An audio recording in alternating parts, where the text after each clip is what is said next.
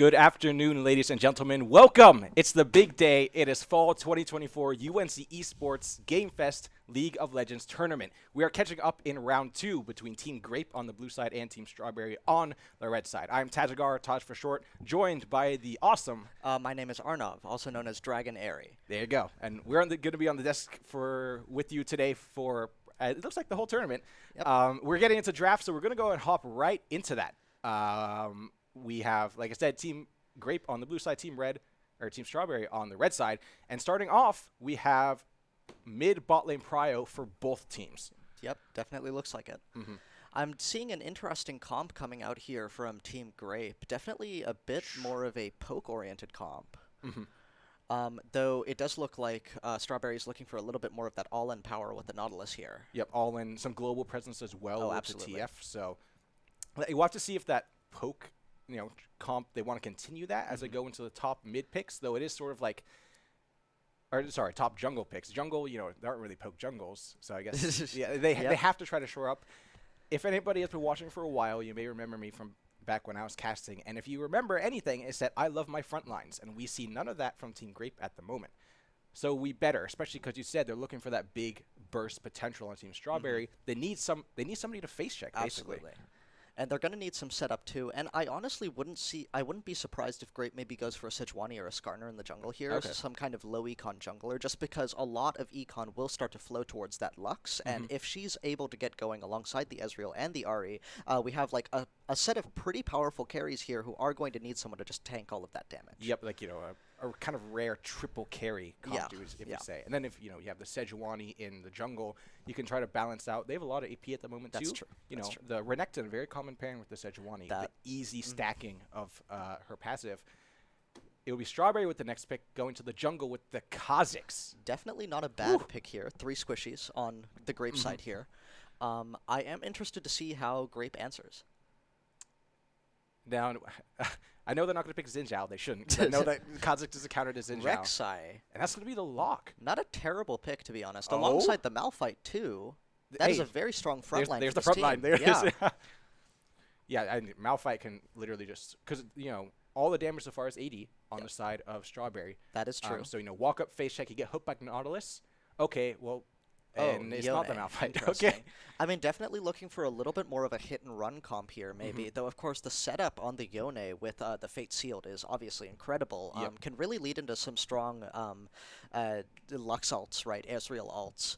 I am interested to see what we end up seeing from the top laner of the Strawberry side.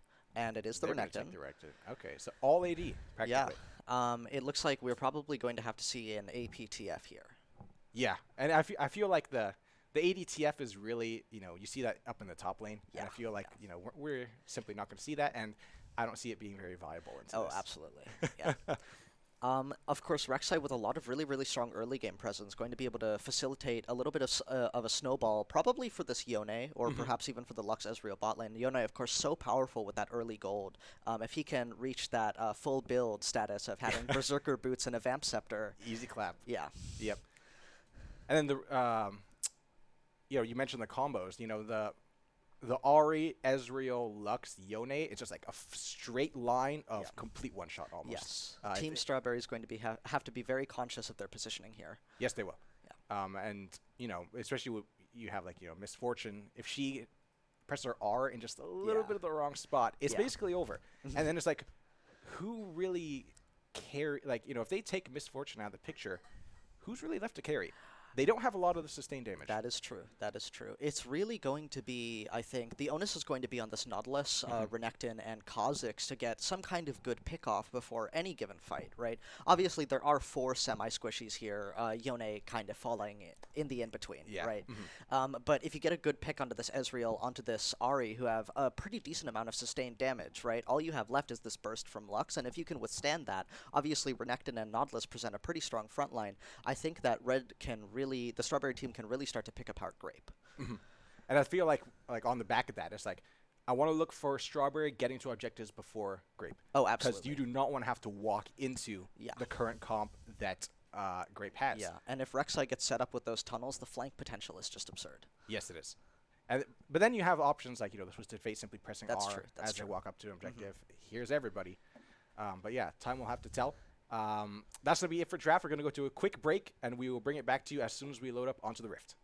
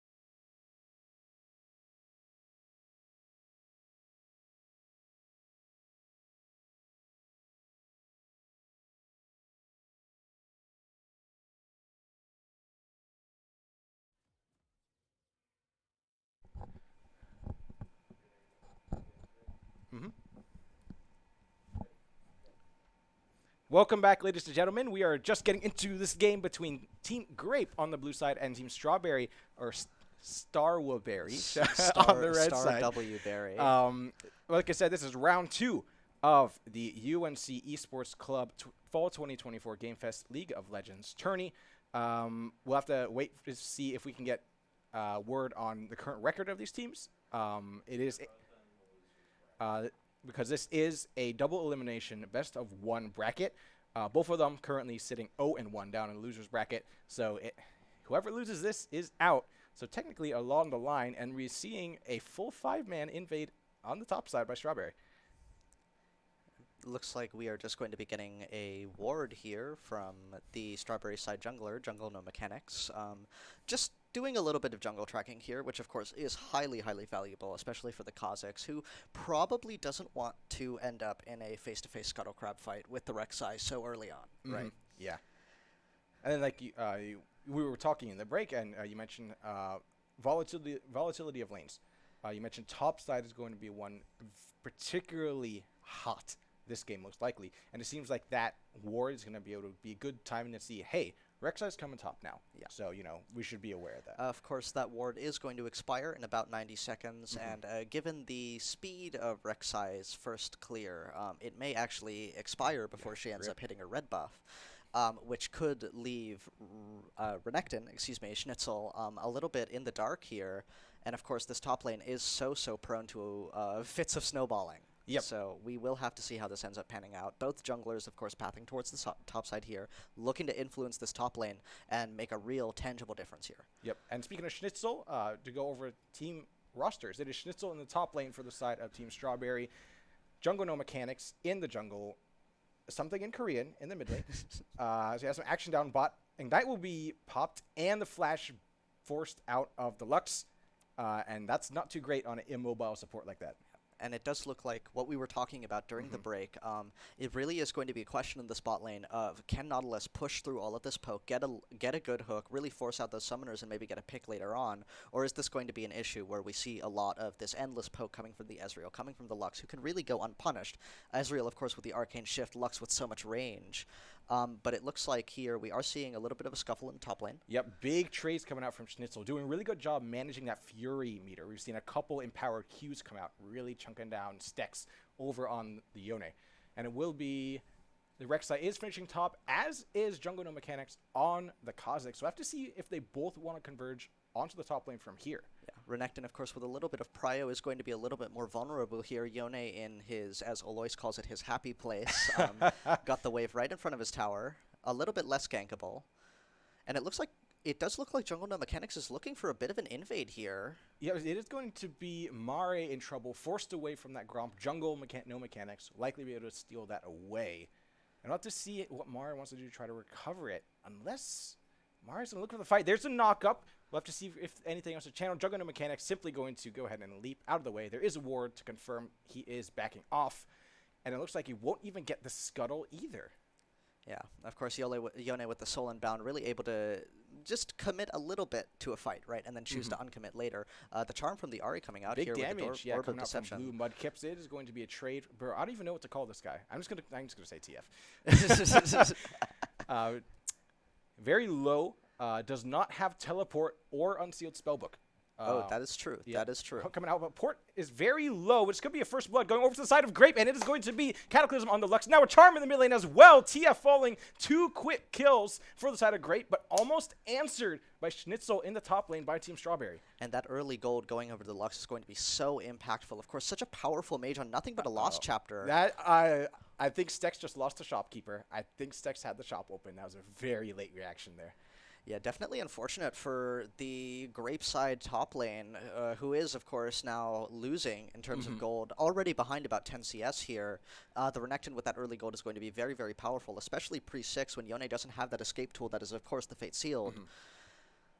Yeah, it could just, Renekton is one of the stat checkers, and it's like, Yone probably has a bit more finesse to him. Oh, absolutely. And so once you fall behind, it's like, Yone is going to have a hard time trying to keep those stats equaled in order to be able to match him at all. Yeah.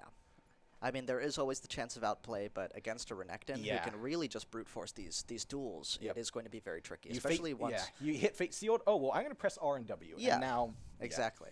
With the... Nice moves. Yeah, looks like the Soul Unbound coming out here, just trying to get a little bit of harass onto this Renekton. The trade eventually does come out in Yone's favor, though. But then Schnitzel does have that empowered Q again to heal up. There's inherent sustain to help Schnitzel out in the lane. Yeah. Going back in, there's a W trying to stay on. No ultimate quite yet. Will be forced to back away because Stex does have that Q3 cast available. Yeah, Schnitzel does manage to win out in that trade. I am interested to see where these junglers, Jungle No Mechanics and Mare, really try to put their focus next now that Renekton has been given a little bit of a lead. I wouldn't be surprised if we see both junglers moving towards the bot lane, trying to maybe even force that Lux and Ezreal into an even more advantageous position. Of course, their ability to snowball in the late game really one-shotting a lot of these squishies, especially with a jungler like Kha'Zix, who is so soft and malleable, as it were. Wow, terrible description. But, of course, a full combo from a really fed Lux can easily one-shot a Kha'Zix, and when you have that kind of control over the enemy jungler, your ability to secure objectives is going to be incredible. There's Jungle No Mechanics. It will be Bloom Nightcaps getting the kill before... No, not getting the kill! TF lives by the hair of his chinny chin. And the kill will go over to the side of Strawberry, and it was almost Stex getting the solo bolo on Schnitzel in top lane. Surprising. Yeah, absolutely. Of course, Stex still down about 6 CS now. It looks like we are getting a hook here from the Nautilus. Nice buffer by Goat. Yeah, and of course that is the power of the Ezreal, right? Is being able to deny these powerful hooks from Nautilus. And once that single point of engage is gone, especially pre-6, when you don't have the depth charge, what more can you do, right? Nothing really, yeah. Cataclysm did recall in that window. Flash is almost up. I think I would have liked to see Jungle No Mechanics. You mentioned seeing junglers go bot side, and it's like, the window is closing on this Lux Flash, and instead of Jungle No Mechanics maybe coming to mid, granted you got the kill, but it's like maybe we could have tried to punish that bot lane instead. Yeah. But of course, Team Grape did manage to secure all 3 of the first Void Grubs, so it looks like all eyes are going to be moving towards this bot lane where the dragon is still up. It's looking like an Ocean Dragon right now, so no Ocean Soul for this game. Yep. Which does, of course, leave things like the Mountain Soul open. That would be very big for Strawberry to buffer up against this poke comp. Binding Light is going to mix. Port stepping up. Jungle No Mechanics on the way down as well. No mana for Goat. Will be forced to flash. Port is following up. Will land the hook. Here comes the bullet time. Goat is so low. Ignite taken away. That would be the kill secured. And it's going to be a double kill in the bot lane for the side of Team Strawberry. 1 to the jungler, 1 to the ADC. And of course, now this Kha'Zix, Jungle No Mechanics, is up 3 kills to 1 assist. Then this gigantic gold lead is going to be absolutely incredible at staving off this very, very powerful early game jungler, Rek'Sai, who, if she can't really snowball, kind of becomes a non-entity in the late game. Yeah, it's one of those champions where the inherent utility is just a kill. Yes. There you have no other inherent utility. And so the Fury of the Sands being burned up here on the top lane. Sorry, not to be that guy. That's Nasus R. This is Dominus. Is it? Oh, Dominus you are absolutely right. I've been calling it Fury of the Sands for ages. You are 100% correct. He's got one brother in the.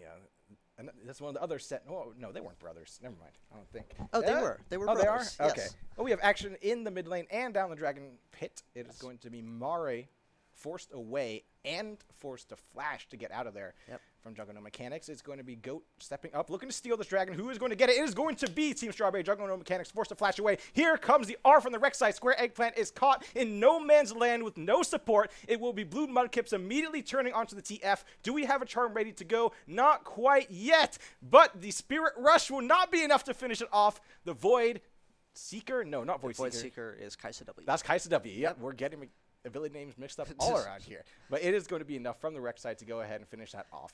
The Prey Seeker. Prey Seeker. Thank you, production. Oh, and it does look like a solo bolo in the top lane. He hit that power spike, Yeah, he did. The Berserker's Greaves. It's full build for Yone.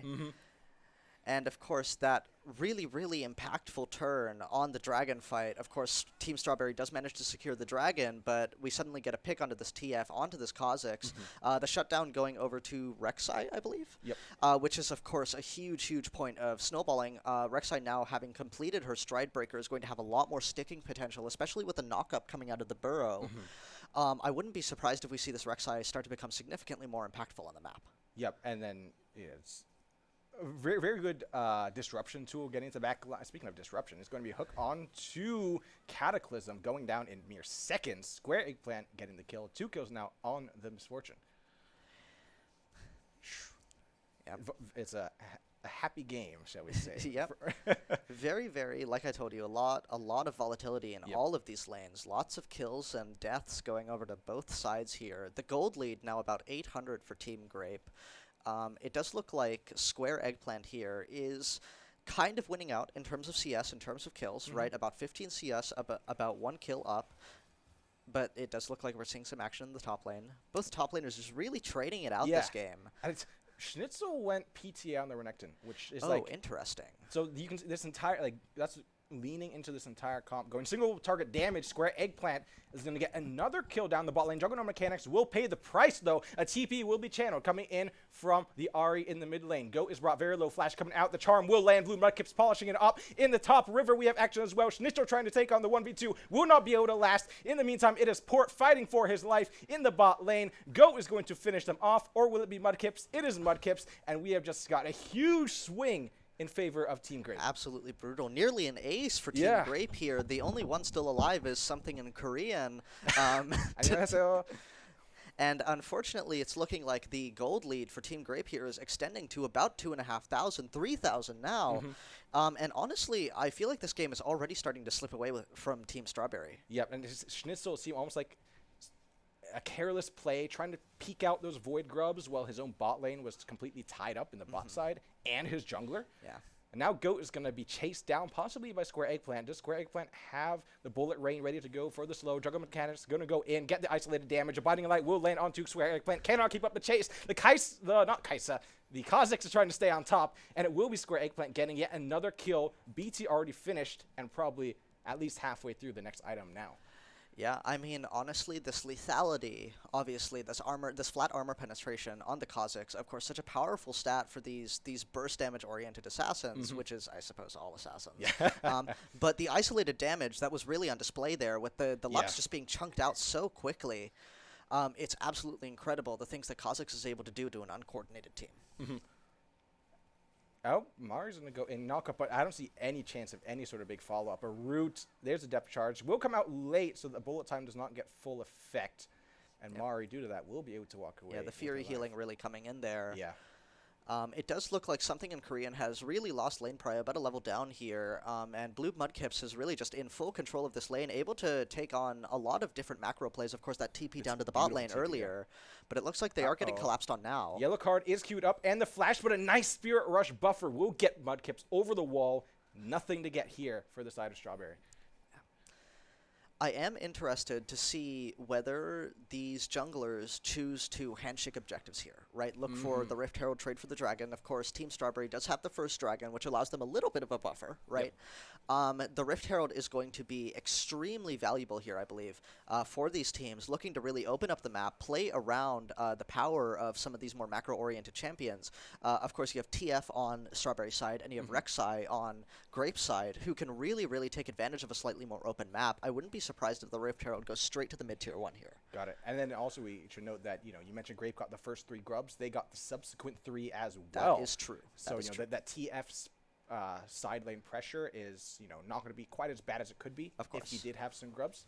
I'll have to see who does go for the Herald, though. Infernal Drake. No, not Infernal. That's a Mountain. Does that icon not look Infernal to you? That is Infernal, yes. The map says Mountain. Sorry? Yeah, it's a Mountain Drake. That is very odd. So it is Mountain Drake. Unfortunately, no chance for the Mountain Soul for Strawberry, which we brought up earlier. It is going to be Strawberry hopping onto the Drake as soon as it spawns. But Herald has yet to be addressed. But of course, that does leave 3 very, very high-value souls in the Cloud Soul, the Hex Soul, and the Infernal Soul, and of course the dreaded Chem Soul that nobody really wants anymore. Okay, now we know we're going to get Chem Soul. Oh, Mari is in way too deep, but will get the dragon. Do we call it worth? Uses the R to dodge that Lux ult, will be finally taken down. A shutdown going over to the opposing jungler. Now it's all up to Grape to clear the area. TF ult, however, will likely make that impossible. The yellow card is not going to come out. It's not even ready. Goat will be taken down by the Ignite. Health bars low all around for the side of Strawberry, but Blue Mudkips has no ult to try to follow it up. They do take the dragon, but will give over 2 kills. But now Stex will try to follow up. Does not get quite the full kill onto Porcinas. The aftershock coming in so clutch there. And really unfortunate that play didn't pan out, because honestly, that was a fantastic flank from the Yone. If the Fate Seal had managed to catch maybe just one more person, if there had been enough follow-up on the Grape side, that could have really turned into a very, very advantageous play for the... Flash Charm coming out. It's going to be Mudkips keeping up the pressure. Biting Light keeps the Misfortune occupied for the time being. Not enough to kill, but double kill coming in through blue Mudkips will finally fall to Square Eggplant, and I believe that was a bounty going over to the Misfortune. Meanwhile, we have Mari trying to take on Schnitzel in the top lane. I don't quite like the Rek'Sai's odds here. The Dominus is popped, and Mari has no choice but to give way. We'll take the tunnel to get out, and it is top lane turret going down. First turret gold to Strawberry. But it does look like Jungle No Mechanics is jumping on the Mari here, and of course she is kill. isolated. Out. Does Mari have a tunnel ready to go? But I think there's really no way out of this. Something in Korean is going to follow up. There's another blast cone. Could try to look for an execute here, unless Stex can cover, and then we'll get out. But Jungle No, why would you go over there instead of sticking near the soul? Okay.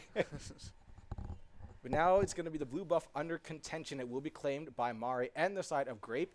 Blue Mudkip is going to land the charm. It's going to be a full wipe onto Juggernaut Mechanics. Trying to keep up the chase onto the TF. The ward will grant the vision. Yellow card coming out by some time. Stex, does Soul Unbound ready yet? No, it is not. Man, I butchered that sentence. But it is going to be an attempted dive. We will not see the mark come through, but finally it will. It's going to be Schnitzel trying to stay on top, but a beautiful third cast of the Mortal Steel. The Yone Q will keep him airborne and keep Stex alive.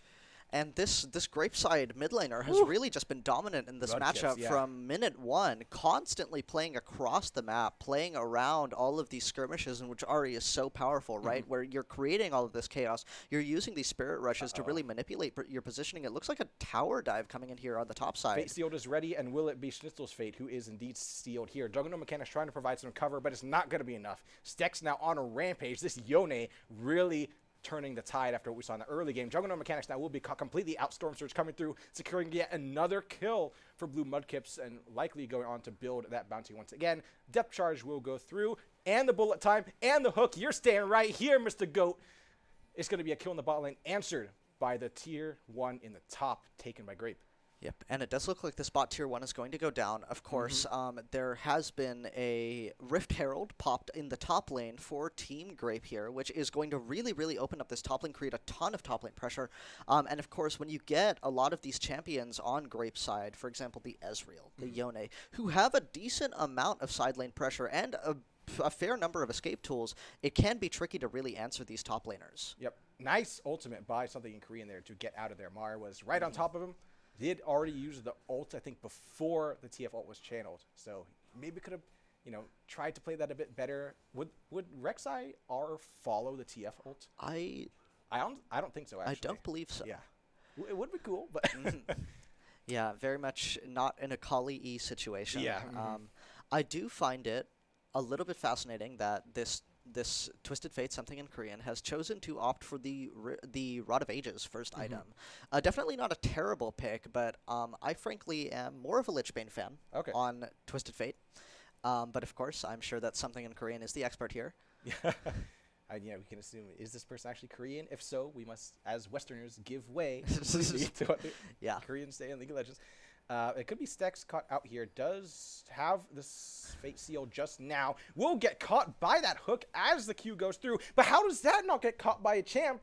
The kill will go through, however, going over to Port, and it looks like a hook is going to fall onto Cataclysm. It is a one-shot onto the Lux Goat, and Blue Mudkips just trying to make some space between the rest of the team. Mara's going to go in. It's a catch onto Schnitzel, knocked up, but would there be enough damage to follow through? There will not. Mari is going to be taken down as well. Square Eggplant keeping the kills coming. It's going to be a hook just barely missing onto Blue Mudkips. Will get out of there. Goat has to give way to the bot side. It is going to be Blue Mudkips trying to finish off the Nautilus. Will finally get it. Thank you to that true damage on the Orb of Deception. Juggernaut Mechanics zones Goat, and we still have a bit of a skirmish going on. Back and forth, back and forth. It could be isolated target. Blue Mudkips with the game sense. Barely. It will be the catch with the Storm Surge onto Juggernaut Mechanics. Will pay the price for it, though. It's going to be kill over Schnitzel. Goat is trying to get away. Ignite is popped. The yellow card will come through. Square Eggplant will likely finish off that kill. No, it is a TF, but Stex on the backside with the Fate Seal catches 2 and a double kill to the Cataclysm, who died to start this whole fight. And an absolutely incredible prolonged battle here from both sides, but it looks like Grape is going to be trying to secure this dragon. Of course, Rek'Sai Mare is now up. Jungle No Mechanics, about 5 seconds left on this respawn timer. It looks like this dragon is just going to be going over to the side of Team Grape. Dominus will be popped just to stay alive, and Stex and Cataclysm will not be able to catch him. Yep, and it looks like we are seeing an Infernal Soul this game, which is going to be absolutely brutal on these champions like the Ezreal, like the Lux, like the Yone, who have so much damage, right? And you're causing all of this poke damage accelerated by the Infernal Soul.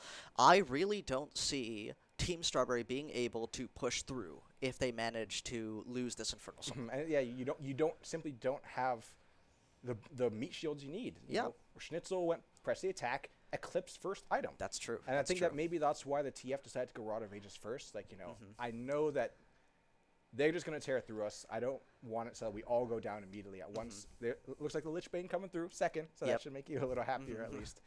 But it's like, despite the fact that they're so squishy right now, Strawberry can try to sort of play this front to back. It's going to be hard, though, because Square Eggplant, all in all, in a pretty good spot.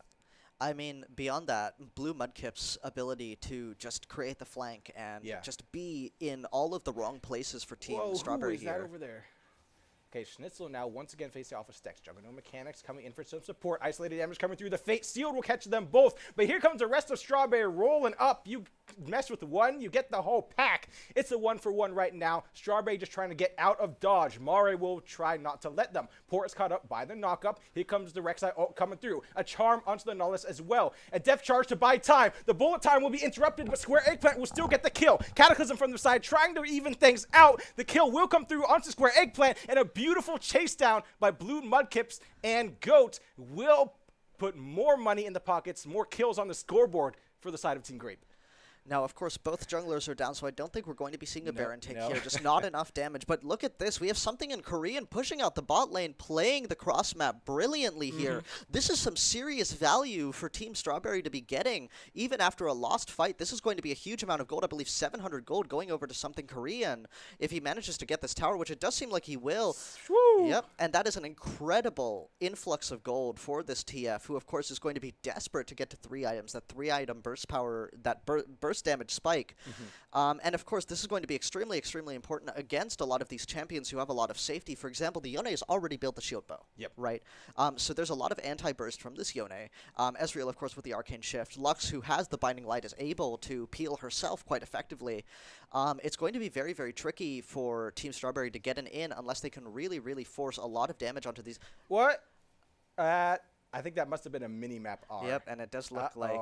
Yellow card's going to come out, though. Try to buy some time for Jungle No Mechanics, who is coming in to help. It will be the kill going over to Blue Mudkips. Now Port is here to try to break things up. Square Eggplant, eyes on the MF coming down from the river. This could be the turning point. The depth charge will not catch Mar. A beautiful dodge there, but I think the Rek'Sai will go down in the end. At the very least, Blue Mudkips will go down.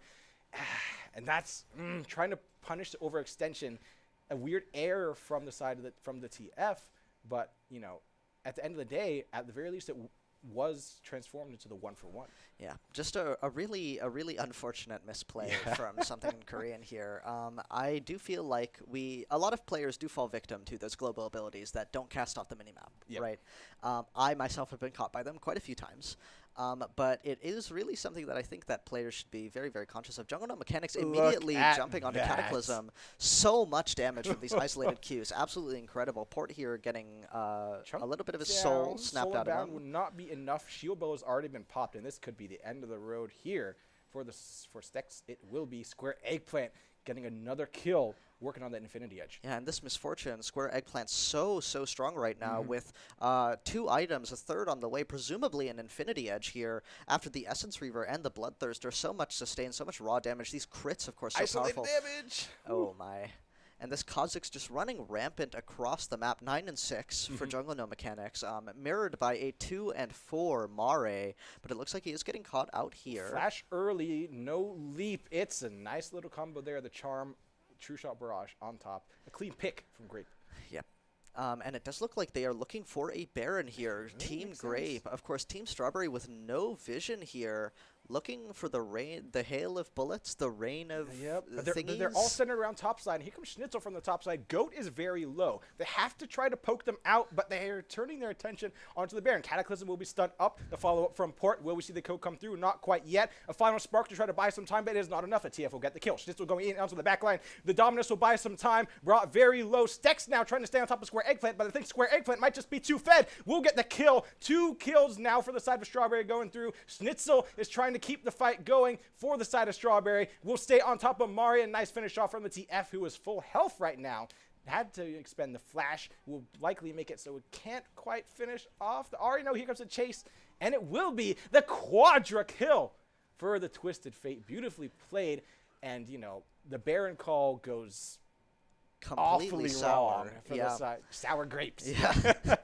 An incredible play from the Team Strawberry mid laner, who was really able to just take advantage of his sheer range and the flank angle here, and it looks like this is going to allow Team Strawberry to very quickly, very safely take this Infernal Dragon, evening up the Dragon score here.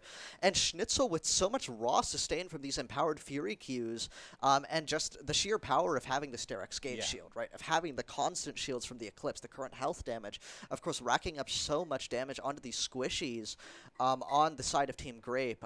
Really just incredibly played from Team Strawberry's top and mid laner. Yeah, and this is sort of like the other side of that coin. We have this, you know, low health but high damage side, and it was really up to Grape to try to take advantage of that. You know, like you said, that Lux Ezreal lane early on, really try to get that prio, keep the other bot lane behind. But now we're seeing the other side of that equation. They're getting one shot. Yeah. Square Eggplant is super fed. I would love to see like a collector come out, get that lethality, Oh, so absolutely. the burst comes through in full effect. And we'll have to see. And you know, the TF coming through magnificently on that play. Ended the fight full health. And of course, Collector is such a high-value item for Misfortune, who of course scales with all 3 of the stats present on the item. I wouldn't be surprised if we see her look towards something like that. Of course, get a little bit more Mari bursty, is but going Mari very jumping deep. on They Square want the Eggplant. pick onto the Misfortune, brought down to half health. The Rexa ultimate is going to come through, but it might not quite be enough. The Fake Seal, though, is going to come through. It will be the kill onto the Misfortune. The damage carry is down for the side of Strawberry. Schnitzel in the back line. Port trying to keep this Ezreal occupied, but it's not enough. Schnitzel will use the Sterex. It's going to be popped, but it's going to be cut through, as is the TF. No heroics this time. But Pin on of the course, Baron, they but- can't Baron, Yeah. because the only person left alive on the side of Team Strawberry is Jungle No Mechanics, and of course the only person dead on the side of Team Grape is Mare. It's really an unfortunate turn of events here, but still an incredible fight from Team Grape, who really have, I think, figured out the game plan here. All you need to do, jump that Misfortune, damage is gone, end the fight. Yep, and I thought that was like halfway to Int Town. Oh, from it Mari was. there. It I was like, was. you're going into the middle of 3 of them, but the damage coming through from the knock-up, the Stride Breaker, the Empowered W or E, the Bite, one of those, into the ultimate as well, and then the follow-up beautifully from Stex, catching 3 with that Fate Seal. Jungle No Mechanics using these little infernal embers to Get get out out of of there, dodge yeah. here. We are getting a Big flank TP, TP from Schnitzel But here. look at where Mara is. Dude, Schnitzel is way out of position. It's going to be the Yone stepping forward. A Oh, nice 2 kills brutal. come through from Grape, and this fight is over before it even really begins. 3 kills now for the side of Grape, trying to finish off the last. They could just turn around and pressure the Baron, though, but it looks like they want to stat pad for now. And it looks like Team Grape here looking for a clean ace, perhaps even this inhibitor, which is already gone, Oh! pushing past this. Wow. That's going to slow things down.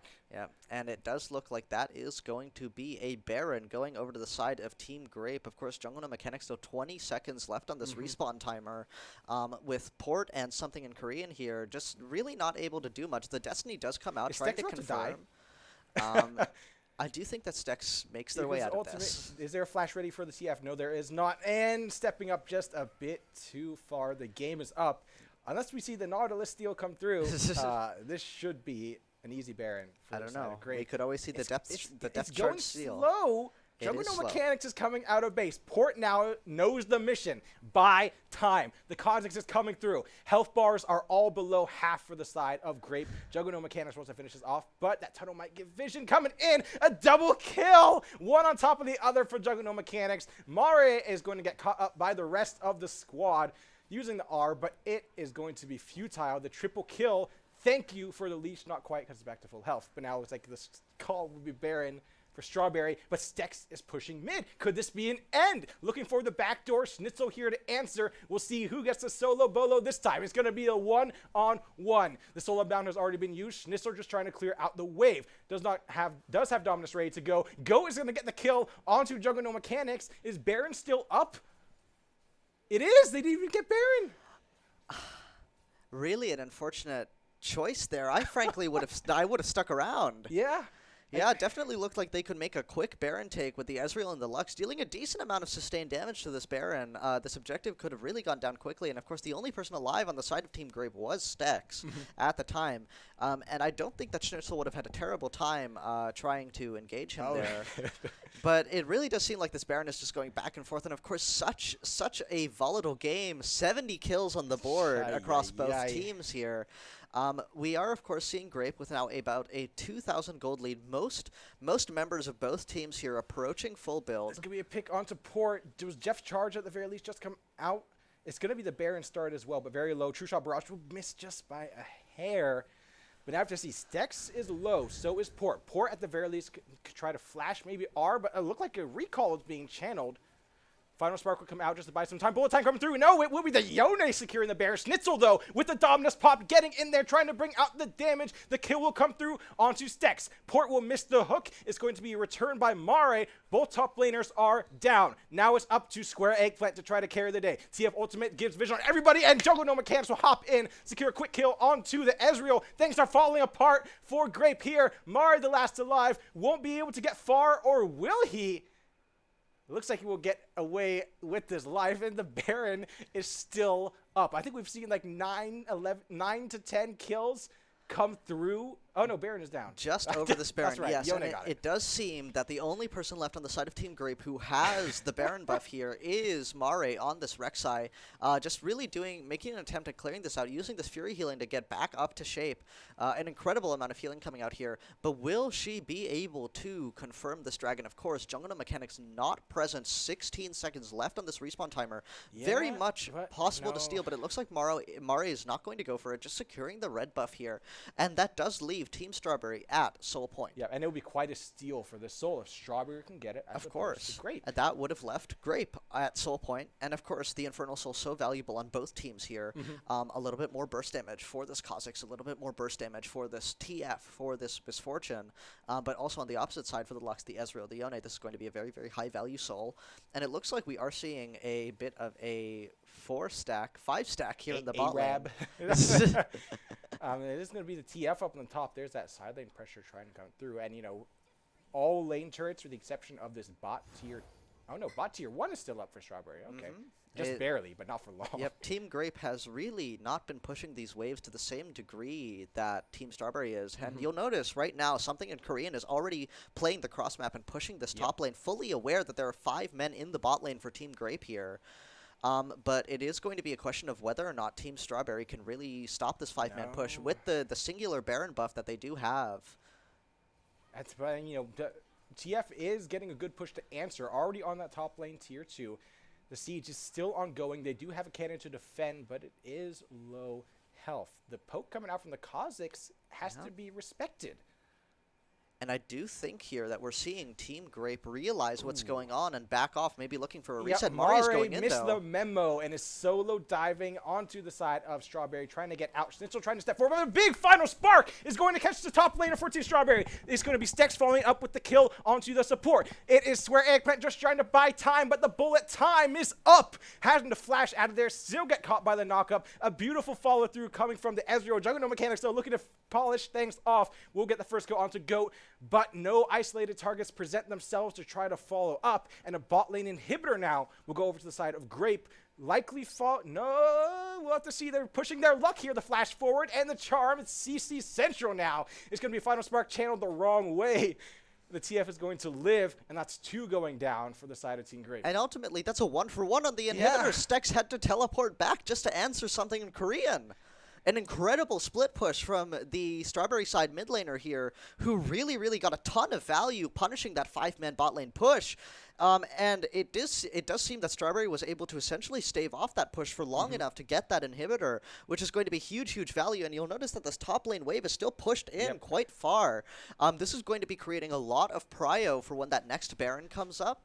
And of course, we are going to see most eyes turning towards this next dragon, which is going to be so important for both Team Strawberry and for Grape to deny this Infernal Soul. We can see Port Shennis moving down there. A couple wards ready to go, likely going to try to confirm, get vision control over there as soon as possible. Juggernaut Mechanics clearing out vision in the Baron. And this could be a case of, like, can Grape afford to get Baron and give up Soul? Yeah. And then Strawberry has the option to say, you can put yourself on Soul Point. We're just going to take Baron because we know our TF in the side lane is so good. Imagine the Baron on top of that. Yeah. It's really just going to be a question of, what kind of trade-off are we looking at here? And frankly, I do think that the most important thing for Team Grape here is denying that Soul. Create that pressure, get to Soul Point, match Strawberry here, and put the onus on them to be the ones who have to set up at the dragon, and then maybe ask the question, can we be pushing can we be pushing our top lane? Can we be forcing a Baron right as Dragon is about to come up, force them to split their attention, and can we maybe translate that into a base race? Yep, and it is enemies at the gate for the side of Team Grape. It is just a walk down mid for Strawberry with a full wave of minions coming through. 4 recalls having to be channeled by Grape on the top lane. Stex is going to be left alone for the split push. Schnitzel looking to answer. And now to Strawberry heading back. That dragon coming up. What does the white one mean? In about a minute, maybe? Yes, on the dragon? About a minute. Turns yellow at 10 seconds. 10 and then, seconds, of course, we have our dragon when it comes up. It looks like we are seeing about 45 seconds here until this Inferno Dragon comes up. Baron is also up in about 45 seconds here. Yep.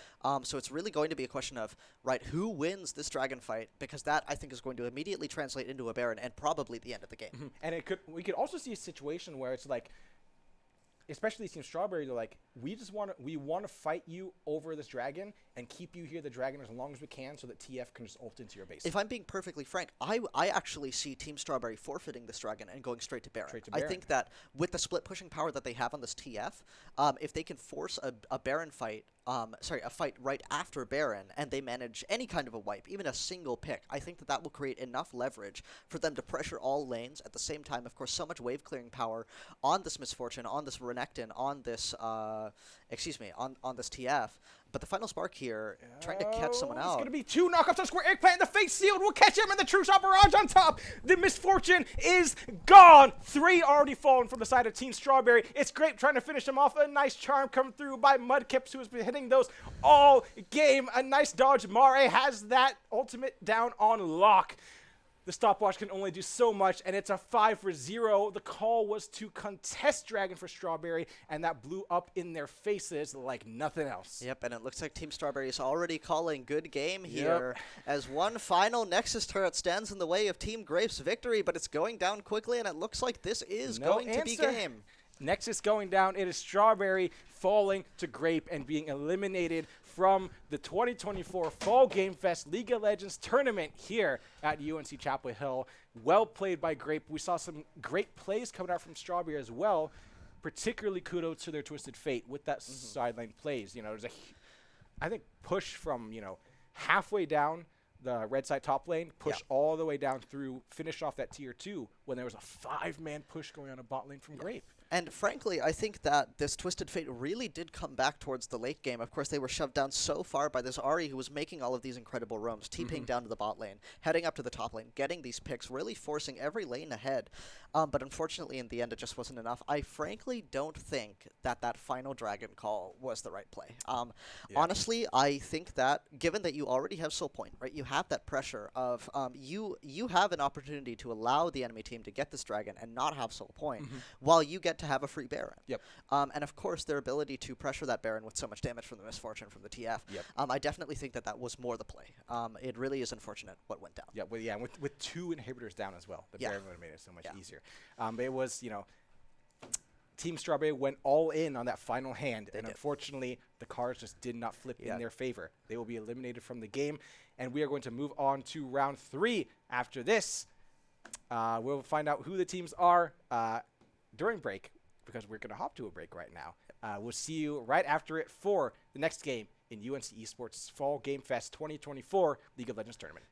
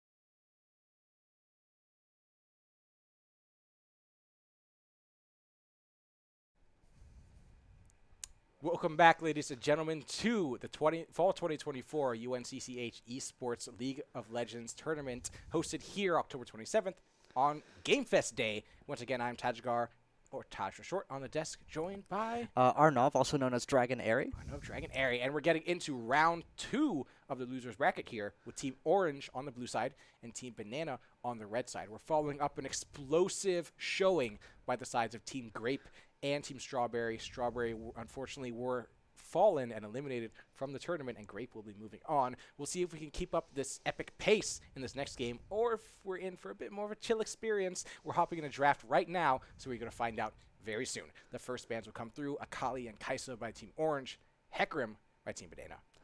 Yep, and I am interested to see what picks we get from both sides here. Of course, these are two brand new teams. We don't know much about them. But the Akali and the Kaisa ban, right, really going for a little bit of anti-dive here from the side of Team Orange. And it looks like we're getting the same from Team Banana, right, with the Vi and the Hecarim bans. Yep. So it looks like both teams here might be looking to play a little bit more of a neutral-focused comp. Yeah, especially with the Sylas and the Zed bans, too. Yeah, we're really taking away a lot of those assassin picks. Yeah, everybody take a deep breath. You know, we're going to approach this a little slower. That's also double jungle targeting. That is true. That is true. Bans. And it's going to be the Syndra coming through in the meta recently, and now for Team Orange. An incredibly powerful mid pick, and it looks like we are getting the Jinx from the side of Team Banana. Always a bit of an evergreen ADC, right? Yeah. I won't lie, I'm not super interested in seeing this pick anymore, but you can't deny its power, right? Yeah. Especially when she starts to get excited in those team fights. Oh, do you think that's going mid? I don't think so. Okay. I think that playing Talon into a Syndra can be pretty miserable, right? I wouldn't be surprised if this ends up being in the jungle. And of course, Talon in the jungle does have a lot more leverage over this Syndra, being able to just hop over a wall, assassinate her, get out, right? Especially with the invisibility, it's a lot harder to get him with the Syndra stun. So, yeah, and we are seeing... We're assuming that's just a hover.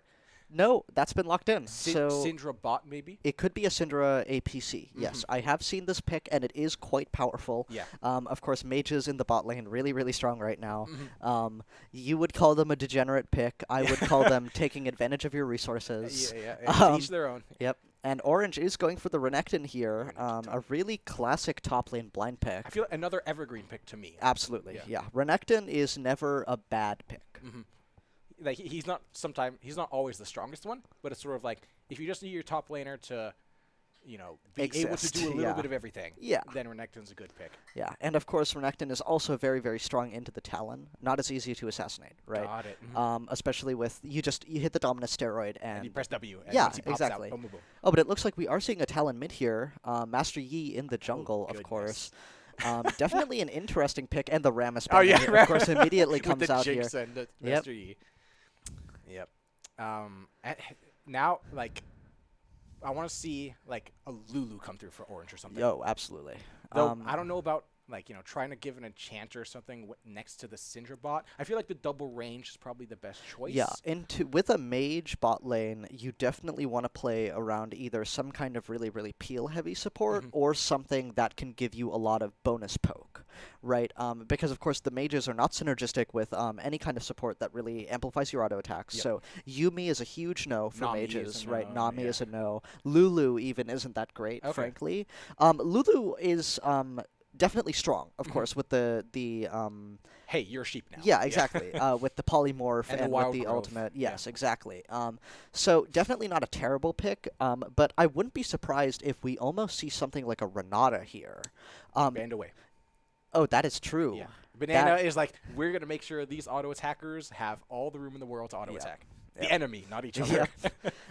Which definitely unfortunate. And the Rel is definitely a very, very strong ban, a very, very evergreen support. So much utility, right? With the knockups, with the stuns, with the pulls from the Magnet really Storm. Good into like an immobile mage in the bot Absolutely, yeah.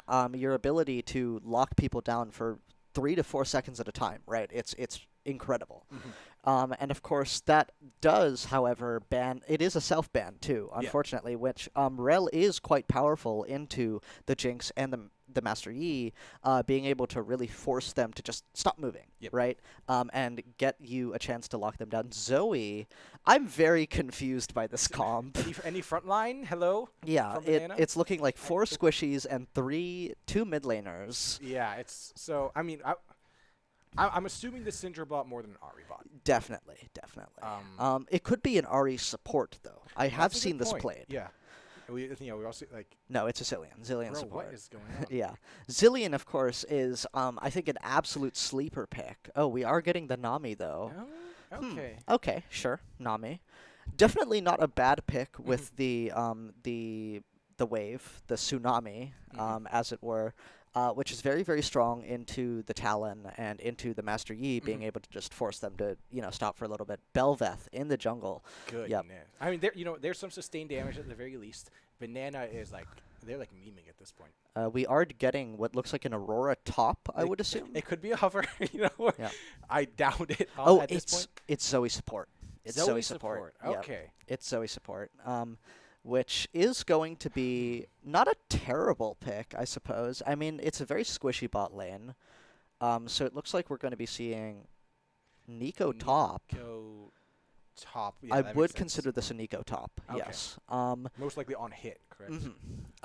Though I wouldn't be surprised to see AP. Like, on hit Nico's not awesome, but it is fun, right? It's a fun build. But of course, this is actually quite an unfortunate Rammus ban from the side of Banana because it really enables the Bel'Veth, right? Yep. And Bel'Veth, this is really going to be a question of which jungle scales faster, right? Because if Master Yi gets going, it's over. But if Bel'Veth gets going, the amount of resets she gets with those ultimates and her side lane pressure, right, after getting a Baron buff, after getting even Void Grubs at level 6, your ability to just command the side lane and become somehow a laning presence despite also being an incredibly mobile, incredibly powerful early and late game jungler, right? Bel'Veth really only struggles in the mid game, and she has a lot of champions on her comp who can help get her out of that, right? The Renekton, if he manages to maintain even an even lane state, is going to be very powerful in the mid game. The Ahri and the Syndra, of course, the Syndra is going to keep scaling, but the Ahri and the Syndra are both going to have a decent amount of lockdown in the mid game, and will be able to help this Bel'Veth kind of navigate fights, right? And if Bel'Veth hits that point where she's sitting on like 120 Lavender stacks, right? And she's doing like 3 auto attacks per second, right? Like, how do you counter that? Because you're a team of squishies, relatively mobile, but no lockdown whatsoever, right? And with Nico. That's it. Nico, Zoe bubble. Yeah. That's it. And if those get thrown out all willy-nilly and you just miss, right, it's kind of over. Yeah, and it's like front to back is no option whatsoever for the side of Banana. I don't even know. Do they really even have like a side lane option? I don't think that they have a front. It's just back. It's just back line. Yeah. And it's like, Renekton will take that any day of the week. Oh, absolutely. Renekton is going to absolutely have a field day with this enemy team. Yep. Zooming right in with the, now that I'm thinking about this, I wouldn't be surprised if it were a Zoe top and a Nico support. Zoe... Okay. I have seen it played. It's not necessarily like a terrible pick because, of course, you are playing ranged into melee, so you kind of just have that inherent advantage. And also Zoe, as a sniper, right, has the ability to navigate these much longer lanes a little bit easier than the Nico, who doesn't really have the ability to like gap close the way that you can argue that Zoe can, right? Zoe also has a little bit of an easier time with the invades, right? If you want to assist your jungler in invading the enemy blue or red side, right? Your ability to cross those walls with the bubbles and get an easy pick, or even just use your Q to like steal a camp, right? It's a lot easier on Zoe than it is on Nico. Nico, of course, has the ability to transform herself and get the jump, but I don't see her being super useful there. Versus in the support role, right, you have the ability to, first of all, disguise yourself as a minion in a very chaotic lane where it's a little bit harder to track, how many minions have died. And it's very, very easy once you get that proto belt to land a solid 2-man ultimate and get that Jinx excited from the first kill and clean it up, right? Zoe has a lot more single target damage, which makes her a very strong solo laner, but it makes it a little bit trickier for her to be played support. Yeah. It's definitely not an unviable pick, right? I've seen it. I've been infuriated by it, but I think that if I were to put Zoe and Nico head-to-head in the support role, Nico would probably come out ahead. My only, as somebody who has no exposure to Zoe top, my only concern is that, as long as Renekton doesn't fall completely behind, we're going to get to a point in the game where Zoe just can't kill Renekton. Yeah, Renekton will just win. Yeah. That is true. And it's like, at that point, it's just, hey, Renekton, you go down top lane. Ahri, you go down bottom lane. Us three, we're going to stick down the mid lane and Banana can't really do anything about it. Oh, They yeah. have to try to take like a 5v3 down mid, and at that point, Orange has Spirit Rush to get out, has the Tidal Wave to buy some time. Exactly. They do not have to take the fight. Mm-hmm.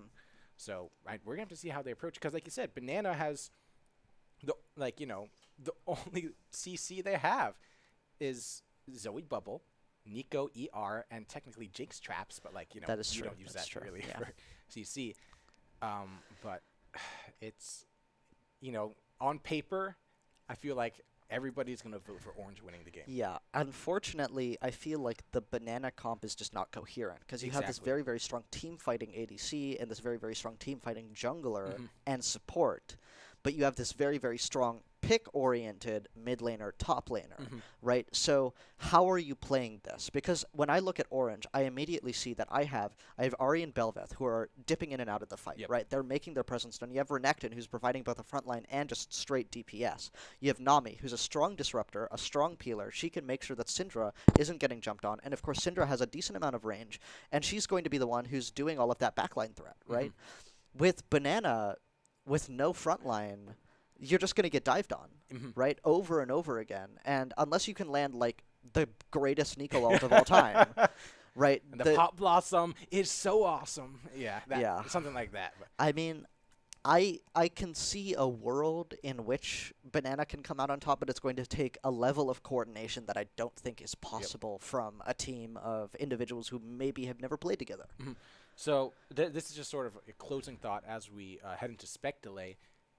Do you think there's any possibility of Master Yi top? I I don't. feel like it's not a great matchup for him Into Renekton, absolutely brutal. Because Master Yi's number one counter is point and click CC, Yeah. which Renekton, of course, has in spades. And of course, the Renekton also just kind of wins. Unless the Master Yi can pull off some really, really good, like, well-timed alpha strikes to deny the healing from the Renekton Q, I don't see it being a very good matchup. I Got it. wouldn't be surprised even if this Master Yi was locked for top, I wouldn't be surprised to see Talon flexed into the jungle. Sorry, Talon flexed into the top lane just to get Master Yi away from this Renekton. Got it. Okay. I feel like, Master Yi, like, like a 3-item Renekton versus a 3-item lethal tempo Master Yi. Maybe the Master Yi can come out on top. I mean, but pure it's- auto attacks maybe, Yeah. but if it comes down to, like, pressing all of your buttons, I Yeah. do think Renekton just brute forces the fight. Okay. Yeah. Got it. So things looking kind of grim for the side of Banana here on the red side here in round 2 of the losers bracket. Whoever loses this is out of the tournament, and the winner will continue to fight on for not quite another day, maybe another hour, maybe another few hours for the rest of the tournament. We are going to wait for spectator delay to run out, and after that, go right into the game. But for now, we're going to go right into a break, and we will catch you as soon as things load up.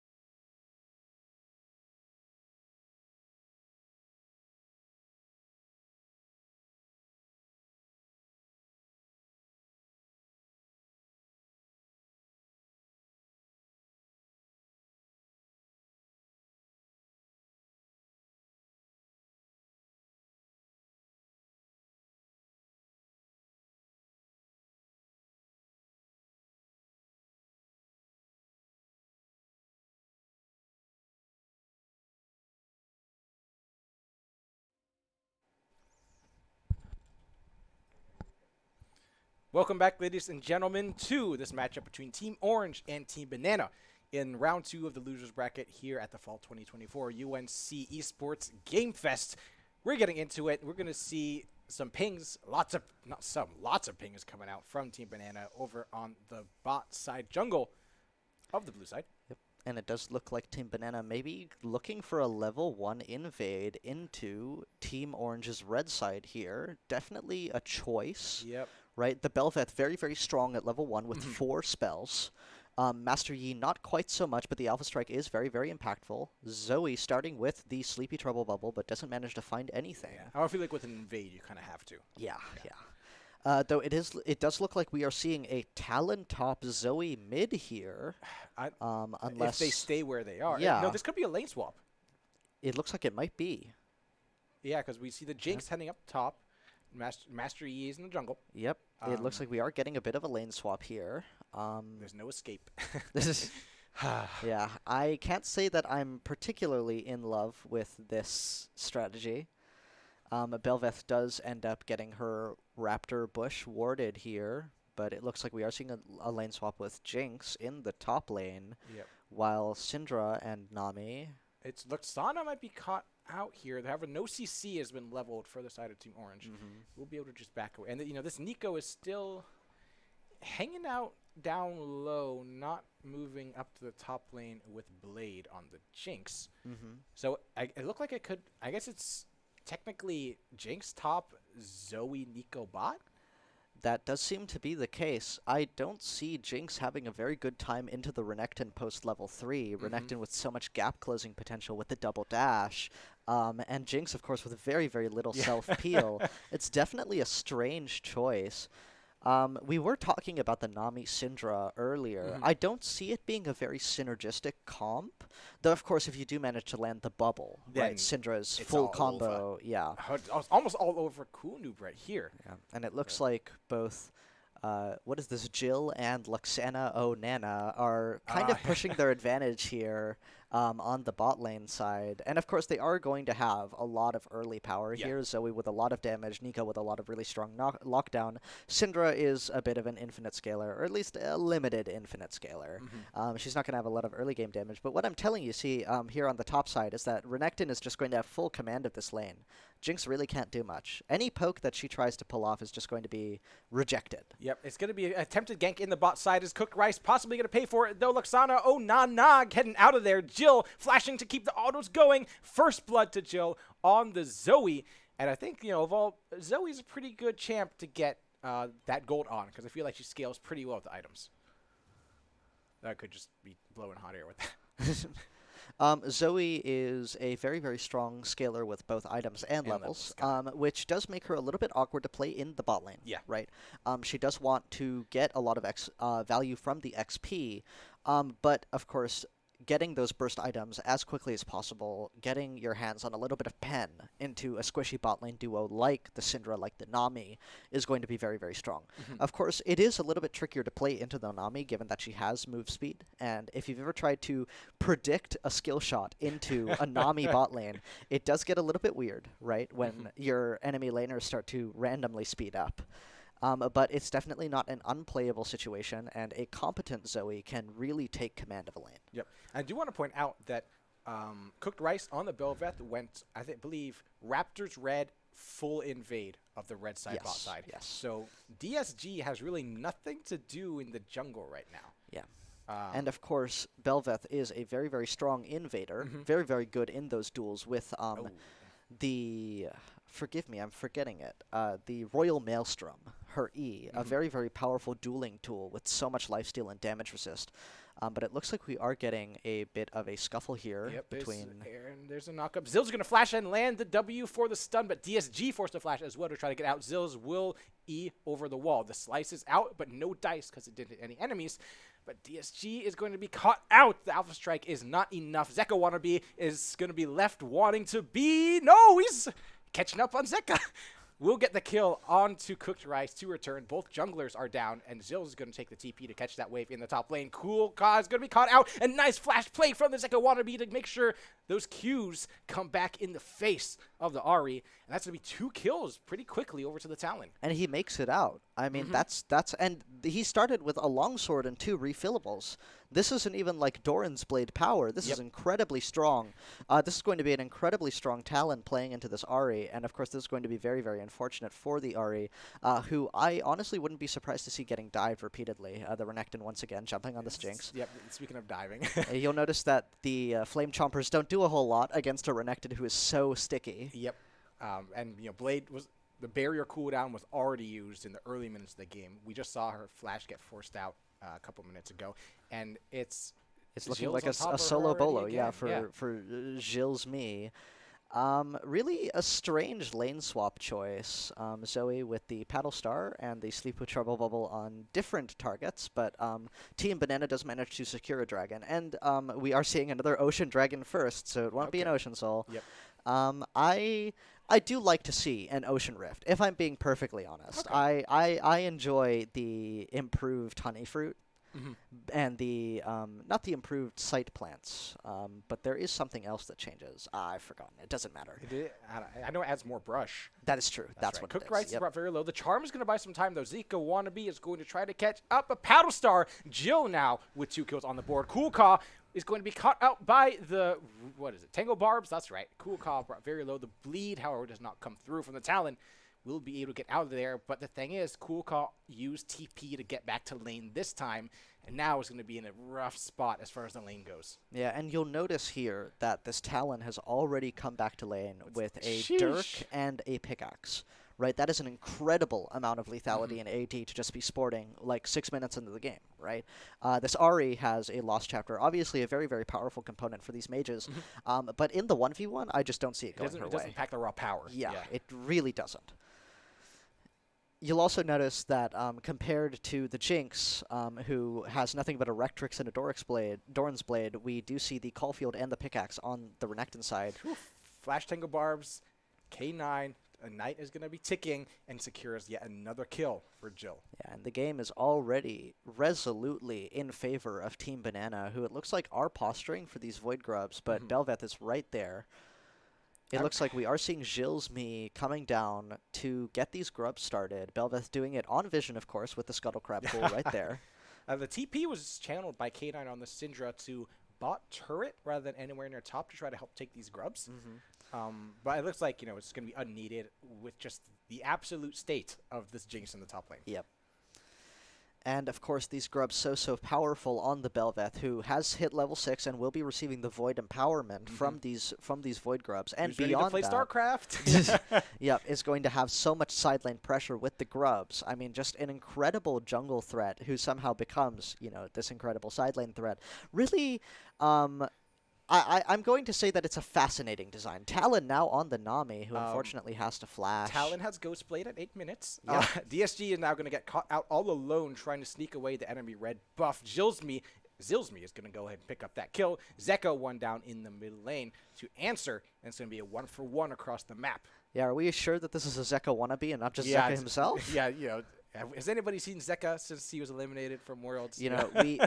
You've never seen Zeka wannabe and Zeka in the same room. There you go. Or in the same lobby, for that case. But his rake is already one-shotting the casters. Yeah. So We are seeing... Look at the damage shot the Paddle Star. tower However, aggro was coming through. If K9 can lane the stun, but just out of tower range is the Zoe. It's going to be a redive and another kill for the Zoe.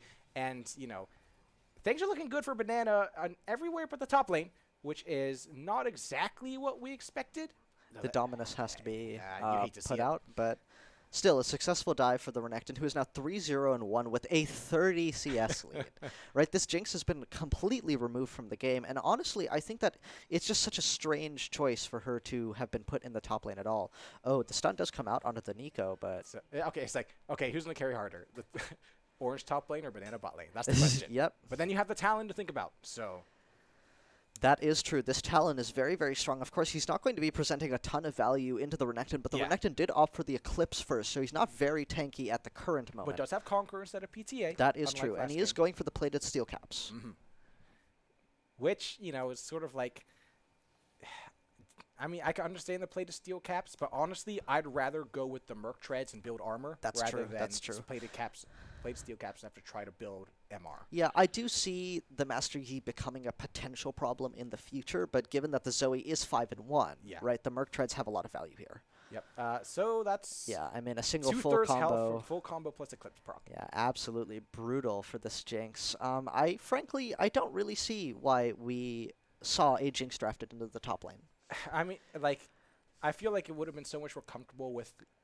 Okay, I'm not going to say anything about the Zoe top, but like we brought up the Talon top. Yeah. Maybe at this point, maybe even the even Yi the top Yi top would have been better than this. It's just because this is just absolute slaughter up to the top. I want to see what level Blade is because Brazil's me is currently level 9 at 10 minutes. Yeah, I do sitting on believe a that complete Blade is currently level 7. Of course, that does mean that he has the Super Mega Death Rocket, That's right. which can provide a lot of cross-map value. Mm-hmm. You know, if you manage to land a good execute, that can bring you back into the game, right? If you land a good shutdown. Of course, Renekton's sitting on a 250 gold shutdown right now. If Jinx manages to get that, big influx of gold, Yep. and of course, she'll immediately have her Kraken Slayer, which is a very, very powerful item. The cleanse from Jill. Tidal Wave isn't going to land either. It's going to be a clean getaway from the Zoe. Missing that Power Star. Maybe I spoke too soon because you could just stun from K9, but no follow-up. The Power Unleashed is available for the Syndra. And Zeka Wannabe is just kind of making his way across the entire map, constantly invading this red side, just looking for a pick onto anyone. Yeah, this Talon goes where he pleases, and it's going to be Jill going nowhere but the Fountain, as Luxana Onana will get the revenge kill onto K9, but that is a shutdown going over to the Syndra. For the Syndra, who is going to have a fantastic time with a little bit of extra gold. Already has the tier about half stacked here, and has the Ludens now. And of course, that is a very, very powerful item for a burst mage like her. Zeka Wannabe looking for a dive, not finding anything, but the charm doesn't come out either. Trying to stay on top of Luxana Onana. The pop-up is going to be flashed with, and it's going to be Cool Noob trying to back away. Ignite's ticking. That's not going to kill. Luxana now in trouble. Cooked Rice staying on top. Will find the kill. That's a little bit more Lavender. That's what it's called. Not Violet. Yep. That's right. Lavender going over. Grubs to spawn again, and we'll have to see if Orange can take those as well and accelerate this Belveth. And it does look like this Belveth is going for a Stride Breaker first, which is, of course, a very, very powerful item for a character who is already pretty sticky, right?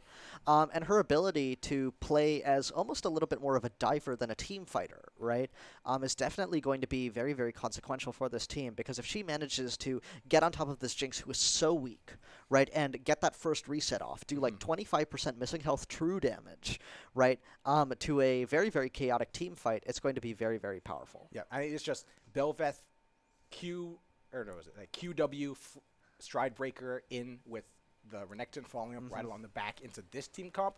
Anyway, we're just going to see Cooked Rice getting CC down and finished off by the Zeka Wannabe, who is now on a rampage, traded 1-for-1 by the Ari. Cool Caw. The Alpha Strike is going to come out. DSG trying to stay on top. Zills is here with the Dominus Slice. Dice, stun, kill for Cool Caw, and it's going to be the Grubs left alone. Orange were not able to take any of them this time as their jungler goes down. Yeah, but I do want to see Cooked Rice here get back onto these Grubs and maybe push for 5 or maybe even 6, right? Just because they do have so much powerful lane pressure. And of course, with the 2 AP carries on this team, they are going to be doing a ton of damage to towers, right? With the improved auto attack damage on the towers. And the Renekton, too, is not a bad split pusher by any means, right? So I wouldn't be surprised if we see Team Orange pushing a little bit more for the Grubs here. Of course, they have lost both of the first 2 dragons. We're not seeing an Ocean or a Mountain Soul here. Pretty much the same as last game. But it is going to be a Cloud Soul this game. And of course, that is a very, very powerful soul on the Belveth, on the Renekton, who have these incredible steroids. But it looks like the final 2 Grubs are just going to die away, and we are going to see the spawning of the Rift Herald in about 30 seconds here. No, it's already up. Forgive me. Yeah, there we go. Yep. 14 minutes is the time. TP is going to come out from Cool Caw. Cooked Rice, though, looks like it's going to be migrating down towards the bottom side of the map. Already has that Kraken Slayer completed. Zills is going to try to stay on top of Blade. There's the Slice. The Dice is not going to come through, but it is going to get both sums out. And this Jinx is having nothing short of a rough time. 50 CS, right? 50 CS. I mean, that is an incredibly brutal amount of gold. This Renekton already at 1.5 items. Jinx has a Recurve Bow and a Rectrix. Yep. So not doing Which too is hot. Plus 700 gold from the last time we checked in on our items. Yep. We do see here on the side of Team Banana that the Proto Belt has been completed for the Nico, which is a very, very high value item on her. Really lets you extend the range of those Pop Blossoms. The Master Yi has completed the Blade of the Ruined King, so Master Yi is at full build. And we have the Talon with the Yumus and the Serrated Dirk, along with the Swifties. Swifties, of course, are a great item on the Talon, who really, really wants to be able to stick to you. And there are a decent amount of slows on the side of Team Orange with the Nami, with the Syndra. The Syndra stun actually is a slow, which is something I learned the hard way. Not a fun ability to play into, frankly. Yep. And it's great to just buy a little bit more time from that Talon, from that Master Yi, because it just, knocks them back. It's going to be DSG forced to flash away and pop the ult just for the move speed to get out. Yeah, looks like the Highlander did have to come out here. But a very, very good catch from the side of Orange, being aware that Master Yi is going to be wanting to invade, given that he's been pushed off of a few of his resources by this Bel'Veth, who is a very, very strong invasion jungler. See, the Protobolt comes out there. And Tidal Wave is going to catch Jill, but she is going to get that, teleport back with the ultimate. K9 is going to take down Luxana on the Nico. I don't know. It's such an awkward game. To me. It's like, who really has the advantage here? Yeah, it's really just a question of is this top lane really going to be the winning factor here? Yeah. And at this point, I want to say that it will be, right? Because Renekton is going to have so much diving power into this team of squishies. Yep. The only people who are really ahead are the Talon and the Zoe, right? And of course, they have a ton of burst damage. But Renekton has a decent amount of sustain with his Q, with the Conqueror. And if he's able to stay in the fight for long enough to get that Conqueror stacked, he's going to be doing a decent amount of healing. And once he hits those items like the Sundered Sky, right? Yep. Probably even going for the Maw here into the Zoe, he's going to have a ton of lifesteal. And he's going to be, he's going to be a real presence in these fights. Akunu is going to be absolutely nuked. It is going to be the tower going over to the side of Cooked Rice, and Orange is going to be a kill going over to Reknin as well. Zika Wannabe will claim one, but then has to turn tail and flee. Jill playing with fire here. Cooked Rice trying to stay on top. The knockback is going to mix, but the Q is going to keep on top. Zeka Wannabe with the rake. Going to finish off Cooked Rice. It's flash forward from Jill. Answered by the flash of Cool Caw. The Paddle Star will just barely miss. Zeka's going to go over the wall. Does not have ultimate ready to go. The Charm's going to land. And Electric come through. And Cool Caw is going to get that kill. That was not a shutdown, though. To Zeka Wannabe. I am fascinated by the fact that this Jinx has just remained in the side lane, and that, I think, might even just be the strategy to have a split-pushing Jinx. Unfortunately, the complete lack of grubs from the side of Banana is really going to stop them from being able to enable the Jinx, but of course, Jinx has so much side lane pressure when she is not being taken out, right? Like this. And this is the third time we've seen Zills just do this. Yeah, just run her down. 4 minutes. This time, Blade has no sums. Yeah, really unfortunate. And I mean, still, the Kraken Slayer has not been completed. We are now 17 minutes into the game, and Jinx has less than one item. Oh, it's going to be Sleeper Chubba Bubble coming out, followed up by the Pop Blossom. Luxana is going to get that kill onto K9. And at the very least, his bot lane is still giving a very strong showing. Yes. But I do wonder what we're going to see coming out from this Bel'Veth, who has just been farming like crazy, right? Taking advantage of those team fights, but beyond that, the grubs, right? You have the dragons. So now she's sitting on a bunch of objectives, right?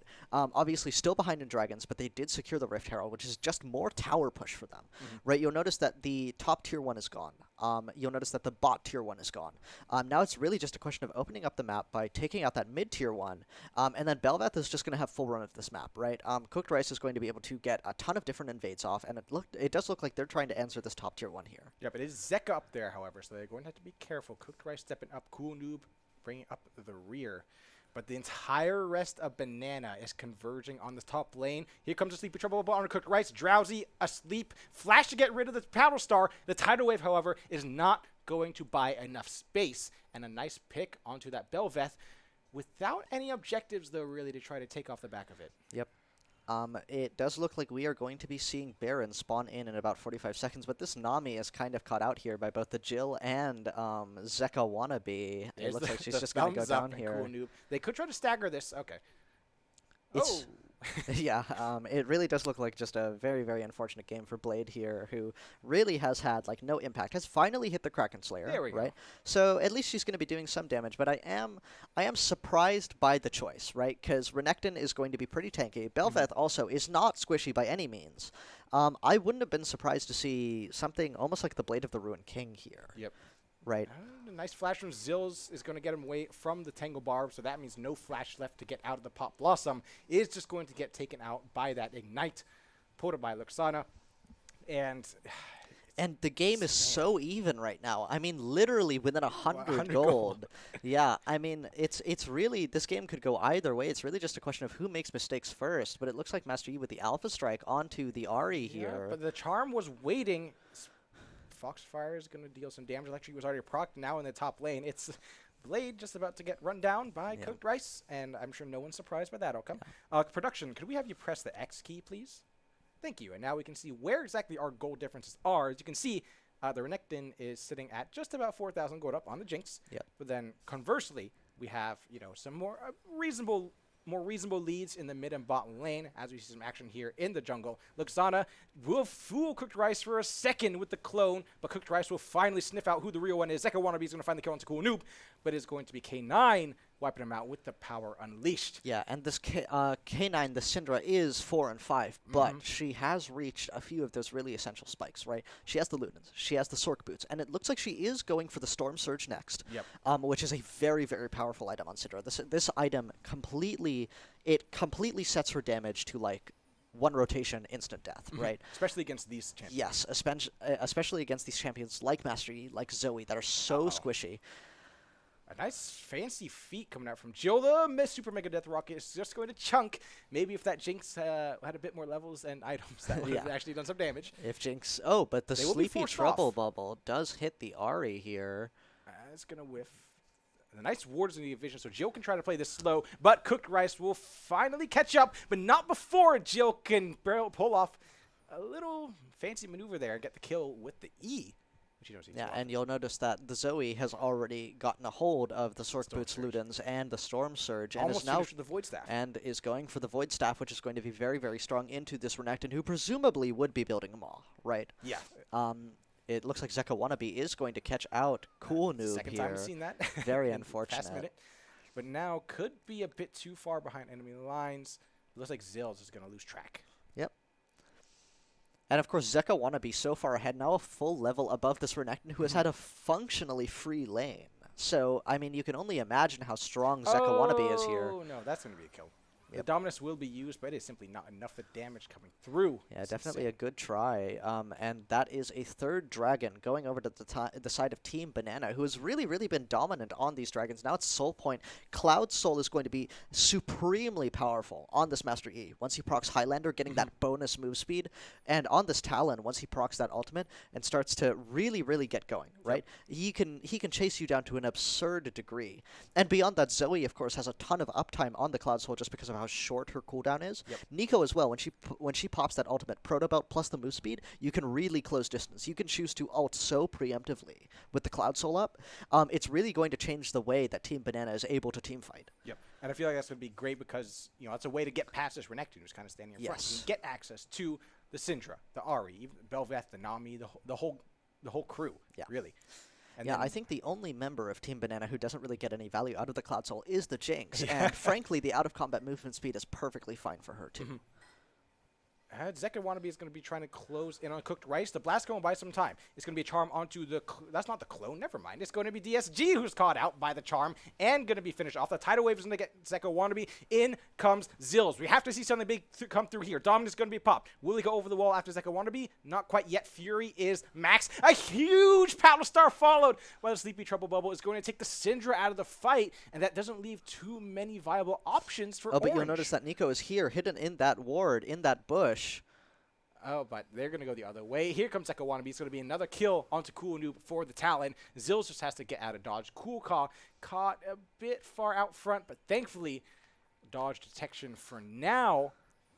Zeka Wannabe does have that hubris, and it is procced, but now it's going to be Cooked Rice going in. We will get that shut down. There's the ultimate, but no one that can be caught by the explosion. The chase will be called off for now. Sorry, that damage from the paddle start was. I was talking about. I'm going to choose not to acknowledge the noise that you just made. Sorry about that. I brought up a point where it's like, will the Zoe be able to kill the Renekton? And it does seem like she might be able without- to. That now was an that Void incredible Staff is amount of completed? damage. Yes, with that Void Staff done, even though the Renekton hasn't even built any MR yet. Once Renekton builds that MR and that Void Staff really starts to develop some mileage, right? Zoe's going to be doing so much damage. And beyond that, I'm going to assume that the Rabadon's is coming out soon, right? Especially given that the Zoe is so far ahead, right? And once she has that damage steroid from just like 35% bonus AP, right? I can't imagine any member of Team Orange being able to escape the one-shot. Yep. I mean, Renekton isn't even, or Zills isn't even building MR. Yes. like It does seem Tunneler like we next. are going. Sterix? I do believe that this is either a Sterix or it's going to be a Sundered Sky. I d- Probably a Sterix, I right, would for hope the so, anti-burst. Definitely not a bad pick, of course, with Renekton. You have a lot of base AD, so you get some value out of the Sterix. But it does look like we are seeing teams posture towards this next dragon. About 2 minutes left until it comes up, but of course this is going to be a very, very important one for both teams.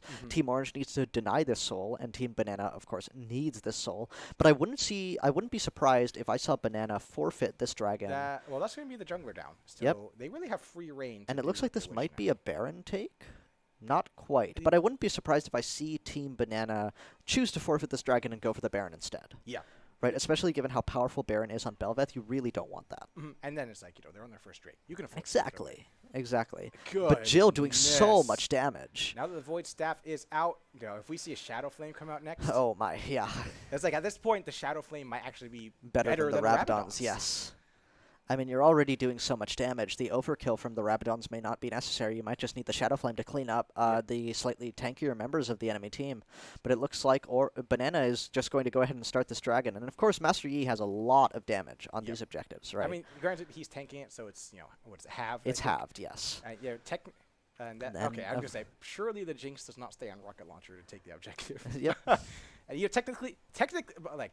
technically you have a Jinx. Objective should go down quicker. Yes, They will should. go down quicker. But unfortunately, Jinx also has one item and And- boots. So, but it looks like see, Zills is looking to turn things around. DSG is going to get caught out, flashed out. Highlander pop to get away. Then the Pop Blossom is just going to catch your Renekton. Luxano's going to finish it off as well. A beautiful cleanse from Jill will get her out of the charm just in time to get away. Zeka will most likely be able to find the kill onto Coolclaw. Here comes the Rake and the Electrocute. It's a kill from the Bleed. Blade will not get the assist for that, however. And it's going to be a shutdown going over to the Talon like he needed it.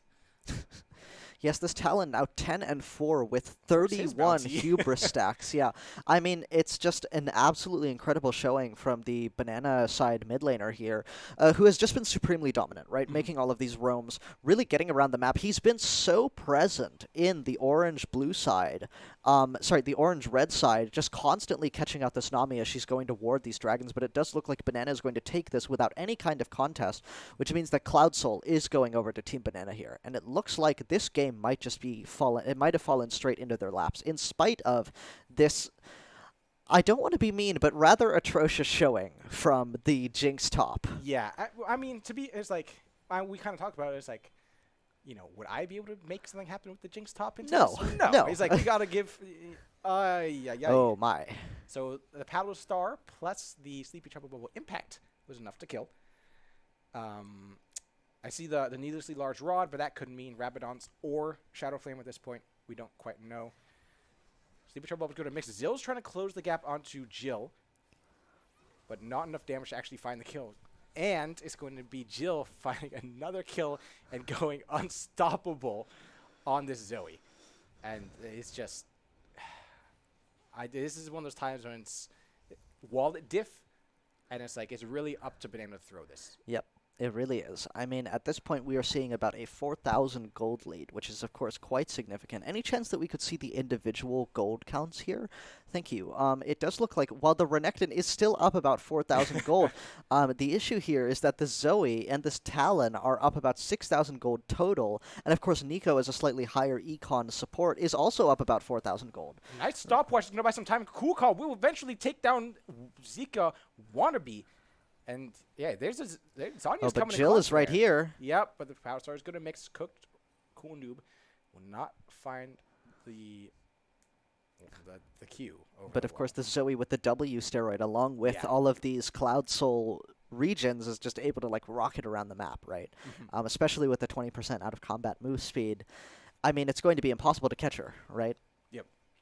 Speaking of being caught, Cooked Rice might be out in front a bit here. Luxana Onana will be forced to flash over the wall. Does not have the Pop Blossom ready to go, as that was used last fight.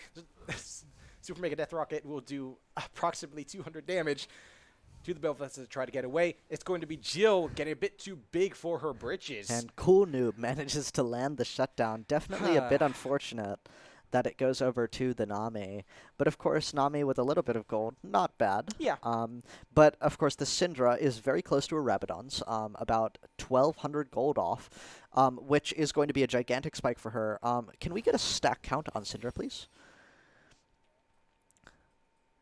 She is at 98 stacks, so not very many stacks at all, right? Especially for how far we are into the game, we would expect her to be a little bit farther along in terms of her Dark Fragment collection, which is unfortunate, but we are going to be seeing her slowly scale up, ideally, right? But it does look like Team Banana might be looking to just end this game. Zeka Wannabe here, maybe looking at taking out Jilmi. Does, and the opportunity is ready to go with that boost of lethality, but the slice is going to get Zills out of the comeback from that rake.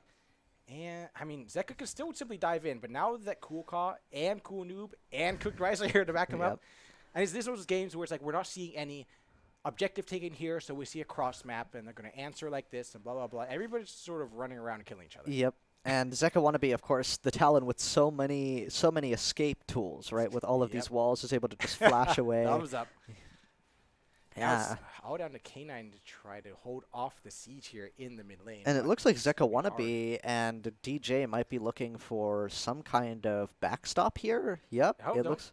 Kunub was going to... Sorry, Cooked Rice is going to be able to get away. But Cool Caw Caw. has to pop the But Zanyas. it will be all for naught. At the very least, Zilsmi was able to recall as well.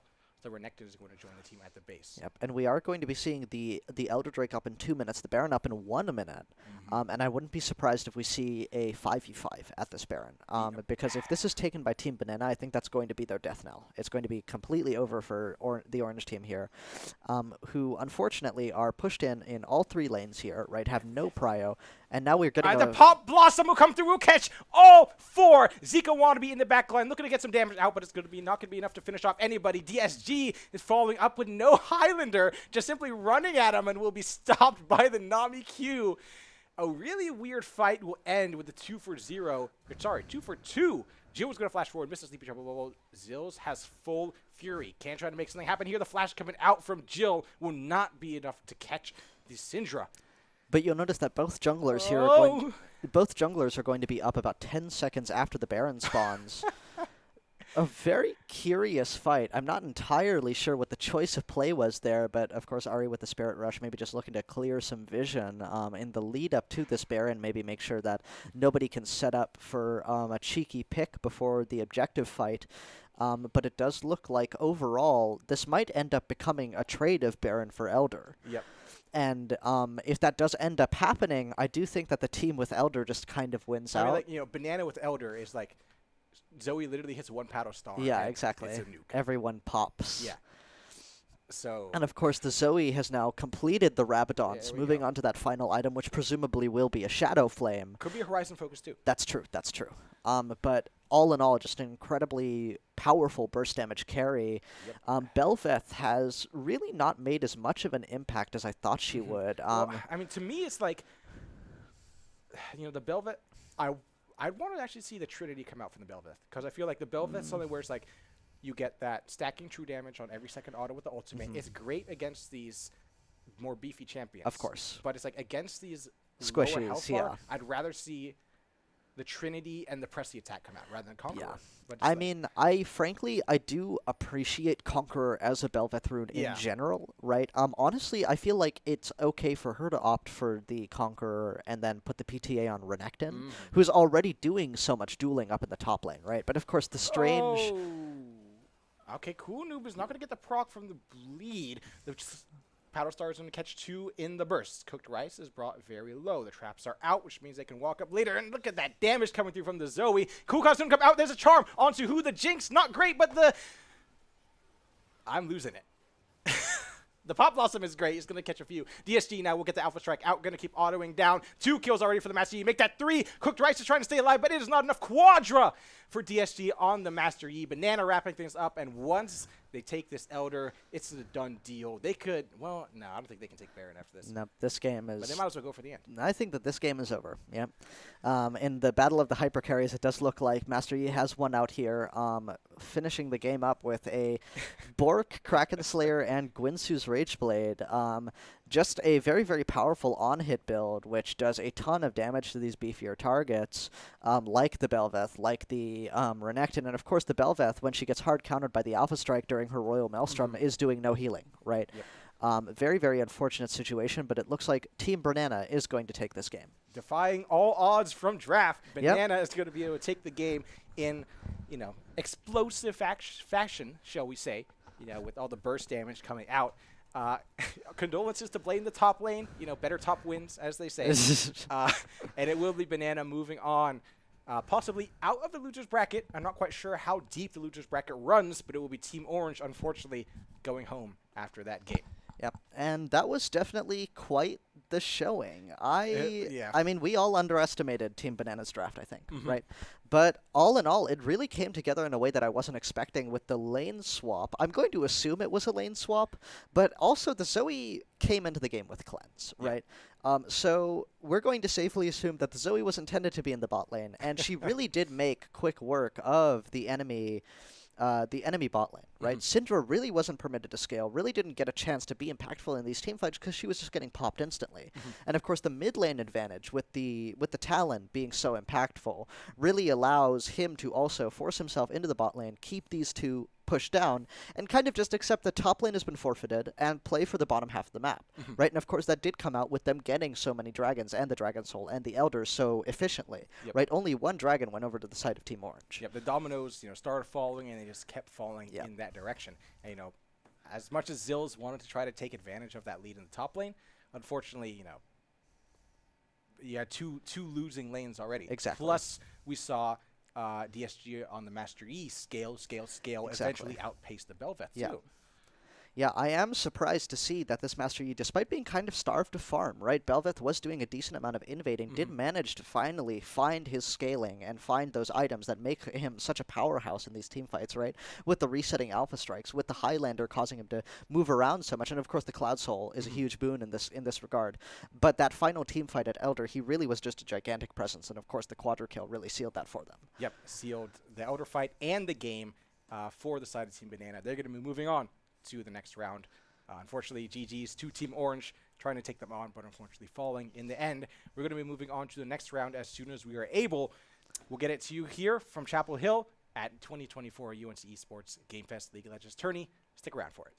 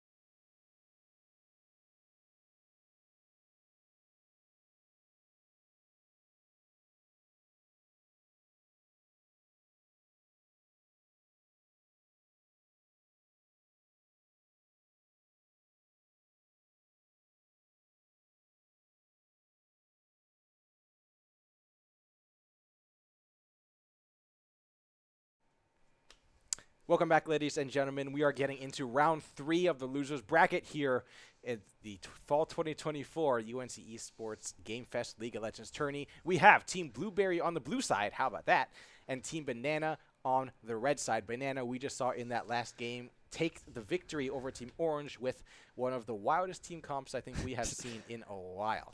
We're getting into draft right now. The first bands are going to be from Blueberry, the Yumi and the Kaisa. From Banana, the Lulu and the Nasus. The Lulu band tells me we might see another, assassin-y sort of pick. Yeah, probably. I mean, Lulu obviously has an incredible amount of peel, and Nasus as well has a lot of really, really strong anti-dive potential with that ultimate, so it looks like they're definitely going for a more bursty comp on the side of Banana. I wouldn't be surprised if we see the Zoe again. Maybe the Talon as well. Yeah. The Talon, we see the Jinx ban after the last showing from Blade on Jinx, honestly. It's like, yeah, I don't really see a reason for the ban. But it could just be Blueberry is like, we're looking at who these people play. Oh, this person plays a bunch of Jinx. We're assuming that would go bot lane. We're going to take that out of the pool. Yep. The Silas ban, so yeah, more anti-dive. Looks like they may be even prioritizing a few super ultimates here. Don't want to get those turned back on themselves. Yep. I wouldn't be surprised if, we immediately see some kind of answer. Yeah. But Diana blind pick, are we thinking more of a mid or jungle? Given that it's a first pick, I'm thinking more jungle. Yeah. Just because, first picking your mid laner, maybe not ideal. Not quite as bad right? as first picking your top laner. Yeah. But I mean, we could always see something strange come out here. The Misfortune, of course, is a bit of an evergreen Sort of ADC run-of-the-mill, pick. yeah.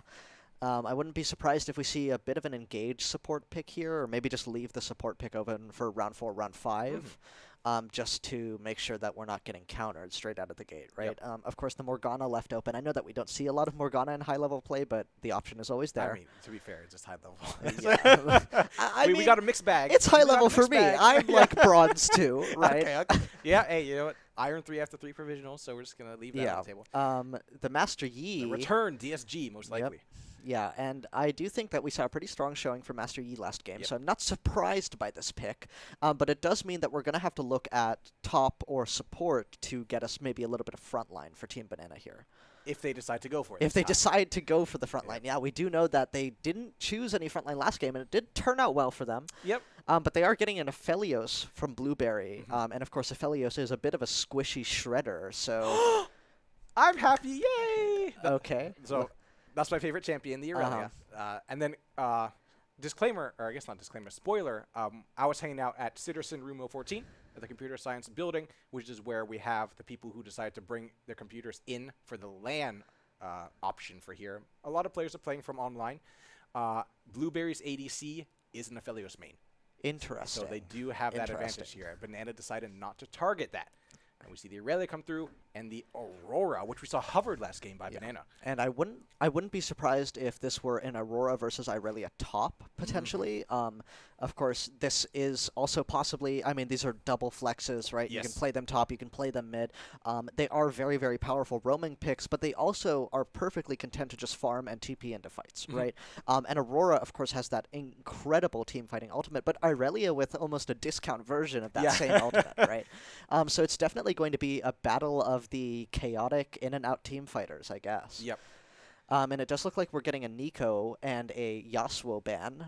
Definitely interesting that we're trying to avoid a lot of those knockups and lockdowns here. I think the Yasuo ban is kind of strange because technically we have it's not going to be Yasuo bot. We have an Aphelios. Of course. Yasuo mid or top. Well, we might already see technically you might already have seen both mid top picks. Exactly. The Diana might be going jungle, like we said, most likely.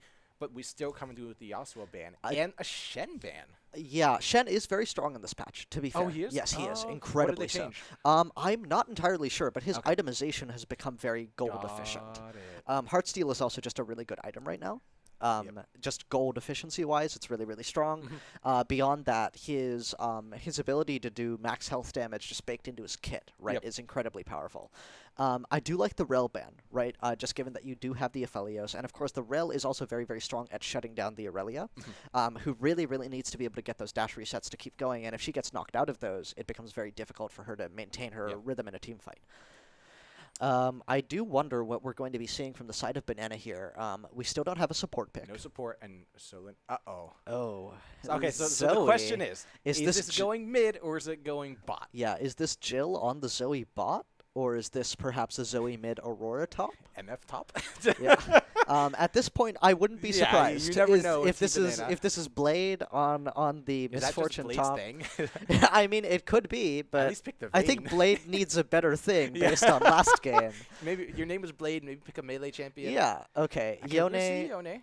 This is kind of a game of flex picks. I'm seeing Yeah, like it's like 3 mid laners on the side of Team Blueberry here, a 4th I know. mid laner, Okay, but I'm assuming probably Hui support. I did. I was sitting right behind them. I did see the Blueberries ADC and support duo a normal draft pick. It was a Hui support. So that is Interesting. going to be support. I mean, this is definitely like the world's most complicated bot lane, right? I think we might need a little bit of higher education to understand whatever's going on here. Don't worry, I know what all the spells do. And there's a talent again, bro. It's Who is the support for this team? Is it Aurora? It's Zoe support, Misfortune bot, Aurora top, Talon mid, Zoe Yi bot jungle. MF support.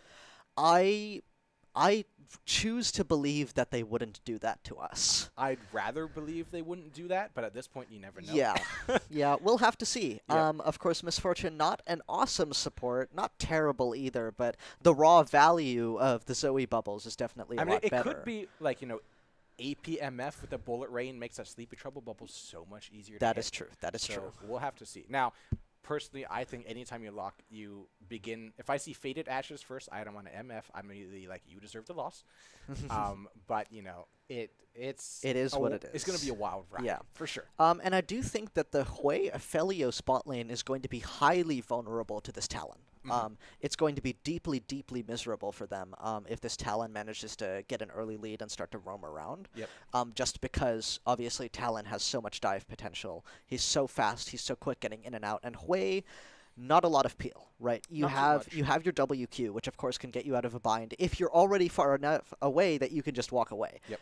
Your EQ is of course really good peel, but Talon is so fast, he's so dodgy. It's very, very hard to land that. You could drop just the EW and say, if you come on us, you're getting rooted. Exactly. Oh, Aphelios has purple, But you're rooted again. That is true, but remember that EW is blocked by minions, which Correct. makes it very, So- very tricky and to it's like, use. yeah, you're not really going to die if you Yeah, don't have in the a minions. chaotic tower dive situation where you're already dealing with a stacked wave, it can be a little bit tricky to lock him down. But of course, Hui has so many slows baked into his kit, especially with the QE. Yep. Yes, the Molten Fissure, which has so much value in a team fight, right? It creates a gigantic. It's basically Rumble ult at home. Yep. Right. I mean, think about that on top of Diana ultimate, Yone Yeah. ultimate, Aurelia ultimate diving in. Yeah. And it could be, if they catch Banana right where they want them, look for those jungle choke points, those objective pits. I mean, then- I'm seeing like a pair of really fantastic team fighting teams here. Yeah. I do think that the Zoe and the Talon provide a lot more power in the pick department. But if they play their cards right, I can definitely see them being able to swing team fights by just getting an early pick, right? And if it comes down to that, right, it's going to be very, very interesting to see how this game turns out. Yep. We're going to see a lot of, like last game, probably proactivity from Banana. You want to be able to get there early because you don't want to have to be walking into Of course. the Hui, the Yone, that sort of stuff. And it's going to be a knife's edge for Banana, I think, just like last game. Naturally. Last game could have gone Either way. absolutely Yeah. horribly. It did at the top lane. But thankfully, their bot mid was able to stabilize. And we're going to have to see if they're going to be able to pull through in this game as well. Yep. So are we thinking it's the Yone mid Aurelia top? I do think that in this situation, we will probably see a Yone mid. Okay. I don't think that Yone has a great time into the Aurora. At least Aurelia has the ability to get on top of her a little bit easier. Yone, once you use the Soul Unbound, once you pull out the Q3 and the Fate Sealed, you're in but you're not out, or you're out but you're not in. Yep. Right? Aurelia has the option to do both. So I wouldn't be surprised if it ends up being an Irelia Aurora. I don't see Irelia doing a terrible job into the Talon either, frankly. But overall, I think that the Yone into Aurora is just going to be deeply miserable for Yone. Got it. And then, we'll see how it goes. Maybe we could see the Aurora get flexed somewhere else. Yeah. Flex top. If you could believe it, I have seen Aurora jungles. So Okay. at this point, I Okay. don't know what to think. Yep. Right? All right, but then at that point, I can roll the counterpoint. I've seen Zoe jungles. Zoe jungle, yeah. Yone I jungle, don't blah, know. blah, blah. All right. Anyways, that's gonna be draft finished off here. Blueberry versus Banana. Blueberry on the blue, Banana on the red. It's losers bracket round 3. The loser is out of the tournament. The winner will move on to losers finals. Prizing is on the line. Yeah, indirectly, if you want to keep moving on. Anyway, we're going to let the game load up, and we will get right back to you once the Rift is ready to go.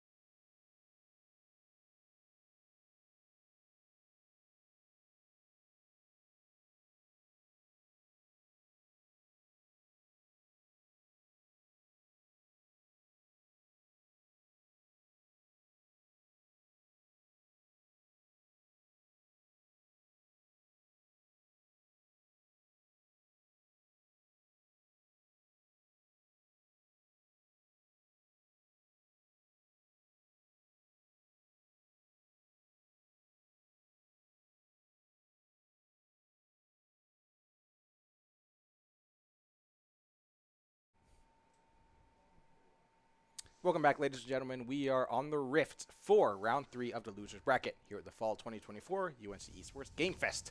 It is Team Blueberry on the blue side, Team Banana on the red side. We just saw Banana take down Orange, and now we're going to see if they can follow it up with a rather similar team comp to what we saw last game with a couple switches out, going up against something a bit more conventional. And it does look like we are seeing the Aurora top and the Talon mid here. So it is going to be Yone against Aurora here. Definitely going to be interesting to see how that one pans out. I am going to be kind of taking a hard look at this bot lane, though. I am fascinated to see how Hui and Aphelios is going to pan out against this slightly more pick-oriented comp of, you know, Blade and Luxana Onana on the Misfortune and Zoe. At the very least, I hope Blade is going to have a bit of a more enjoyable time this game. Yep. Being in the bot lane, I would assume so, going up against another ADC. Up C, Luxana Onana, though, is starting in the top lane for a little bit of a cheese on Most Awesome 1 on this Yone, already chunked down to about a third health. Yeah.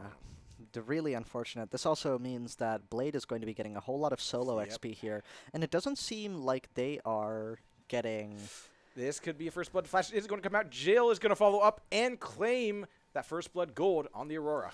Yep, and it just seemed like in the bot lane, Misfortune is not really being zoned off of minions here. Blaze taking a bad trade, though. Yeah, onto the Flawless Duet did miss there, and such a crucial part to Aurelia's kit. It was, yes, Zeka Wannabe who was able to get in front of it. And Luxana looks like he's just going to be hanging out in the top lane for the foreseeable future. Yeah, definitely an unfortunate situation for this Yone. He's really going to be forced down in both levels and CS here. Already down about 5 CS. Not a whole lot, but it's only going to continue to get worse. At the very least, it looks like... Oh! Blue Mudkips was the Ahri from one of the teams you saw earlier. That's true. But is now jungling for Team Blueberry. Oh, Vulpus Novum, the Blueberry side Aphelios, is one of our casters, actually. Ah, okay. Yeah, that is Elijah. You saw him last week. He is now playing Aphelios. There you go. And Blue Mudkip's making a visit up in the top lane just to try to release some pressure, but isn't going to be able to get too much done besides a little bit of health bar depletion. It does look like Zeka Wannabe has already taken a strong CS lead of about 5 here in the mid lane, getting a little bit of prio. The wave now bouncing back. But it does look like Blade here is just kind of relegated to farming under tower, just like Most Awesome One, who is nearly dead already, may have to take another reset, and this time doesn't even have teleport. It's just going to lose this caster and melee wave, it seems. And Luxana is still hanging out, so Most Awesome needs to be careful and is stepping up. The recall was canceled. Probably just really wants this wave because, down 7 CS right now. Yep. It does look like a tower dive is going on here. It does look like we are getting Blue Mudkip trying to counter this tower dive. The Soul Unbound right here, but the Alpha Strike will probably come out. Nice shield will buy some time. Oh, incredibly played. Most Awesome is still alive. DSG is starting to stay on top. The flash has to be used, but the auto will be able to claim the kill. Meditation is going to be called out. Blue Mudkips is trying to secure this kill. Will get it before going to sleep. And it's going to be 2 kills now to even out the scoreboard. Very, very well played by both Blue Mudkips and Most Awesome One to make the best out of what was a really, really unfortunate tower dive and a bit of a strange camp from the enemy support here.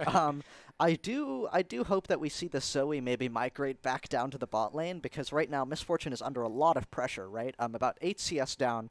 Of course, Vulpus Novum has now taken their first reset and is going to be coming back with a longsword and boots, which is going to make them a decent presence in the bot lane. And the biggest thing I'm thinking is that, Vulpus Novum on the Aphelios swept to see what sort of what guns he's sitting on right now. That is true. That is true. With the Blade being all alone down the bot lane, I could see it just... I do believe that he is currently on green-purple. Blue-purple has already burned the green. Definitely a decent combo. Yeah. Well on the way to hitting that white-red, which is, of course, the most powerful combo in Aphelios' toolkit. And it looks like Luxana Onena is just sticking around in the bot lane, which of course means that Yone, Most Awesome One, is going to be receiving a lot of solo XP, but given that he's been zoned off of this XP so hard, I don't think it means a whole lot. Yeah, he's going to get the XP, but not the money. And we talked about a little bit about the grievances of... a nice buffer with the Soul Unbound. Yes. A very, very nice buffer of the Unstoppable in order to keep the Drowsy from causing him to fall asleep there. But Jill just kind of free farming here, right?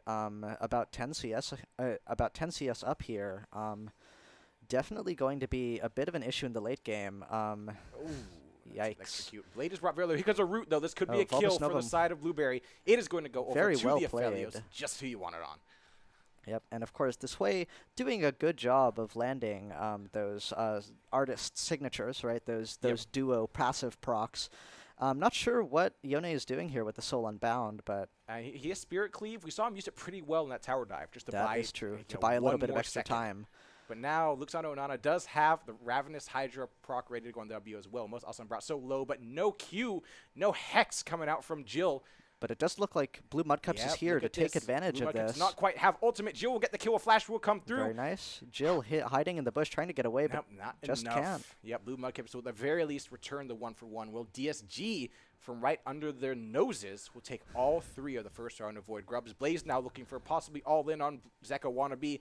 The R is going to be used by both of them. Blaze staying on top with the Blade Surge brought so low. Zeka Wannabe can get out over the wall, and it'll just be, a bunch of cooldowns used, but no kill in the mid lane. I don't really want to use the Blueberry side support's username, so I'm just going to call them Hui. Okay. And this Hui has been making really liberal use of the Severing Bolts here and the Crushing Maw, it seems. Really trying to get those passive procs out and keep Misfortune from getting to really be around any CS. And you'll notice that it's currently 24 to Quite the 43, quite brutal for the Banana side ADC. And I'm not sure what it is about Blaze and their constant struggling in the laning phase, but I do feel a bit bad for them. Yeah, and it's like, this is like what makes me think, like, maybe we have something where it's like, but then after the performance of the last game, I'm like, is Blade maybe like, because the way the teams are seeded, we have like, maybe like a master in this role balanced out by a gold in this other role. It's like, is Blade a higher elo who's saying, hey, I'll just play an ADC solo, you guys team up, I can handle myself. If anything, I would argue that most awesome one is going to be taken away. I would argue that Blade may actually be being weak-sided here. Simply, like, accepting that there's, like, I don't want to be rude, right? But if you know that a teammate is going to be low impact, it is best to just force other lanes, right? I just got an update from production that I believe Blade is player level 19. Oh, so I believe see. That's why the Moonfall is going to come through. Blue Mudkips with a nice kill onto Zeka Wannabe on the Talon. And Zeka Wannabe, not as strong of an early showing as we saw last game. Yes, definitely. It is unfortunate that they are immediately copping a bit of a loss here. Yep. But definitely saw a very, very strong performance from them last game. I wouldn't be surprised if they managed to snowball it up again, And it's happening, but it's coming at the benefit of Jill getting pretty far ahead. And Absolutely. Yone being cut back super far. And of course Yone with when he is unable to really start to snowball, it can take him a very, very long time to scale. Fails the buffer on the Soul and Bound against the Sleepy Trouble bubble, so unfortunately ends up losing that cannon minion. And speaking of players being ahead, Blue Mudkips has Nasher's Tooth finish at 9 minutes. That is that is true, yes. We already saw the good ultimate come out to help lock down that kill in the mid lane. Of course, the game's still very even right now. Just about a 100 gold lead over to the side of Banana. Not surprising. He's getting caught out by Zeka Wannabe. This could be Zeka Wannabe getting the better end of the stick the solo kill with the Ignite. But it looks like Team Banana is going to go ahead and secure this first dragon. Yeah, with the bot lane of Blueberry just kind of farming under tower here. I'm not entirely sure why it is that they are allowing themselves to be pushed in against a solo ADC. Yeah. I mean, it could... Blue Mudkips is back again. Wants some more. The Fate There's Sealed. the Fate Seal coming out. Blue Mudkip still has ult to try to use on the no mana Aurora. Very but nice. The Exhaust, which has been in the back pocket the whole time, will come out and allow Jill to get out there alive. I won't say that I appreciate the top laner with exhaust strategy. Me neither. It definitely feels a little bit unkind. Yep. I mean, to be fair, it's like you were going into an Aurelia or a Yone, so it's like understandable. I get but at it. the same time, it's like Most Awesome One making a strong attempt at a little bit of still harass mana. here. Blue Mudkip still has ultimate, but no flash. Blue Mudkips is currently extremely strong. I wouldn't be surprised if she starts to really just force the solo and there's kills. the kill.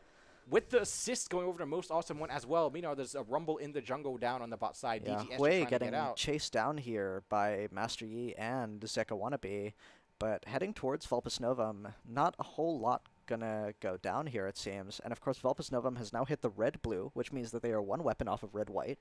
And as we all know, red-white, time to fight, so... I mean, personally, against this comp, I'd love Calibrum green, because you can just outrange them. Oh, absolutely. Calibrum is, in general, a fantastic weapon. Yeah. I feel like it's really slept on in general.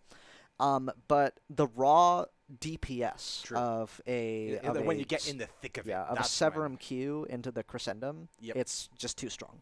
A kill picked up there. Another one for the side of Blueberry. I believe it went over to Blue Mudkips again.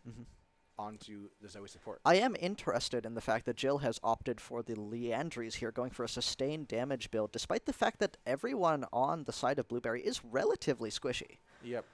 It could be something where it's like, it's complete lane dominance. Make sure this Yone just has absolutely no fun. That's true, yeah. Speaking of the Yone having no fun, DSG is going to arrive here, but a nice third cast of the Q will buy space to get most awesome out of there. And some nice trades going back over to DSG as well. But looks on Onana is here, and it may have been an overstep from the Yona, but he's going to be able to get back Blaze and in the mid lane, looking for a possible all-in on Zeka. Wannabe does have the Vanguard's Edge ready to go. The mark is there, but Blaze is already so low, and Zeka with the rake will bring him down way too low to try to consider any sort of play. Really unfortunate. I definitely saw a few canceled autos from Blaze there. I do have to say, I really appreciate most awesome ones. It's the forward grab going over to DSG with the flash and the Highlander, but Blue Mudkip just going to say, okay, I'm killing it now, though. Zeka Wannabe is going in, will get caught by the Moonfall, but the second phase of the Moonfall will not come through. There is no damage, and Zeka will get the double kill onto the top laner. I do have to say, I really appreciate that most awesome one really hasn't, like, lost it in terms of mental. Yeah. I mean, they have a 1.0 KDA, right? They're not actively feeding, and Vulpes Novum and Hui are enjoying a pretty free lane right now against Blaze. Like, the CS is great, but I feel like they could be getting a lot more out of it. Oh, absolutely. They are definitely not pushing their advantage quite as much as I would like to see them, especially against Blaze, who is definitely being, really heavily weak-sided here. Jungler hasn't come down a single time. But at the same time, they are already at Collector, and it looks like Hui is about 50% of the way to that Faded Ashes. I am surprised by the tier on the Hui. If I'm being perfectly honest, I find that Archangel Staff is currently very much a trap item. Think so? Yes, Okay. I have noticed a lot of inexperienced Aurelion Souls and Huis building Archangel Staff first or second item, and it frankly is just not worth it. Especially when you're playing support Hui and you have the inherent mana regen from your support item, right? The only reason I'm thinking of it is that you have all this burst damage coming out, and it's like, the only really justification is the shield. True. And it's like, yeah, but, at that point, just get Hourglass. Yes. I believe that, like, Zhonya's and Banshee's Veil are just objectively always better buys. Zeka Wannabe trying to get away. Blaze will flash over the wall to try to stay on top. Zeka Wannabe going to look to turn things around. The Q comes out, the rake, but the passive auto will not be able to be pulled off. Blue Mudkips gets another kill, 71-2 on the Diana. Meanwhile, it's going to be Jill and Most Awesome One taking their disagreements down to the bot side, and Jill will come out on top. Yeah, really unfortunate for Zeka Wannabe here, who is still ahead. Definitely not doing too bad, but unfortunately kind of struggling a little bit, right? A little bit more than last game, in which they were so supremely dominant, right? Jill, of course, in a fantastic position here, playing far ahead at 4-3-2. With a decent amount of CS, definitely not doing crazy numbers, but definitely not doing too bad either. And it seems that the Blueberry side bot lane has moved up here to secure the Rift Herald and is now going to go ahead and accept a bit of a lane swap, heading up to the top lane, looking to maybe push this tower down. Of course, Blade has done the same, but I do not think that they are going to be able to do much against the power of both an Aphelios and a Hui. And it looks like we're seeing a 3v3, a 4v3 for this dragon here. Yep, and we did see the Rift Herald get taken up on the top side by Blueberry, so this could be Banana trying to answer back. Most Awesome One does have, that third Q is ready. It is going to go in, but it is going to be the smite naturally to come through and secure that dragon. May have to use the Fate Seal to get out here, but Most Awesome One does not have the time to use it. Yeah. And that's going to be a kill and the dragon over to Banana. Do note that both Blueberry bot laners are still in the top lane, pressuring this top tower, but they're not doing a whole lot. I do have to wonder if it was worth it to stick them there and take a slight man disadvantage on the dragon fight. And Blue Mudkips here taking a ton of damage from Jill. Leandri's just ticking away. Jill is trying to stay on top. Does the Hex ready to go? It is, but the flash to make sure Blue Mudkips does not fall. We'll see if anything can happen here. Blade will get shot, locked up, rooted up possibly, but Zeka Wannabe wants to turn things around, but the ward will spot him out. I am thoroughly confused by this Blueberry side's reticence to really push the advantage with this misfortune. Yep. It's like a fed Aphelios would be great, but we're not really feeding him. Yeah. We're just eating the appetizers right now. Move on to the buffet. Oh, a nice crushing maw from Hui here into the Severing Bolt, but it misses. This would be the first turn. It's first turret just went over to Banana. I can see why when the Yone was up there getting 2v1'd, but it's been the full bot lane of Blueberry against Blade on the Misfortune for the past 16 minutes, yeah. Well, not full 16 minutes, but a good deal, and they just lost first turret. Yeah, definitely an unfortunate choice of aggro levels here. I definitely wish that we had seen a little bit more aggression from the Blueberry side bot lane. Yeah. And then at least some cover or something when they can see, what was happening on the bot side. Of course. I do appreciate that Blue Mudkips really pushed towards taking advantage of the heavy prio that the Banana side top lane had on the map, right? Really pushing for those picks. Ooh, Roxana threads the needle there. Yeah, really strange that a support would do so much damage. But of course it is a Zoe. Who is very, very fed. But Most Awesome One does manage to secure himself a bot side T1, which is, of course, very, very good. Too. Solo gold, which is going to be great for getting himself back into the game. And, of course, Yone has hit full build with the Berserker Boots and the Vampiric Scepter, excuse me. There's the Bork. Yep. We'll have to see if... I guess that's probably going to be Stridebreaker next, right? No, does Ruby Crystal go into Stridebreaker? No. No. Huh. No, yes, it does, because phage. it builds out of a phage, yes. But there is also a Null Magic Mantle. So I do have to wonder if this is a Jak'Shos. And I wouldn't be surprised. It's a very strong item on Yone. Yep. We'll just have to see. There's a sustain in the stacking resistances. The only thing is that, Jak'Shos is great in those sustained fights, but I'm not sure if we're going to really see that sort of thing with Banana's comp. It's like they're more about the quick fights, the burst damage. As the burst damage coming out from Blue Mudkips and Geo. Look at that damage coming through. Geo will be teleported to the other side, forced to flash away from Blaze. It's going to be Blue Mudkips keeping the chase. Luxana Onana will shut her down. However, Most Awesome One is not going to get the 1v1 against Zeka Wannabe in the bot lane. The turret shot just barely out of range. DSG is going to get out of dodge in the mid lane. This could be mid-tier 1 falling for the side of Banana. Nope. Well. 2 for 1 as well in favor of Banana.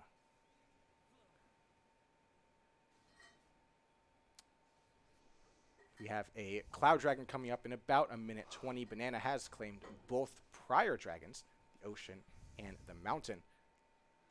Baron is up in just under that time, however, so I have to see how they want to prioritize this vision control. Yeah, and once again, Banana is resolutely in control of these dragons, right? 2-0, and once again, we've seen an Ocean Drake start into a Mountain Drake. Yeah, into a Cloud. Yep, into a Cloud Soul. Definitely a little bit of a coincidence here. But I am thoroughly disappointed that despite the bot lane dominance on the side of Blueberry, bot lane objectives went over to Banana. Yes. Right? And top lane objectives did too, to be perfectly frank. The only thing that Blueberry managed to secure is a singular Rift Herald and 2 grubs. Blaze is trying to stay onto Zeka Wannabe. If Zeka Wannabe has ultimate, might be able to get out of here, has Flash ready to go as well. Blade Surge, is it ready to come through for Blaze? Yes, it did. Take the resets and the healing. Blaze staying on top. Ionia still stands, man. There goes the Noxan Invaders. And Blaze will get the better of Zeka in the 1v1. Sorry, I'm getting into character as an Aurelia fan. It does look like Jill is using the... Force the Flash. Remind me, what is that called? Worlds Convergence? Something like that. That's what she says when she Between throws it out. worlds. Yeah, when Thank she says you. it, she's like, my worlds converge. But it's between worlds. Thank you, production, for that. Shout out production.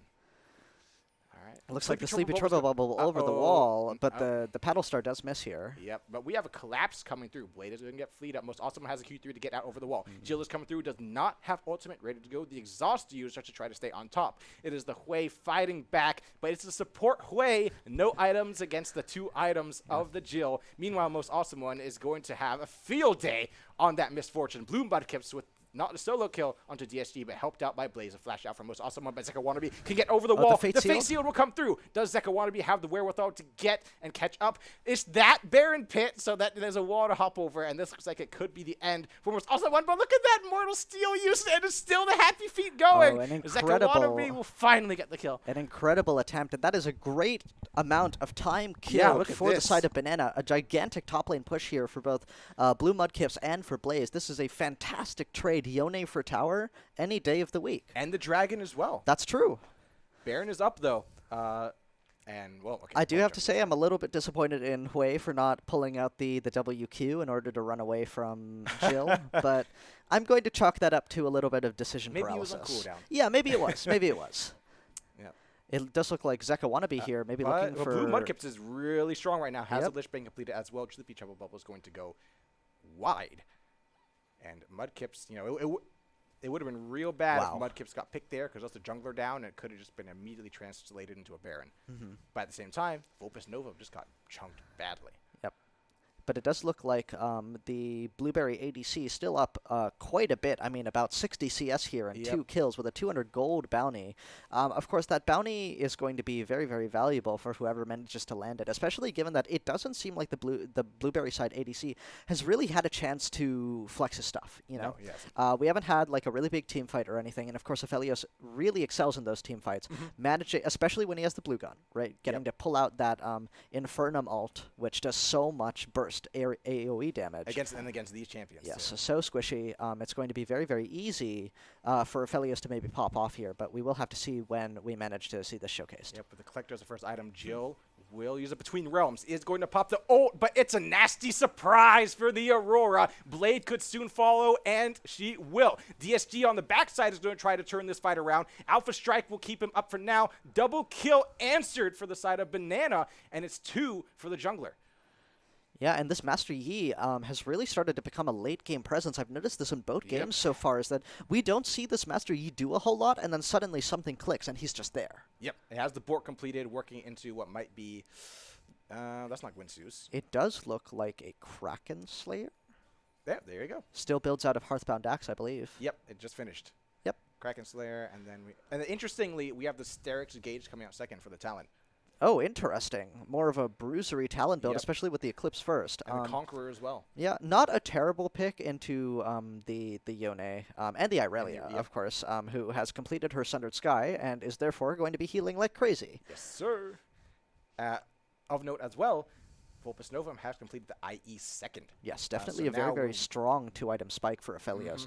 The 50% crit chance makes him extremely That's like powerful. the third Sleepy Trouble bubble I've seen hit the Felios in like 2 minutes. Brutal. And that goes straight over to Jill. So Yeah, a that little was bit of that a shutdown. gold influx for this already very, very fed Aurora.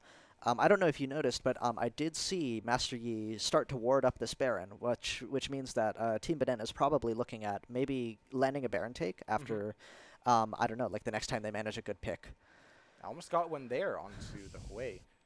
But yeah. Team Banana and their Zoes are just incredible. Ooh, that's Yeah, the mixed, but Moonfall it's does a miss, but the Between return Worlds. by Jill. The Flea is going to land onto Zeke Wannabe. Jill is going to fall, and Blue Mudkips will follow suit soon after. Hui just cannot get out.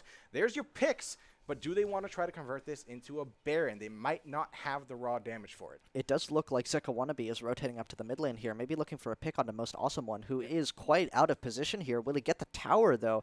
It may just be a tower for Yone. Yone. Seal ready to go.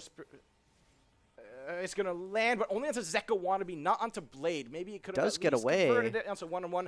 I'm not so sure about that. Zeka Wannabe staying on top. And Gets away with the Q3 Blast into the Cone. Blast Cone? Oh! Wow. Here comes Luxana, though. Zeka Wannabe has a couple walls to jump over, but it Incredibly will be done out. by Most Awesome One, who has shown Sheesh. such resilience in this game. 4 and 10. I Hey, mean, you know what? It's the power spike. On That's the Wing true. Brothers. That's true. He has hit the 10 death power spike. I do believe that we are now going to see a pentakill from this Yone. I mean, you know, with the setup, possibly. Oh? Oh, good. Oh, dear. Hey, you made the noise this time.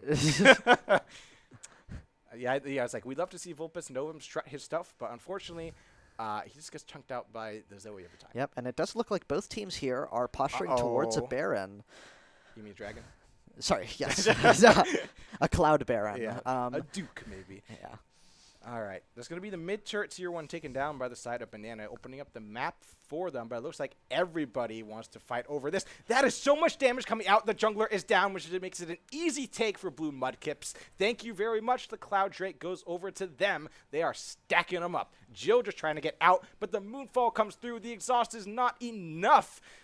Sleepy Trouble Bubble, though, followed up by Zeka Wannabe, will get the kill onto Blue Mudkips. Now, Most Awesome One without the ultimate might be looking to make something happen. The Q3 is going to land. Does have flash to follow up if needed. Soul Unbound will likely snap back soon. The mark is not going to be enough to find the kill. Vulpes Novum, though, finally we see something happen. Plus 325 onto the Aphelios. Yeah, just a really, really well-executed play there from the Irelia, using, I believe, the Vanguard's Edge in order to isolate the Banana side jungler, and it looks like Luxana's fate Onana goes down is here. sealed. Yeah, definitely a fantastic push here. It looks like they may be pushing towards a Baron. No, just going to choose to reset here. That is true. Blue Mudkips is down for another 10 seconds. But of course, this Diana is 11-5-5 with a Storm Surge Nashers and a Lichbane completed. DSG just popped Highlander to try to stop a Oh recall. my, unfortunate. You hate to see it. Definitely a bit of a strange play from this Master Yi, who we did see have a little bit of a moment, but is now beginning to struggle again. Vulpus Novum now with the Severum and Gravitum combo. Definitely not an ideal combo, but not terrible by any means. And it looks like Team Blueberry is going for the Baron here. And it's going down relatively quickly. Jill's out of position. Most awesome one could try to zone them away. And note that Banana doesn't have any vision on the Baron pit right now. They don't know this is happening. Is not even going to get there in time. Jill is brought so low. Zeko Wannabe wants to at least get a kill off the back end to try to even things up by and any look at this. means. Most awesome one. Look at the play. Most awesome one is saying, enough, no more bullying for me. I'm bullying you. Blue comes to follow up. This Diana is going absolutely crazy right now. I mean, it's the 10 death power spike. He just refused to die. Yep. All right, Luxana and DSG backed up by Blade and Jill looking to try to hold off the siege. A Sleepy Trouble Bubble will land, but there can be no follow-up, not with this setup right now.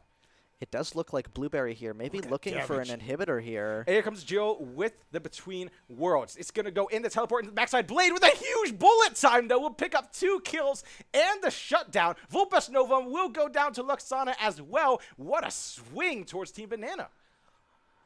Yeah, very, very well played. The only people left with the Baron buff are, of course, Most Awesome One and Blue Mudkip here. Well, those are the kind of the ones you want to on. That is true. That is true. Of course, these are the premier split pushers of Team Blueberry. Luxana looking for someone who isn't there with the Sleepy Trouble Bubble. And it is my fear that at this point, with the Bloodthirster, with the Essence Reaver, that this Misfortune may actually start to become a presence off of ults alone. And honestly, for a champion like Misfortune, you really can't go wrong with an Axiom Arc. It really is a very, very high value item on her. There is a part of me that says that it is okay to build Experimental Hexplate and Malignance on Misfortune. There is a part of me that says this is okay. I mean, the Experimental Hexplate, because like that will proc as soon as you press the R, right? Yes, so yes. To me, it's just for the L taste. It's just for the L taste. Got it. Well, uh-oh. Zika Wannabe is going to be caught way out in front, though. Has plenty of walls to try to get out. Deeper Trouble Bubble, we'll see how much damage is dealt to Most Awesome One. That's about 2/3 HP gone. Blaze, however, is going to land the Vanguard's edge. We're going to see the Q in Blade's Surge. Going to be drowsy. No flaws to wet just quite yet, but it will catch him. Fate sealed on the back end as well, but nice teleport from Jill will get her out of trouble. We'll see what they can do to stop this siege, though. They do have the cannon just propped up in the back. And note that we are going to be seeing the Cloud Dragon up in about 1 minute. So this is going to be a very, very important siege for the side of Blueberry. If they manage to push in this inhibitor tower and get those super minions spawning, it's going to create a lot of value and a lot of pressure for them to be able to take this dragon. But you will notice that the Master E here has pushed in the bot tier 1, and it looks like Most Awesome One is going to have to come and answer that. Yep, though it looks like DSG will just recall in the bush, get out of there safe. Yep, Most Awesome One is checking it right now. No one to be found. So at the very least, there's some positivity coming out of that play by Team Banana. Blaze might be caught out front here, but nothing really to close the gap. I do see them just getting away. Yeah. And then it's like you surrender so much of the map over to the side of Blueberry at this point, with Dragon coming up in 10 seconds. Yep, and we already see that Hui is setting up vision, and it doesn't look like this is being mirrored by the Banana side support. Is catching lanes in bot lane. So exactly. This will be putting Blueberry on soul point, and with the ultimate, that Cloud Dragon on the Aurelia, on the Diana, on the Yone, even on the Aphelios. Yeah, seems like it has so much value. Very, very powerful. Most Awesome One sneaking up. Fate Sealed is going to catch the Master E. This could be a one-shot, and it is. Meanwhile, Blaze is trying to get the better of Blade in the top lane. It probably won't take too much to do that. I am the better Blade. The battle of the Blahs. I hope you guys understood that one. That we both sums forced out of the Misfortune as well. Jill, whoever's going to come over the Weirding, will land, as will the Flawless Duet. There's no ultimate for the Aurelia. Just trying to stay alive right now. Healing for the Blade of the Ruined King is not going to be enough, as Zeko Wannabe will get the kill. But now the mid inhibitor will fall for Banana, and it looks like Blueberry can rotate right on down to the bot side inhibitor. Turret will fall. It's going to be Lusana trying to keep the siege at bay. But it could be this too does little, look too like late the here. final siege for Team Blueberry here as they finally try to shove in these towers. And of course, Aphelios, as an AD carry, an attack speed oriented AD carry, has a lot of tower damage, right? Yone too, a very powerful split pusher, and Diana as well with those empowered autos. Oh,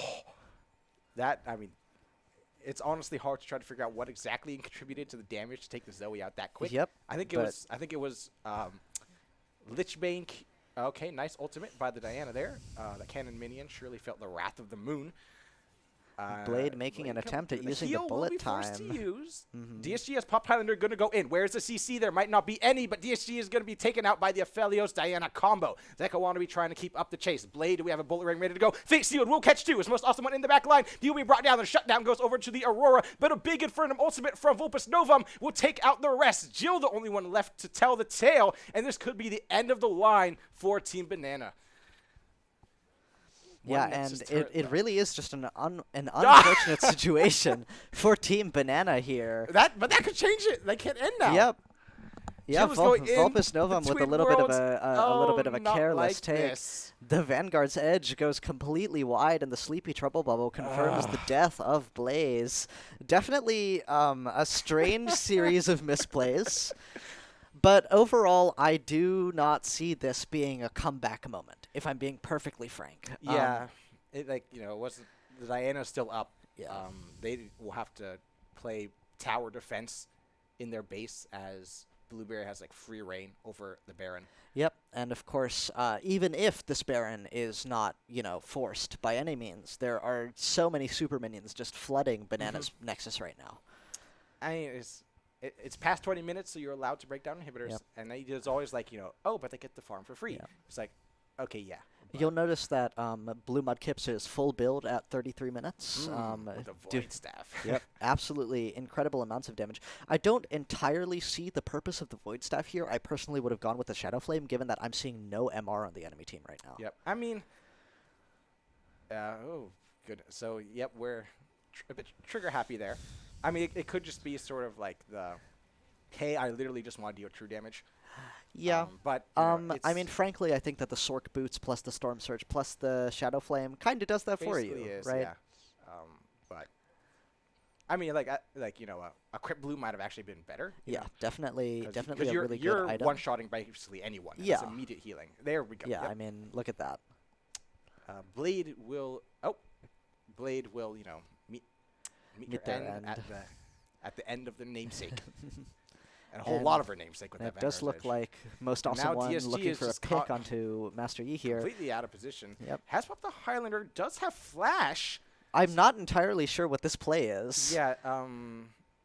Yeah, I mean, this is maybe I care about my stats more than the game. Yep, definitely seems to be the case. Not that those stats are entirely impressive, given that this Master Yi is 5, 6, and 5. Zeka Wannabe is going to be brought low by Blue Mudkips, who will get the kill, but will be traded back. It's a shutdown going to Luxana. But does that really matter when both Nexus turrets have gone down as well? DSG has finally returned home. An open Nexus, but the team just seems more interested in hitting this inhibitor. DSG will go down. It's going to be the Hui picking up the final kill of the game. Blueberry take it in rather domineering fashion, and that is going to be Team Banana knocked out, and Team Blueberry moving on to, I believe, the losers bracket finals for a chance to move on to the grand finals of the Fall 2024 UNC Esports Gamefest LOL tournament. Any thoughts about the game? Yeah, I mean, definitely an impressive performance from the side of Team Blueberry. I do think that it really is just an unfortunate circumstance that the lead that was generated in the top lane just couldn't be translated into a win, right? Yep. Yone, with his ability to hit 2 items and then immediately just re-enter the game as a force, right? I frankly think that Team Banana would have been much better suited if they had just left Zoe in the bot lane and, permitted Misfortune to scale, at least a little bit. Misfortune, of course, is a very, very powerful carry when you let her have that gold, but when she's being zoned off of waves as hard as she is because the support is playing towards the top side the entire game, I mean, it just doesn't work out, right? Yep. And it's maybe it was get the Zoe in the top lane, you get the first blood on the Yone. Okay, Aurora's ahead. Now now you leave, right? And we saw we saw Luxana with Blade up in the top lane going up against the bot lane duo of Blueberry for like a minute, and Yeah. then the Zoe immediately rotated down the bot lane Yeah. to rejoin the Aurora. But I do think that even despite that, Team Blueberry did not push their advantage in the bot lane as Absolutely hard not, as they could have. no. If it were up to me, if I'm being perfectly frank, I would have been in her face 24/7, killing her on repeat, getting that tower. Like we saw in the top lane last game. Exactly. Yeah. There really is no reason why you, as a 2v1 lane, should be not pushing the advantage, right? And I do think that in the end, they did manage to pull out a win, but there definitely was a more efficient road to that end. Yep, it's something where maybe yeah, like I said, we're not trying to throw shade at anybody, but maybe somebody who has spent a bit more time with the game, Yeah. than the misfortune there, could have punished that. Yeah. Like knows really how to play weak side and can play patient, build up. Maybe if they had picked a better scaling character as well, course. things could have turned around. And then we saw, of course, the best effort coming out from players like Zeka Wannabe and Yeah. DSG, but it was really Blue Mudkips who we saw play fantastic on the Yeah. Ari earlier on a different AP champion, the Diana, going Yeah. positively nuclear. I mean, really just taking advantage of the fact that her top lane was pushed in constantly, right? Having that gank window just up the entire game, right? And of course, Jill and Luxana just not being able to really cover those ganks, right? And when you're dying on repeat to the jungler, that effect gets translated across the entire map, right? Yep. Because of course the jungle, can has go that across- macro presence, and that really did, I think, spell doom for Team Banana. Yep, and doom it is to be, as they are now eliminated from the rest of the tournament, and Team Blueberry will be moving on. We'll check to see what's coming next, either if we have the losers finals, or I believe it will be the losers finals. Yes. We're waiting to hear who won the winners bracket semifinals to find out who will go on to the grand finals. Once we get that news, we will share it along with the next game coming up right after this break.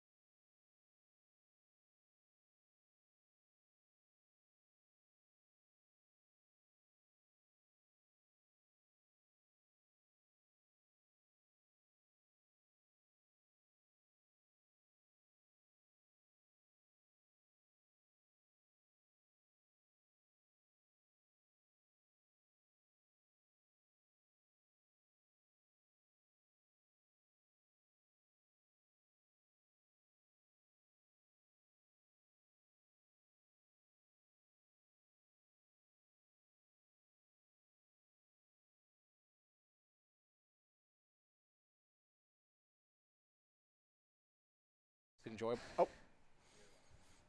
We definitely weren't trash talking anyone. Yeah. Welcome back. We're in the losers finals. Oh, I forgot my jacket. Oh well, whatever. Yep, Losers finals of the Fall 2024 UNC Esports Gamefest. It's the League of Legends tournament. We're already in draft phase because people didn't let us know we were already in draft phase. Bans are already out of the way. First round of picks are already out of the way. We have Team Blueberry on the red side going up against Team Hello Production. Team Apple on the blue side. Thank you very much. We just saw Blueberry take the win over Team Banana last game. Looks like we're finally seeing a traditional comp here from the Yeah, side we of get a little Team bit of a Apple break. with Janna Jinx in the bot lane, Lilia in the jungle, presumably, Graves in the mid lane, and Mordekaiser in the top lane. Well, it sounds like that was going to be. Meanwhile, Team Blueberry, are we thinking maybe a Nasus mid? Probably Nasus mid, Tryndamere top, Zac in the jungle, Seraphine support, and Aphelios in the bot Coming lane. through Yeah. once again. Yeah. I do find that the Janna Jinx into Aphelios Seraphine is going to be a very, very low interaction lane. Right? Yeah. I don't see a whole lot going on there. Nasus mid into Graves is interesting, though, because, of course, that attack speed cripple is going to be brutal on a character who only gets to attack twice anyway. What is right. it? Attack speed breaks, reduces time between shots, but not really reduces the reload. Yes. So that E, the E is going to have to come and try to make that work as much as possible. Do we think the Nasus is going to build a lot of AP? I hope not. Right? I'm a little tired. I mean, of it's like the Doran's ring start is pretty standard. Yeah. But like, are we going to see like a Blackfire Torch or Leandries, then maybe into tank or that's something a good after question. that? I mean, my thing is, I'm interested to see how this Tryndamere Mordekaiser lane goes gonna out, go, because that feels very Tryndamere favored. Yeah. Because you pull him into Death Realm, he just wins that, right? Like that's his whole job, is to win a duel, right? And especially coupled with the Zac, the tower dives are going to be really, really insane. Yep.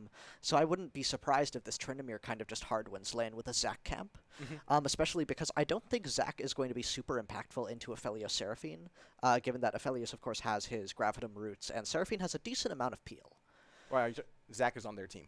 Oh, So yeah. I'm insane. It's a Lilia, by the way. Yes, but that my point stands. Jenna will not let Zac do anything. True. Yeah. Just press R. Boom. He's gone.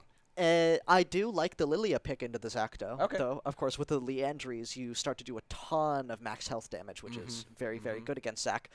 Though Zac, of course, does build the Spirit Visage, will have a lot of MR. We'll just kind of have to see how it goes. Of course, these are both very, very mobile junglers. Yep. So it's really just going to be, I think, a bit of a skill matchup for the both of them to see who can really rocket around the team fights, position well. There are, obviously very, very strong AD carries on both sides here. Both very immobile. So I think it's going to be it's going to be a game of like catch the ADC, right? Got it. And of course, Mordekaiser is very good at that. Yeah. If he can get that close. Yes. Yeah. And of course, Nasus as well is very good at just picking someone and being like, I'm going to run you down, right? And if that happens to be Jinx, not a lot she can do But then about again, it. as we mentioned earlier, we have to have the Janna. Yes, Press we do. R, we we have do. a Lilia, a big lilting lullaby could turn things around Absolutely, very quickly. absolutely. And then we have Graves are Jinxars, fireworks lots show of to finish it off damage. possibly.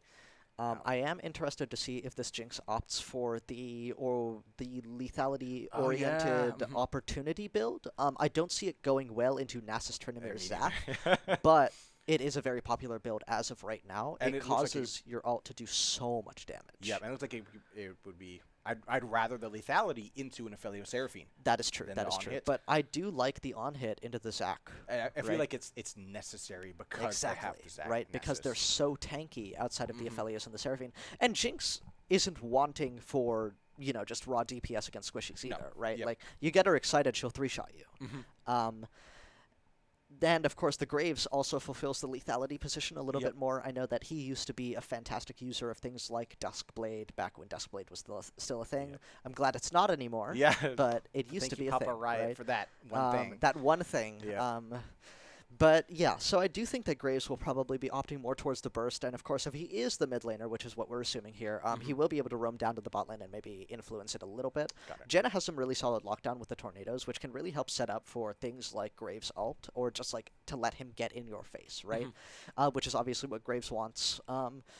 Yeah, I think that it's going to be another volatile game. We've had a series of volatile games today, but Got it.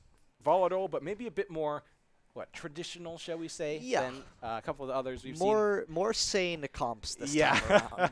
we can track these fights a bit easier. Anyways, we're going to get right back into it because we were using Client Draft for that and not Draft Lull, which is, a great tool to use for, whenever we're doing this sort of thing. So shout out to that site. Anyway, we're going to see blue Mudkips in the jungle once again. Most awesome one on the Tryndamere going mid. Interesting. And the Lilia is not jungling. I do not think that is the case. I think that these have been swapped around a little bit. No, Lilia does not have Smite. Oh, my. Oh, it's a Graves jungle. Grave jungle, and the Mordekaiser looks like will be going mid lane. Interesting. Okay, so it is a Lilia versus Nasus. That is a brutal matchup for Lilia. Yeah. Well, the Nasus went Doran's shield. So Interesting. at the very least, you're not going to be poked out like that. But we got to recalibrate things a little bit. Oh, interesting. It is Stex, one of the previous Yone players, on the Lilia here into the Nasus. An interesting course of events here, and it does look like Vulpus Novum and the forbidden name. Are you just going to call them Seraphine? I'm going to call them Seraphine. I wish not to speak that name. Got it. Yeah. I am interested to see how the Nasus Lilia lane works out. Yep. Of course, Nasus does not have Wither until level 3, which means that Lilia has a little bit of time to get some serious harass off. Mm-hmm. You will notice that this is not a lethal tempo Tryndamere. This is a grasp Tryndamere, which means that he's definitely playing a little bit more for the late game. He doesn't want to take these extended trades. He just wants to get in a couple of autos and then walk away. Mm-hmm. Of course, Mordekaiser with the Conqueror is going to have a much easier time in these extended fights, especially with the way that his shield and healing work. Right, he can really turn a fight around once he starts to take a bunch of that damage. Yep. But it does look like this Tryndamere is just going to be icing him out a little bit. See some trades going on the bot lane. It looks like Blueberry has the better end of it for the time being. Vulpus Novum on the Fellows. We saw him last game. He really started to pick up momentum later in the game. Yeah. We wanted to see a bit more out of him in the early game, but this time it's a bit more of a face-to-face matchup. So we're going to have to temper our expectations there. Most under the awesome towers, one. most Pulled under the awesome tower. one. Does have Q to heal if it's needed, but now he's taking in a flash. We'll get the first blood and the emote. Well, I guess it's an automatic emote when you first blood. But is going to get first blood, but will be traded out. Crucially, most awesome one did use the flash, and Ryan on the Mordekaiser did not have to. Mm-hmm. Oh, interesting. This Nasus is Blaze, our Irelia from the previous game, who had a fantastic showing on the champion. Pretty good, yeah. Has opted for the Nasus, a very, very different kind of character here, more of a juggernaut versus a skirmisher. Mm-hmm. I am interested to see if they manage to really lock down the playstyle on this kind of character. Yeah, I mean, it's probably much simpler. Yeah, definitely. It's probably not as hard to execute. Of course. It's going to be really interesting how the Lilia tries to play around this because, yes, the Wither is bad, but technically it's not going to be as bad if you can get that move speed stack. Yeah, looking like blue Mudkips might be looking for some kind of gank here. Of course, Lilia is in her happy spot. Not a lot you can do. Yeah, it looks like she's going to be able to clear this wave out enough to deter. But you'll notice that the health trades have already kind of inverted. As soon as Nasus hits that Spirit Fire, his ability to just poke, right? Yeah, the health may be gone from Stex, but the mana is gone from Blaze. So that's now true. that we see and this, now it looks Blaze like Stex may just be running has to pop Ghost here if it wants Yeah. to get out. Or we'll just go ahead and take it Die. on the chin. Yep. Stex is going to get the solo bolo here. Most awesome one then in the mid lane has no flash. It's going to be 2 Moo caught out as well. A beautiful stretching strike coming through from Blue Mudkips on the Zac. Will collide them and keep them in place. Most awesome one will get out with the Ghost. Ryan will pop the shield to stay alive. Neutrino with the Q almost landing onto most awesome one. Blue Mudkips will get the kill, popped into the little blobless. Most awesome one now trying to finish off the Janna, but the heal will be popped. It's going to be the Seraphine rotating up from the bot lane. My. Most awesome one will get the answer kill onto Ryan after Ryan takes out the Zac. Most awesome one continuing the chase and will get the final blow onto the Janna as well for a double kill and making that 3 kills in the game. An absolutely monstrous play from the Blueberry side mid laner. Now with 3 kills to his name, coming back to lane with already came back to lane with a pair of longswords, and it looks like they're going to be coming back with even more here. A Tiamat. A Tiamat at 5 minutes alongside 2 more longswords, and that really resolves one of Tryndamere main issues, which is that he doesn't have a whole lot of wave clear, especially relative to this Mordekaiser with the Qs, which do so much AoE damage, which of course can also be leveraged on an isolated target, but they are very, very powerful wave clear tools. Once this Tryndamere now has locked down this Tiamat, it becomes much, much harder for Mordekaiser to shove out waves. Yep, and I would assume maybe a Ravenous Hydra Rush. Definitely. Tryndamere, a fantastic user of the Ravenous Hydra. Borderline drain tank behavior after he lands that item. Especially with the Grasp. Yes. And of course, that early crit percentage from the Fury really coming in clutch there. Landing that final crit to lock down the double kill in that previous play was really what allowed him to hit the Tiamat so early. Yep, and there's the Fury of the Sands coming out from Blaze, but no mana. Again, we're seeing a lot of issues. Maybe that's why you should start that Doran's Ring. It's going to be Stex trying to stay on top.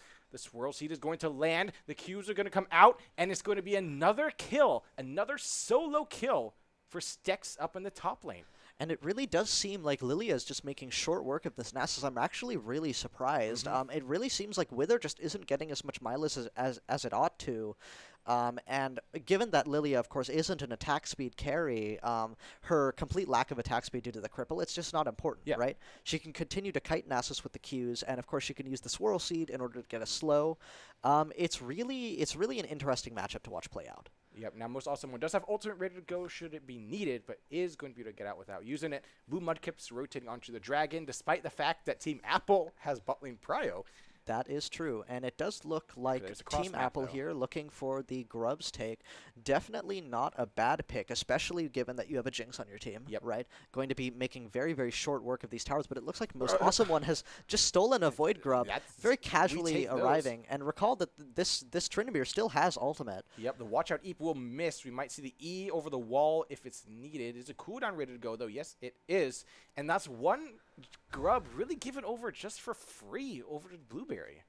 Yeah, definitely a bit unfortunate that no one was really paying attention to that first Void Grub. But I guess Blueberry will take that, right? Yeah. And, you know, it's like, if you let the Grub stack onto a Nasus and a Tryndamere, I foresee base management issues in the future. Absolutely. We do see that Stex has gone for the Swifties over the Lucidity Boots. Definitely not a terrible buy, especially into the Wither, right? I know that Lucidity Boots, value-wise, have kind of depreciated here. Not quite as exciting of a buy as they used to be. And yeah, definitely an intelligent buy into champions like the Aphelios with the Gravitum Slows, Seraphine with her base drops or whatever they are. Yeah, I think that's the actual name. And of course the Nasus Wither, an absolute classic. And then even just the Tryndamere W. Of course, so the Tryndamere. A whole lot of slows coming through. The Mocking Shout, definitely a very, very powerful slow. And Lilia wants to maintain that tempo in team fights, right? She wants to be flitting around constantly. Yep. It does look like Most Awesome One is taking a bit of a poor trade here against Mordekaiser. But the Q is going to miss, and it's going to be the E to get out from Most Awesome One. Blaze, meanwhile, does seem to be getting bullied a bit in this top lane, which is, you know, not quite what we expected. Yep. We are seeing a bit of a CS lead for Blue Mudkips here over 2MU. Definitely interesting to see the Zac really farming out here, but of course Graves is a little bit more of a gank-heavy jungler. Speaking of CS leads, top lane. Oh, yes. Oh, my. Yeah. Wow. Stex is up by about 40 CS at 9 minutes. Stex doing a fantastic 9.3-ish CS per minute here. Definitely a serious lead. This Nasus seriously put back behind. You'll notice that Stex is currently level 9 to Blaze's level 7. This is definitely a complete inversion of the performance that we saw from Blaze last game. Yep, and I believe that Blaze is sitting at somewhere around 72, 75 stacks right now. Yep. I personally don't know, like, you know, Giga pace versus Fraud pace as far as Nasus stacks go. I was like, oh, it's 10 minutes. I'm not sure exactly how many you should be at. I do believe that around 20 minutes you want to have around 500 stacks. Okay, well, like, I think we're a bit behind. Yeah, I do think that we are a bit behind here. Yep. And we do have Lilting Lullaby ready for Stex as well, because this looks like it could be a good opportunity for an all-in. Most awesome one, looking for a trade on to Ryan. Yep. Most awesome one, continuing to take those short trades, knowing that they're constantly stacking that grasp. Does have the Zerker Greaves completed, which is a pretty strong item on the Tryndamere. And it was Boots first on the Aphelios as well, and the Jinx, so it's Zerks all around. Yep.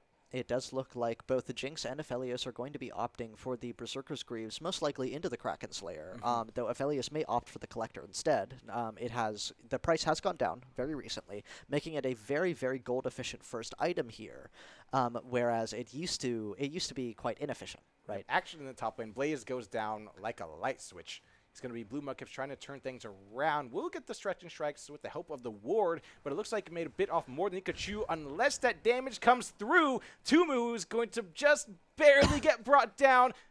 Yeah, it looks like the Faded Ashes took him down flash. there. Yeah. Yep. Blue Mudkips will get away. Yep. Of course, we do have to acknowledge the fact that Stex is currently 3-0 with a 54 CS lead. 11 minutes. Yep. Has already landed the Blackfire Torch, which is, of course, a very, very powerful item on Lilia. We can safely assume that she's going to be heading for the Leandries next. Yep. But it does look like Most Awesome One is heading down to the bot lane here. And that's some, probably a free plate or two going over to Ryan. Yep. And that is, of course, the power of the Janna, right? It's just saying no.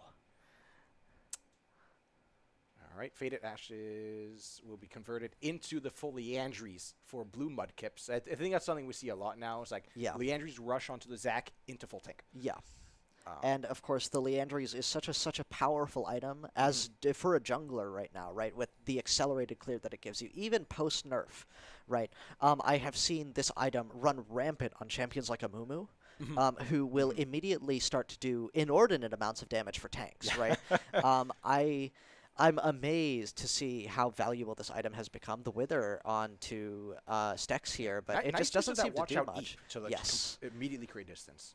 Definitely a very, very powerful dodging tool, because, of course, the dash is not slowed by the Wither.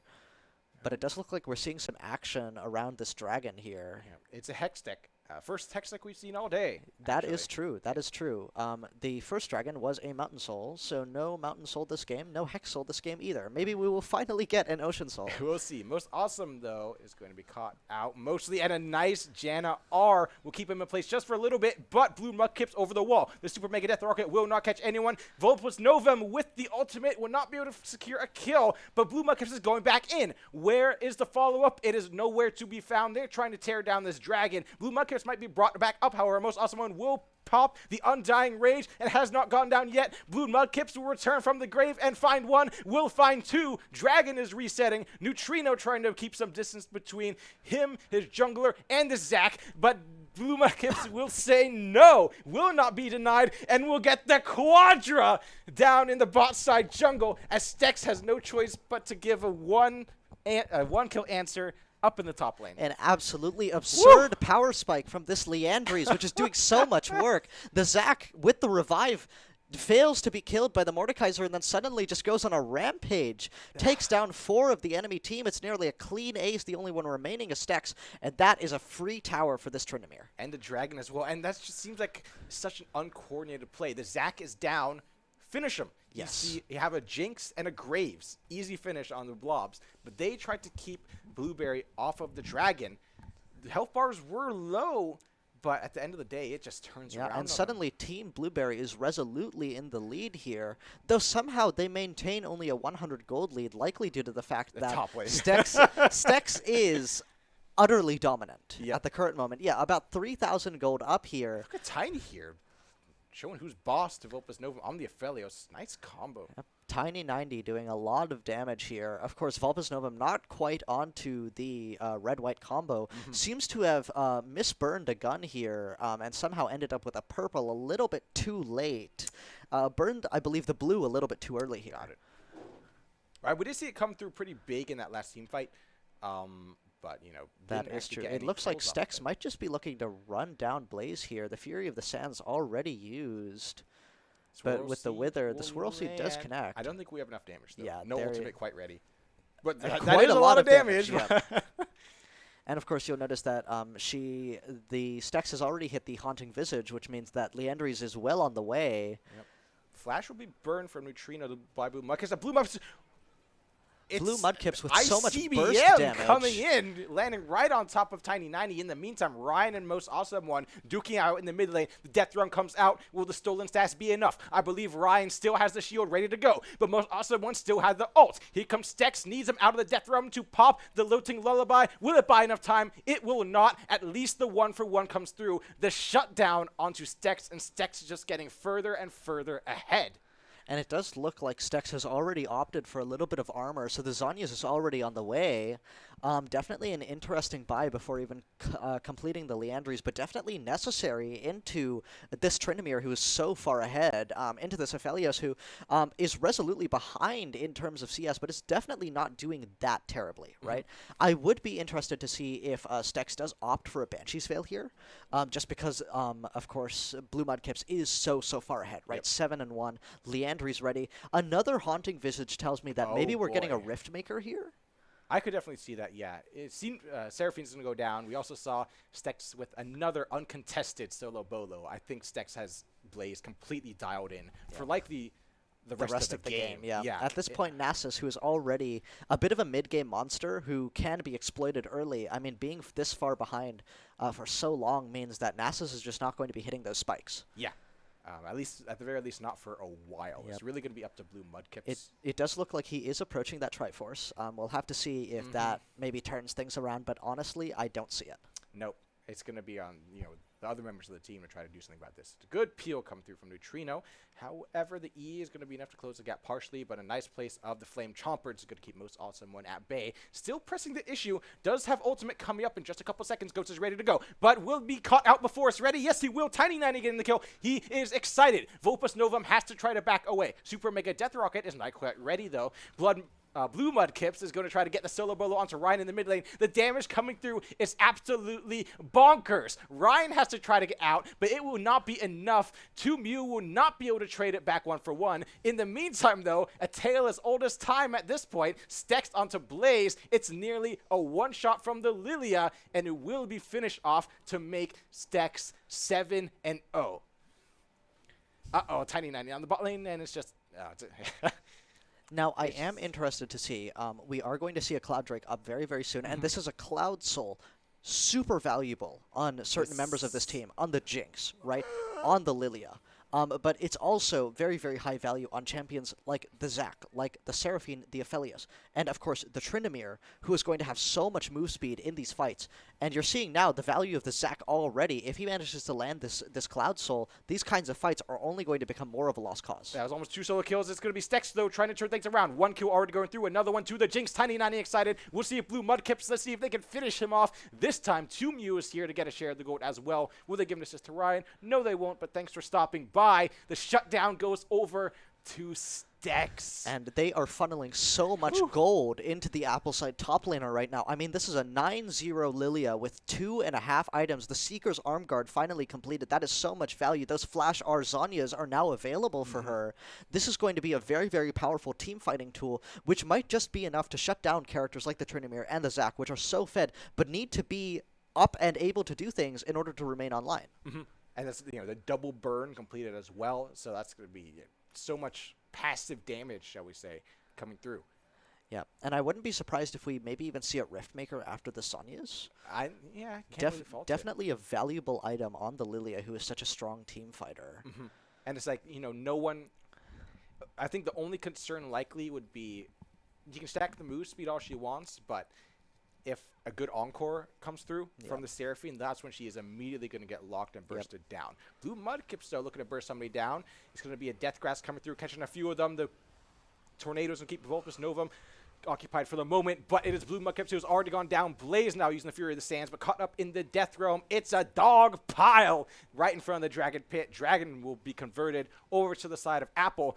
Well, Most Awesome One tries to even things out by taking this top lane tier 2. Vulpus Novum and Lulu's toes. Oh, sorry, I said it. Seraphine is sticking around. Going to be rooted up. Tiny 90 switches up the attention to Flash's force out. It's going to be Stex trying to stay on top of the Aphelios. The Swirlo Seed lands no ultimate, but we don't even need it. We just need the damage. Going down 10-0, 700 gold bounty on the Lilia. And it does look like Neutrino is trying to get a little bit of harass onto their fellow support here. I mean, I don't think Seraphine loses that one, frankly. No, summoners were burned. I think that Flash actually came out late from the Seraphine. Yep, but that is a very, very big get for the side of Apple. Lilia with a lot of out-of-combat move speed, of course, going to be very, very valuable. And it looks like Baron is coming up here now. I wouldn't be surprised if teams start to make a really serious push for this. Of course, champions like the Tournmanet, most awesome ones, Tournmanet, are going to be really, really fantastic with the Baron buff. So much split pushing power, but Stex just deleting people. Jungler going down for the side but he's on fire. He's burning and he's gone. I thought Tubu was gone there, but Blaze is late to the party and maybe he's going to be sent home packing. Doesn't even want a piece of that wisely. Yep. The Seeker's Arm Guard now shattered for Stex here, going to have to complete that Zhonya's, which they do, so the Zhonya's now up, and that is an immediate reset of the Seeker's Arm Guard cooldown, which means that they already have the ability to go golden again. Yep, should they need to rise, and it's like, you know, with the Zach with Leandries is right at this point a burst damage champion, which is, you know, not exactly what you think with the Leandries. The Riftmaker now completed for the Zac, going straight into the Spirit Visage here, which of course is going to be a very, very valuable item on him. He's such a powerful drain tank. All of that healing going to be absolutely essential. The base drop goes wide here, but 2MU just kind of dealing with a bit of a crashed wave. Ryan is going in. Death Realm is ready to go, and Blaze is just too far behind the curve to try to make anything happen. Blue Mudkips, though, is going to try to turn things around. The stolen stats, though, will give Ryan a bit more to work with. It's going to be Neutrino and the Jinx collapsing. Blue Mudkips will be able to get out for now. The Blue Trinket will spot him out, but there can be no follow-up. Tiny 90 sitting as well onto items, having finished that Phantom Dancer, which is going to, you know, bring her back in. Yeah, definitely an interesting pick. Not one that I would have gone for, but not a bad item on Jinx by any means. I mean, it's like, against the tanks, you can see why, but it's like maybe a little later. Yeah. It is interesting that we're seeing Team Apple here go straight for a Baron, and it doesn't look like Team Blueberry has any vision on this. They have no idea that this is going on. And with 2MU in the mid lane, it really just seems like the people are missing. Even now, it doesn't seem like Blue Mudkips is aware, and that's it. Baron goes down, but most awesome one. Here comes Blue Mudkips. The Elastic Slingshot will fall short, but most awesome one is staying on top. Does have the Undying Rage ready to go. Will find the kill onto Ryan. Blue Mudkips trying to keep up the chase. It is Neutrino trying to escape up on the top side with the Baron buff. Here comes... Oh, it's an overshoot. Will it channel in time? Yes, it will. 2MU now, the last one, try to get out of there, but the Wither will remain. The Elastic Slingshot coming in. No hope for the Graves here unless the team can bail him out. It will. Tiny 90 is excited. The Encore comes through, but no one can follow up on it. Vulpus Novum doing his best to free fire from the back line, but Blaze does not have enough effective stats to tank for him. It's going to be the Seraphine and the Aphelios falling in short order. Most awesome last alive down on the bot side. We'll see if Apple can try to convert this into anything, but health bars are low and no major objectives are up. I mean, a 14-0 Lilia just shredding through the enemy team here. There is now a 7,500 gold lead for Team Apple. And of course, there is a Cloud Dragon coming up in 1 minute. On the Lilia. I know, that is absolutely absurd. A 7,000 gold lead. I mean, it is 7,000 for the top lane. Yeah. I mean, honestly, at this point, this Nasus is completely out of the game, right? 0-9-0. A really, really disappointing performance from Blaze, given how dominant they were in the previous game. Just a step back will actually get them caught in the Elastic Slingshot, but it's going to be Neutrino bailing out Stex. Blue Mudkips has no choice but to fall back. Really, really a fantastic trade of cooldowns. That Let's Bounce is a supremely powerful tool in team fights. Getting that out with a trade for the Zhonya's is not bad at all. I mean... Yeah, I'll take it for the sake of the team. It's like, you know, that's... Stex can now get bursted pretty easily because of it, but at the same time... But to be fair, I think that Stex is so far ahead, right, especially given that they have the healing from Dream Dust, that I do not think that they can burst them in time. All right, Vulpes stepping up, but the Graves love these little short, close combat battles in the jungle, and it's a one-shot. It looks like maybe an IE coming next on Tiny 90. Honestly, I think I might have liked the Mortal Reminder next. Yeah, definitely not a terrible pick into the Zac. No. I would have liked to see some anti-heal, but honestly, I wouldn't be surprised if we see a Morello come out from Stex. Another perfectly suitable option, yeah. Though the needlessly large rod has already been picked up, and I don't so think it that does goes look into Morello's. It does, but Oh, I it do does believe now. that Okay. I do believe that we're getting a Rabadons here, right? Two rods. Might as well, yeah. I mean, it might as well accelerate the damage on that Zac, make sure that we're melting him as soon as possible, right? Yep. And it looks honestly like Team Blueberry is just kind of frozen, dealing with this Baron siege here. Of course, the Zac with the elastic slingshot, maybe looking to set something up. He catches Onyaz is not yet ready on He gets all three. Catches all three. It's time to bounce. The shutdown goes over to Blood Mudkips. Stex has to try to get away. The elastic slingshot will just fall short because of the lilting lullaby. A beautiful self peel from Stex, and they only get one off of that. Yeah, definitely a difficult game for Vulpes Novum, who is now behind about 70 CS and is 0-4-2, having only finished the Collector and Berserker's Boots, now going for what is presumably the Infinity Edge, but such an expensive item is going to be a spike that is coming far, far in the future. Yeah, but, I mean, you kind of need that sort of burst of damage there once you build it. It's like, what else do you want him to go next, really? Yeah, I mean, at this point, there really is nothing else. Yeah. Infinity Edge is such an important core item on Aphelios. I mean, after that, you can start to kind of tailor your build. But frankly, I think that this is the kind of team where I don't think it would have been amiss to go something like Kraken Slayer first item. I do think that the Collector, like the burstiness of the Collector is just not important here. Got it. I mean, it could be justified by saying no one's really building armor. Yes, that is true. At the same time, it's like... To be fair, Lilia, target number 1, has built his Onyas. True, but, you know, okay, that's plus 50, and is she going to build any other armor? Most likely not, no. Yeah. So, yeah, the Collector, it feels one of those things where it's sort of like an autopilot. It's like, I'm this champion, I build Collector first. You can't really go wrong with building Collector. My personal perspective is that the only champions that are required to build Collector first item are Samira and Draven. Got it. And Neela. Those three, because they demand snowballing. Yep. I think that for a lot of other characters who are okay just farming to hit their power spikes, because their scalings are primarily auto attack focused, right, versus being casters, you can get away with going for more of a backline item, like something like a Kraken Slayer, Bork. Yeah, right? like we saw in the Jinx this Exactly. game. Exactly. Okay. All right. Baron will be up in 1 minute. It looks like Apple is jet set ready to get vision control. They already have over that Baron pit. It's going to be Dragon in 2 minutes. Cloud Soul rolling up, and Apple, if they can get the Soul, will have stacked 4 of them, which is going to do a lot for that Lilia. Yeah, and you will notice that Team Blueberry here does not have any vision in the Baron pit, and of course Ryan is now shoving out this top lane wave. Most Awesome One is trying to counter this, knowing that there will probably be a Baron play soon, but it's a 4-man collapse on the top lane. It's all a trap. Most Awesome One will likely have to pop here. No, maybe the smarter decision not to, but at the same time, you're dead for Baron. Maybe you should have, maybe tried to draw out a fight. You had Blue Mudkips coming in.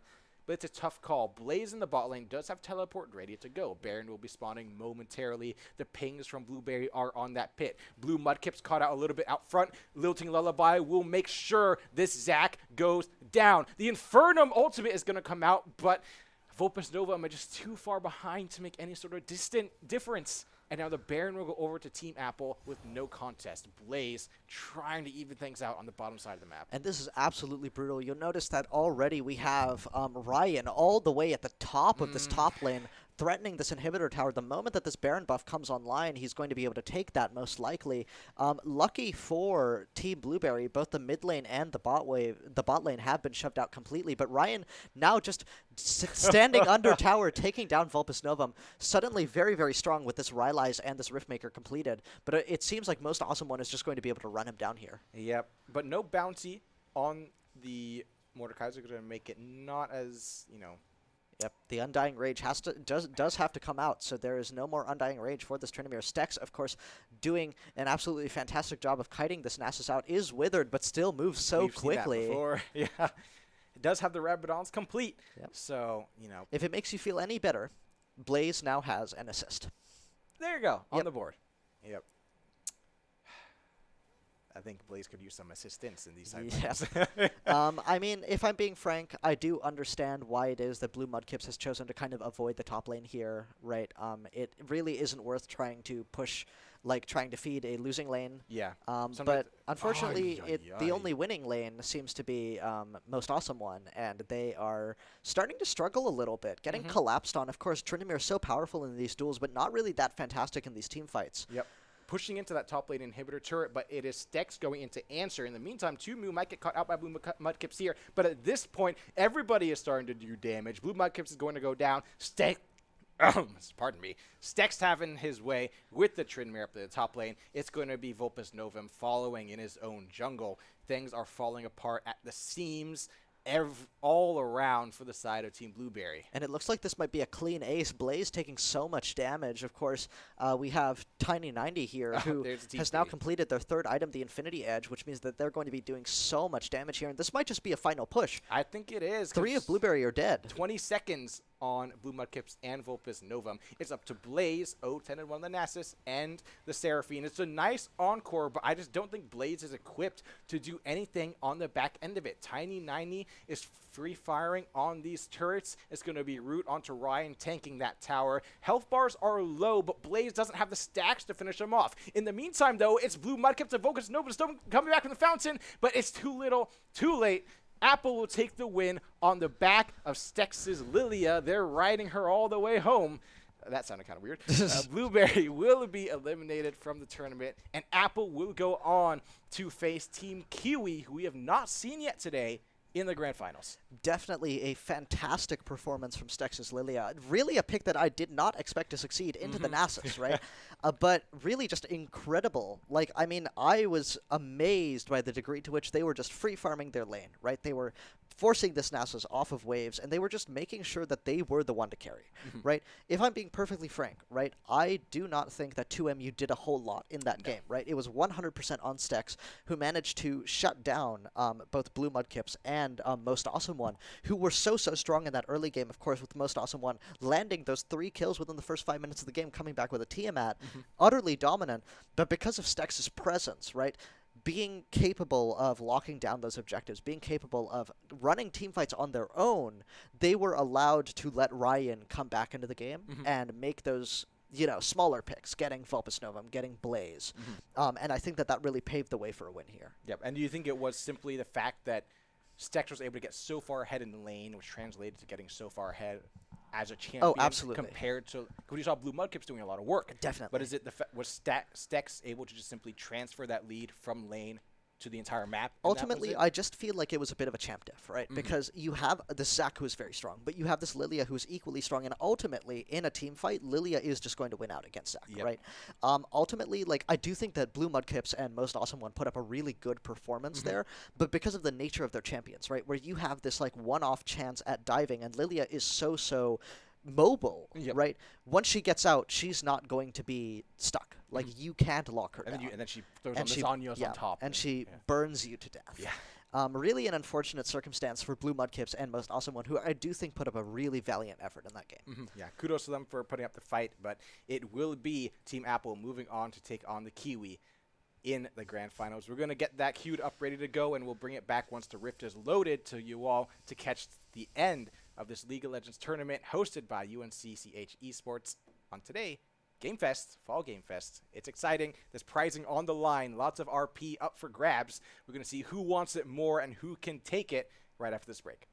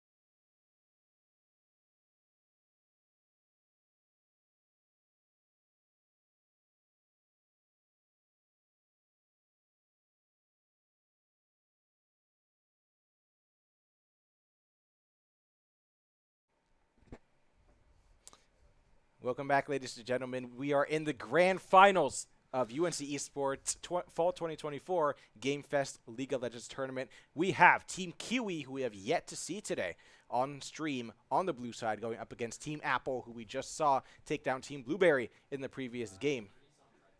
Apologies, correction. Kiwi is on red side, and Team Apple is on the blue side. We're going to see who can take it all here.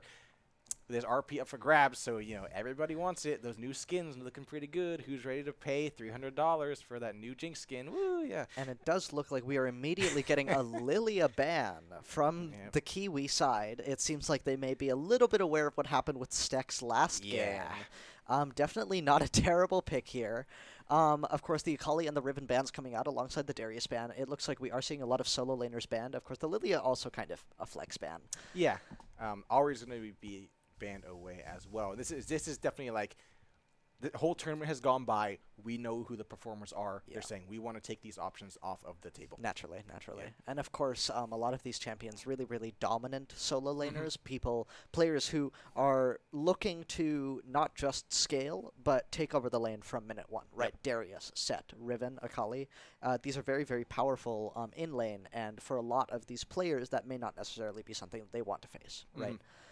And it looks like we are getting the Jinx, of course, a very high prio pick. We've seen a Jinx in almost every game today. And the Sylas.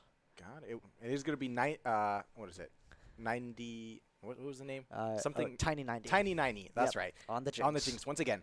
A Sylas being hovered. We'll see if it's picked, though. This will be the first Sylas we'll see on broadcast so far today. Definitely not in a bad spot right now. Very strong in the current patch. And, of course, Sylas, if he can nab a high-value ult, even something like a Super Mega Death Rocket with these with the adapted AP scalings, can become very powerful. Yep. Kaisa also pretty meta. So Kaisa is... Did he get a bit of a nerf? No, but she's a little too strong, I think. I mean...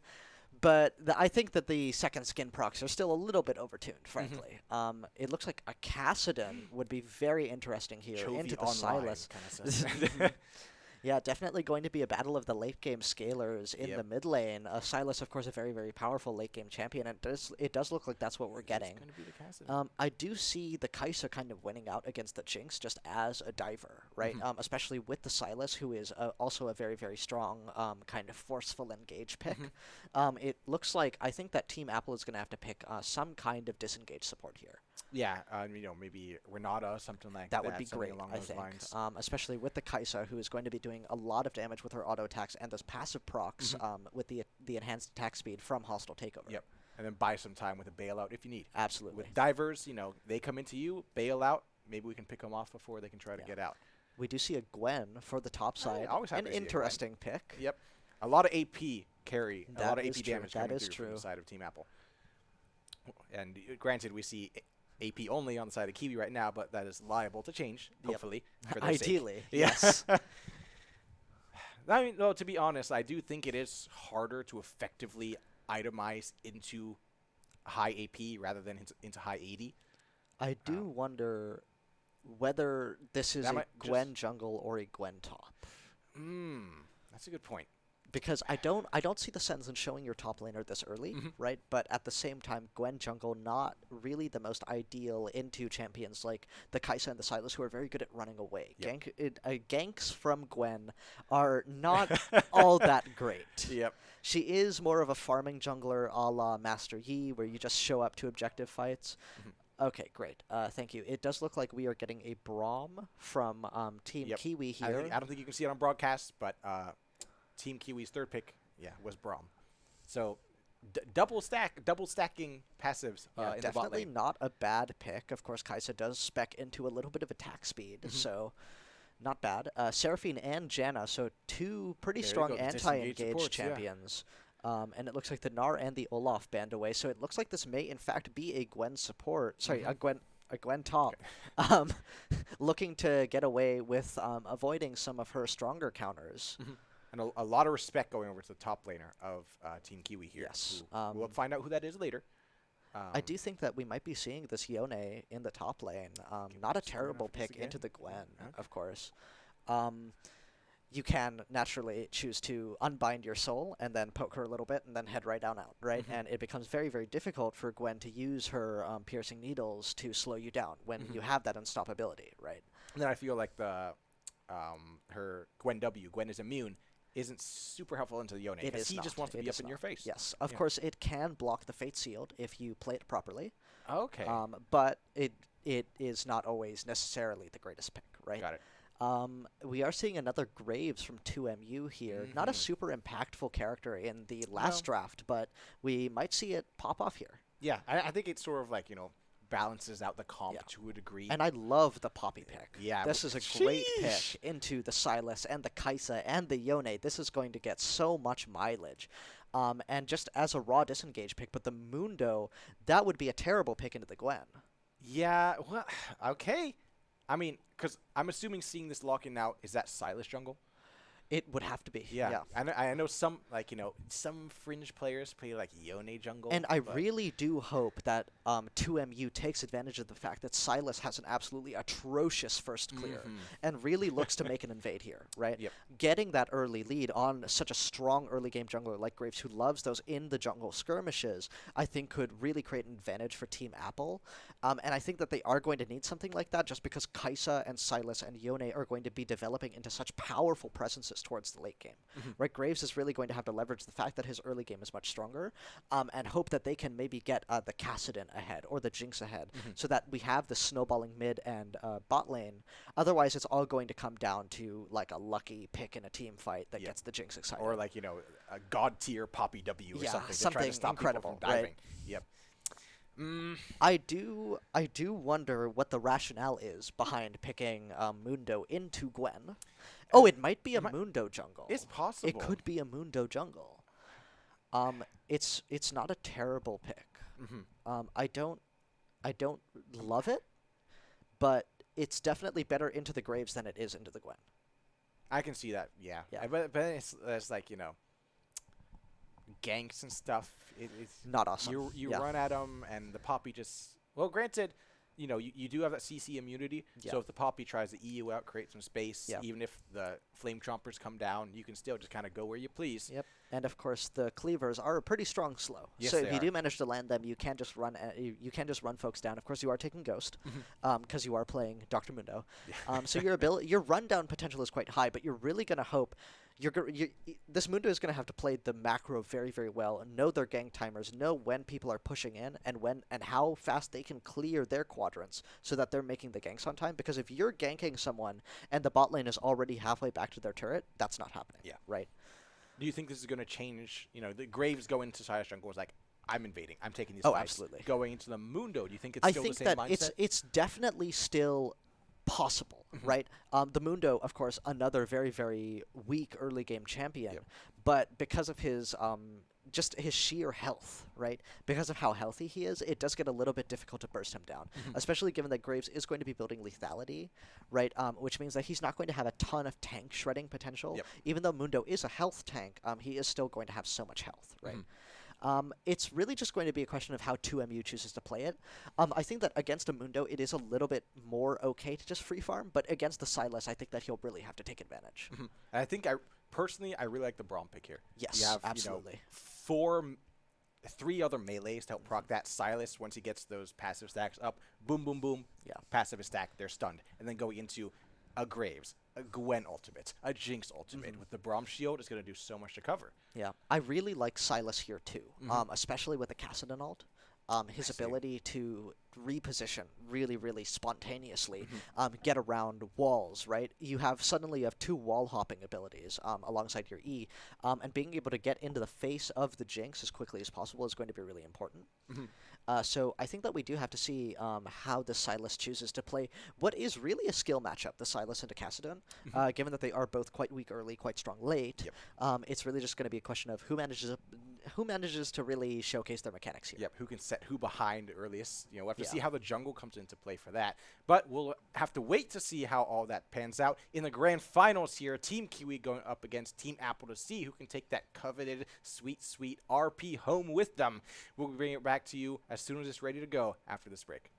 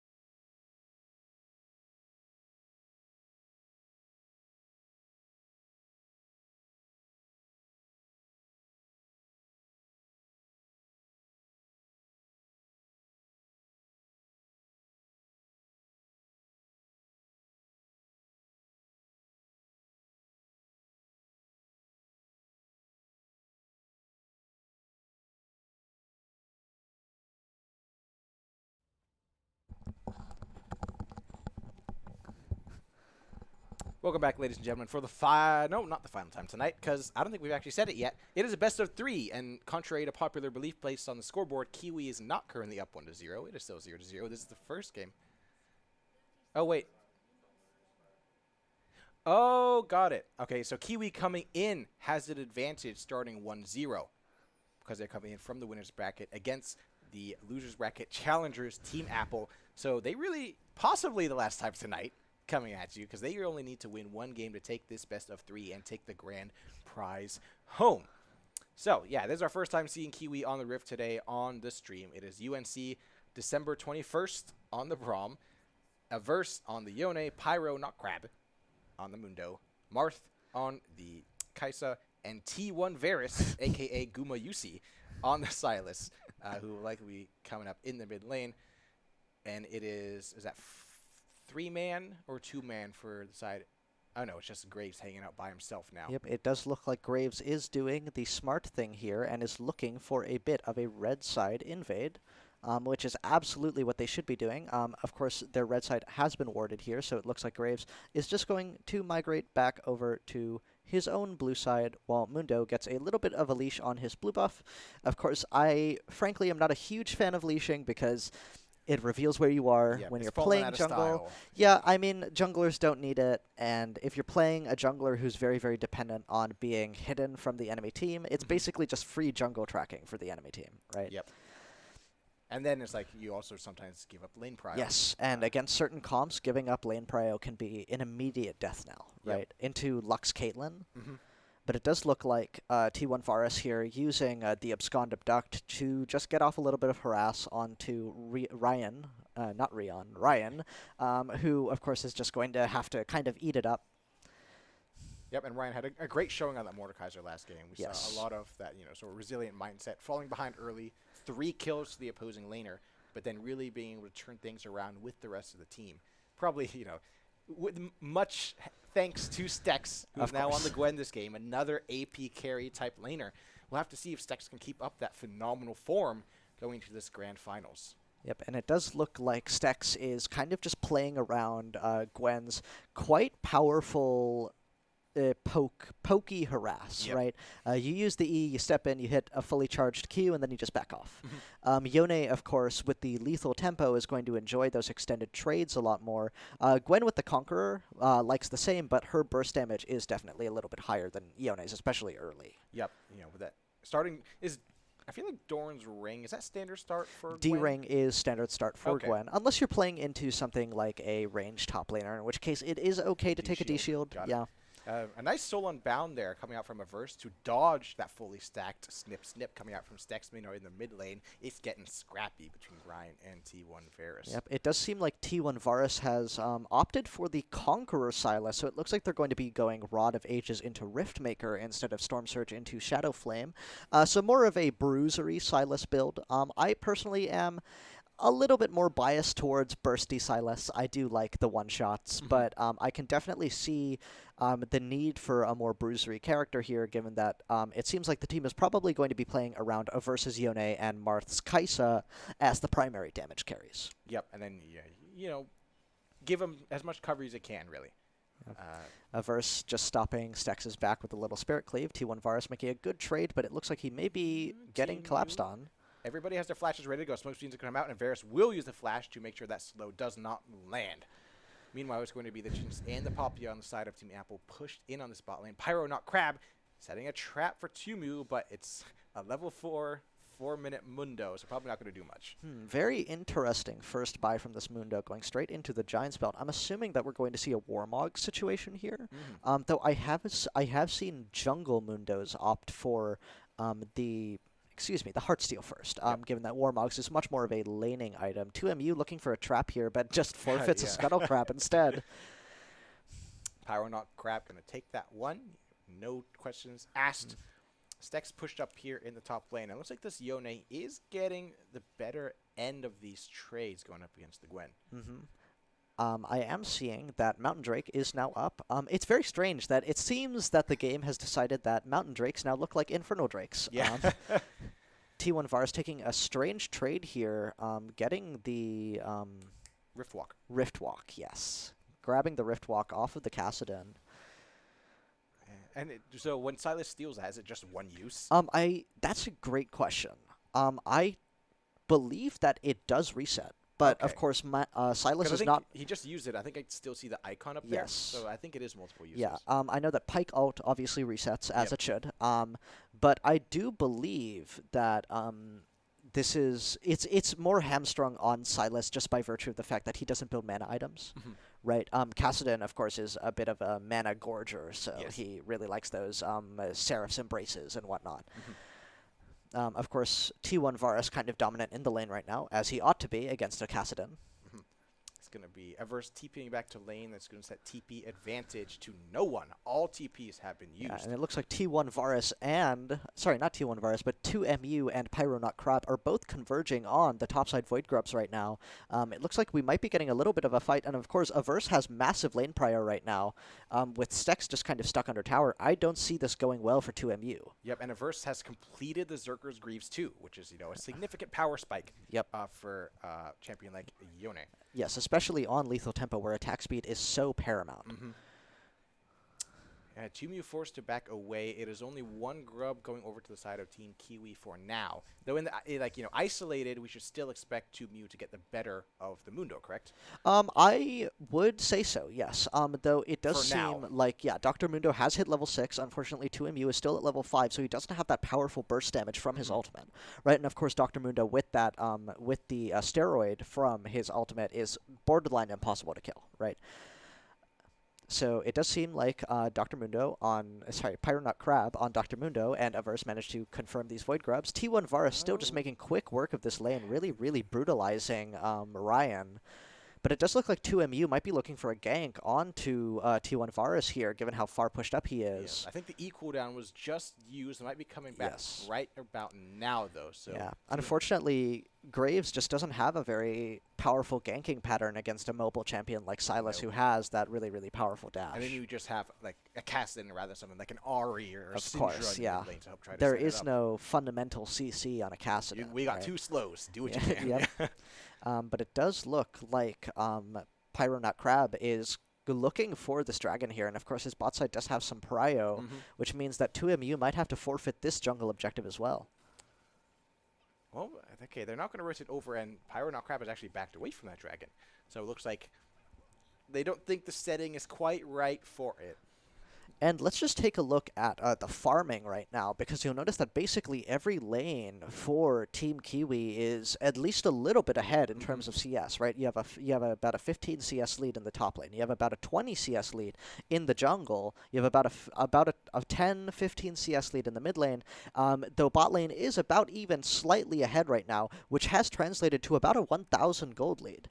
That is tangible money going over to the side of Team Kiwi. And if 2MU can't really find this dragon jungle objective, it's just going to keep getting worse. Yep, clearing out vision, but Pyronaut Crab is ready to set a trap once again.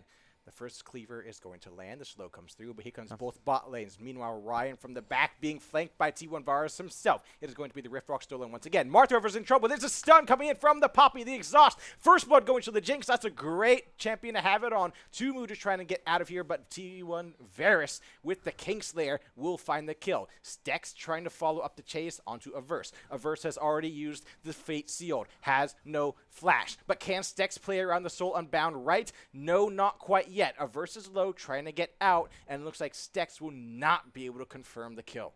Really unfortunate that Stex kind of got baited by the Soul Unbound there. Starting to let Everse lead them towards the red side turret, when in reality they probably should have been remaining close to the Soul. Probably could have gotten the EQ off and killed Everse there if they had been close enough. But it looks like T1 Varus is here trying to clean up the kill. Yep, and Everse has no ghost, no flash. The Epson Abduct, there's somehow hit there, but Stex with the goodness, what's her passive called? 1,000 cuts. 1,000 cuts. Thank you very much. I don't say blade of 1,000 cuts for some reason, but I was like, that doesn't sound quite right. Oh, Super Mega Death Rocket! No! Tiny 90 from downtown. An incredible shot from the Appleside bot laner. Secures herself a second kill, and that is probably going to be a completed Kraken Slayer for her. And the Jinx is always like, how early can that late game come? Yes. It looks like it's going to be a bit earlier than Kiwi would like. And, I mean, this is like I've casted my fair share of games, particularly here at UNC, and I've yet to see anybody really say they have a jinx, we're capitalizing early game. And it's, granted, you have a Mundo. Maybe if we got maybe a Jarvan or something to try to get that early if you impression. have like a really, really strong early game jungler, for example, the Lee Sin, the Elise, you can really take advantage of the fact that Jinx isn't that strong early, but there is always the danger of those resets. Yes. And in things like a chaotic level 1 jungle invade, right? The moment she gets a takedown, it's over, right? And you don't want Jinx to be snowballing. That is the worst position for you to be in. So sometimes it is just better not to interact at all. But then sometimes you pay the price like that when she can interact from the full map away. Yep. Void Grubs will spawn for the second round. Kiwi did claim all 3 earlier. First Dragon still has yet to be claimed. No one has come knocking. And that fantastic kill from the Jinx now evening up the gold within about 200 here. And it looks like Team Apple is going to go ahead and trade these last 2 grubs for a Mountain Drake, is that not? That is Mountain Dragon, Yep, yes. but that does make it 6 grubs over to Team Kiwi, which is not awesome for a team with a Jinx on it, you know? And then especially with a team with like a Silas and Yes. a Yone. Yep. Champions who are pretty solid split pushers with 6 grubs. The Fate sealed. Ooh, it's just barely going to miss this. Tumu have a dash to get over the wall. We'll have to see because the rest of the team are coming in like sharks. Meanwhile, the bot lane is trying to make some space. T1 Varus is going to steal the ult, and it is needles flying here and there in the top lane. Tiny 90 free fire from the back. A nice steadfast presence will knock up the Silas for just a little. Tiny 90 trying to find the kill, but will be stunned up by that Braum passive. Will flash. Will cannot finish off Marth. T1 Varus is still alive in the top lane. Stex maybe not for long. Averse will find the kill onto Apple's support, and it is kills all across the map for the side of Team Kiwi. And suddenly, the game just returns back to its original state. Team Kiwi now once again ahead by about 2,500 gold here. And it really is just an unfortunate set of misplays, with Stex kind of being baited by T1 Varus all the way back into the top lane, all the way up to the red side tower, despite the fact that she only has about 1/3 of her health left. And of course, Mundo with a pretty solid amount of burst damage with the inbuilt auto attack reset. Really just an unfortunate circumstance, but it does look like Mundo has opted for the Heartsteel first into the plated steel caps, understanding that this Jinx is already quite strong. Yep, and then that should help, in case there's a 1v1 with the Graves as well. Heartsteel, it seemed like I was always confused by it. We see Skarner build that first, and I'm always like, but you're in the jungle. You're not interacting with enemy champs. You can't stack it very well, but, shows what I know. Oh, interesting. The Silas T1 Varus has chosen to go for the Proto Belt first item. It is a very, very strong staple pick on Silas currently. I constantly forget about it because I'm not a huge fan, but it is definitely a very, very strong item. It's Neutrino and Tumu caught in the maws of Kiwi here. It's going to be the Poppy R just to buy some time, but it is only the Braum knock back. Pyro not crap going in. The Flame Chompers will catch him. Verse is going to go in. Will be exhausted by some time. Neutrino, however, is still stuck in that pit. The Plasma is going off. UNC December 21st on the Braum is going to secure that kill. And all the while, we just have Apple's top laner and T1 Varus just kind of duking it out here, but it just looks like Stex is winning this fight quite handily. The 1,000 cuts comes out from the ultimate, and that is enough to take down T1 Varus, who is now 1-2 despite a very, very dominant showing in the early laning phase. Yep, and it's like, because we see a Verse simply take over mid, it's like, is that really the best call here? Because didn't we like the Silas into the Cassidon? We did. Yeah. Especially with the Silas being further ahead now. Was further ahead. Yep, definitely a little bit strange, especially given that Averse was doing quite well into Stex as well. You had 2 dominant lanes and you swap them around, and suddenly it looks like T1 Varus is almost behind here. Of course, we do see Ryan managing to finally finish that Rod of Ages. The tier slowly stacking up, likely going into the Archangel's second item after Sorcerer's Boots. I would assume so. Yes. Cassidon, of course, is a bit of an AP assassin. That's solo first turret gold going over to Averse on the Yone, who has completed that Bork as well. Has been sitting on that for a bit. Riftmaker completed. And now it's going to be Tumu losing to Shopkeeper, possibly, was simply standing there channeling as the Fate Sealed came in. And it will be Pyro putting the seal on that Fate. Stex is just trying to get away. T1 Varus has stolen the Cassid and Ultimate to try to close the gap. Meanwhile, we have some simple trading in the bot lane, and it's going to be no more kills than just that one for the side of Team Kiwi. And we do see that the Rift Herald has come up here on the top side, and it looks like we are already getting T1 Varus and Pyronaut Crab taking over that objective. Naturally, they will be able to do so given that 2MU has just now respawned and is heading back out from base. It looks like Averse is going to take a reset and is not going to be helping with this objective, but we are going to be seeing the Chemtech Drake coming up here, and of course that is a fantastic dragon to come up in the first two because no one wants to see a Chemtech Soul. Yeah, and it sounds like it'd be really good on Mundo. That is true. Yeah. Chemtech Soul is a very, very powerful soul on a select few champions. I would argue that Samira loves it, and Viego loves it. A few of those skirmishers that really, really like to be at low health, right? Set is a fantastic user of a Chemtech Soul. But all in all, it's just not a very exciting one, you know? All right, Cleaver was completed for the first item for Tumu.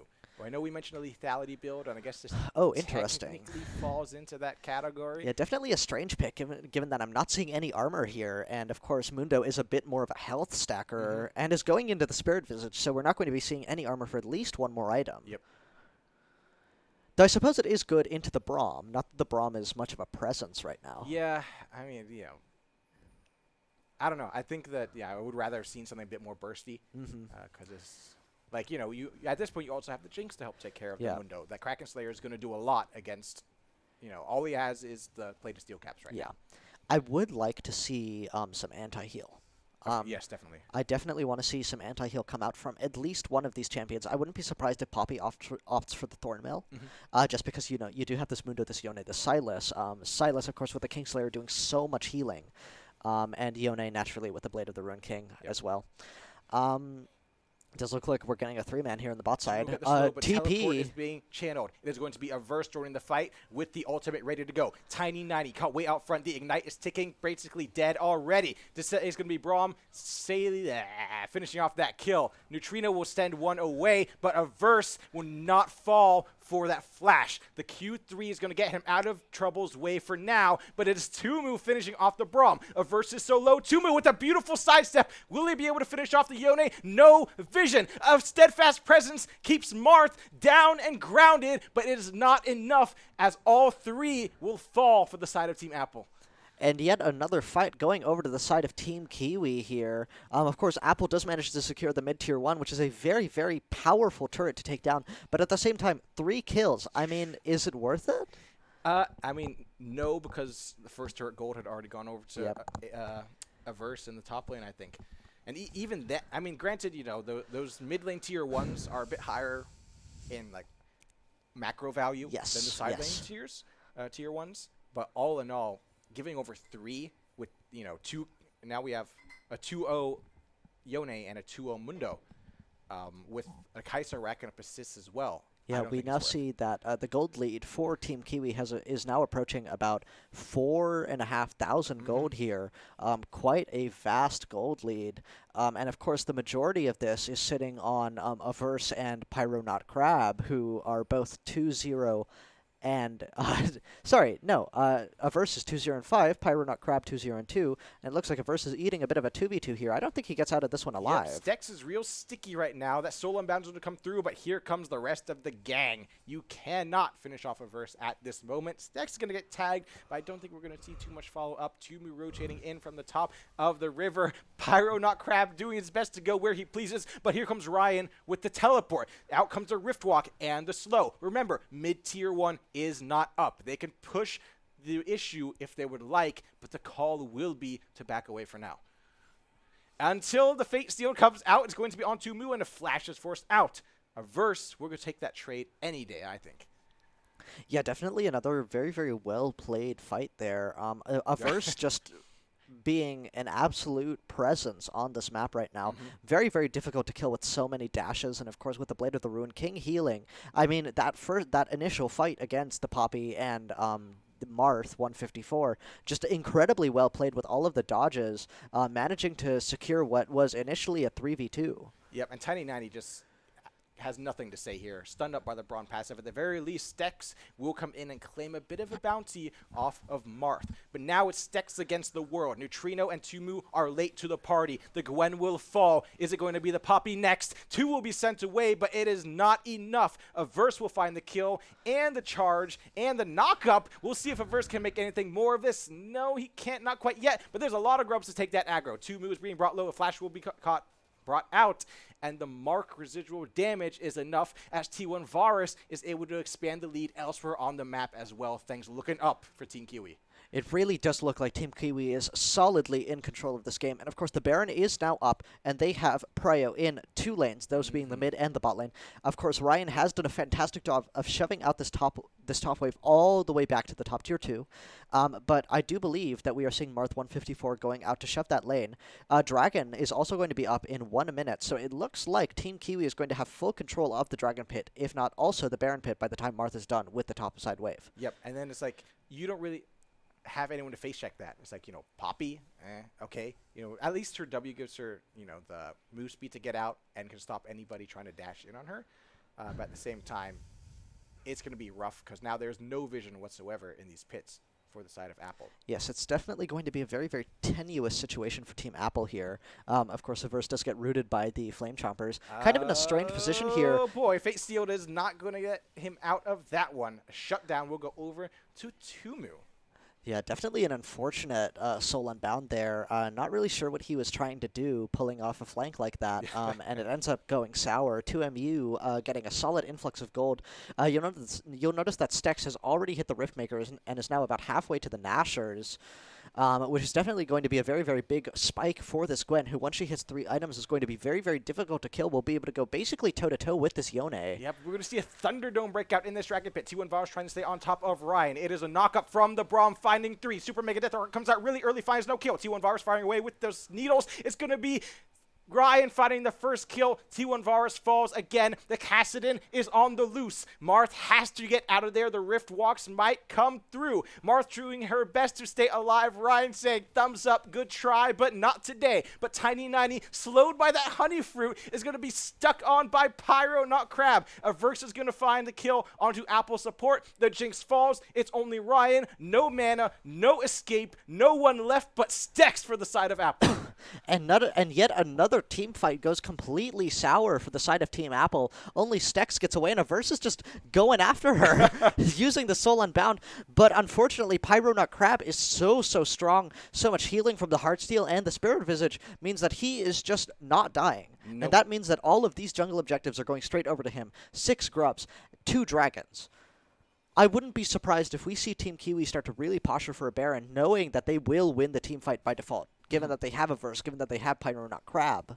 I don't see any universe in which, unless Stex and Ryan really, really band together and get these big picks and start to force DPS onto this Mundo, I don't see any universe in which they manage to force themselves onto the Baron. Yep, I mean, Ultimate is up for Stex, though. It is a flashless Jinx, however. And that's a perfect target for this Fate Sealed, this Silas. It's going to be so hard to navigate these team fights unless Neutrino is completely on the top of the Poppy game with the Steadfast Presence. Meanwhile, we have a Yone who can do this to the flashless Jinx. It's going to be a pick, and that has to be a secured Baron for the side of Team Kiwi. Neutrino now caught out, forced to flash over the wall. Things looking grim and grimmer for the blue side here. That's a nice ground. Tumu is going to have to follow up, but that Spirit Soul Unbound will get Averse out of harm's way.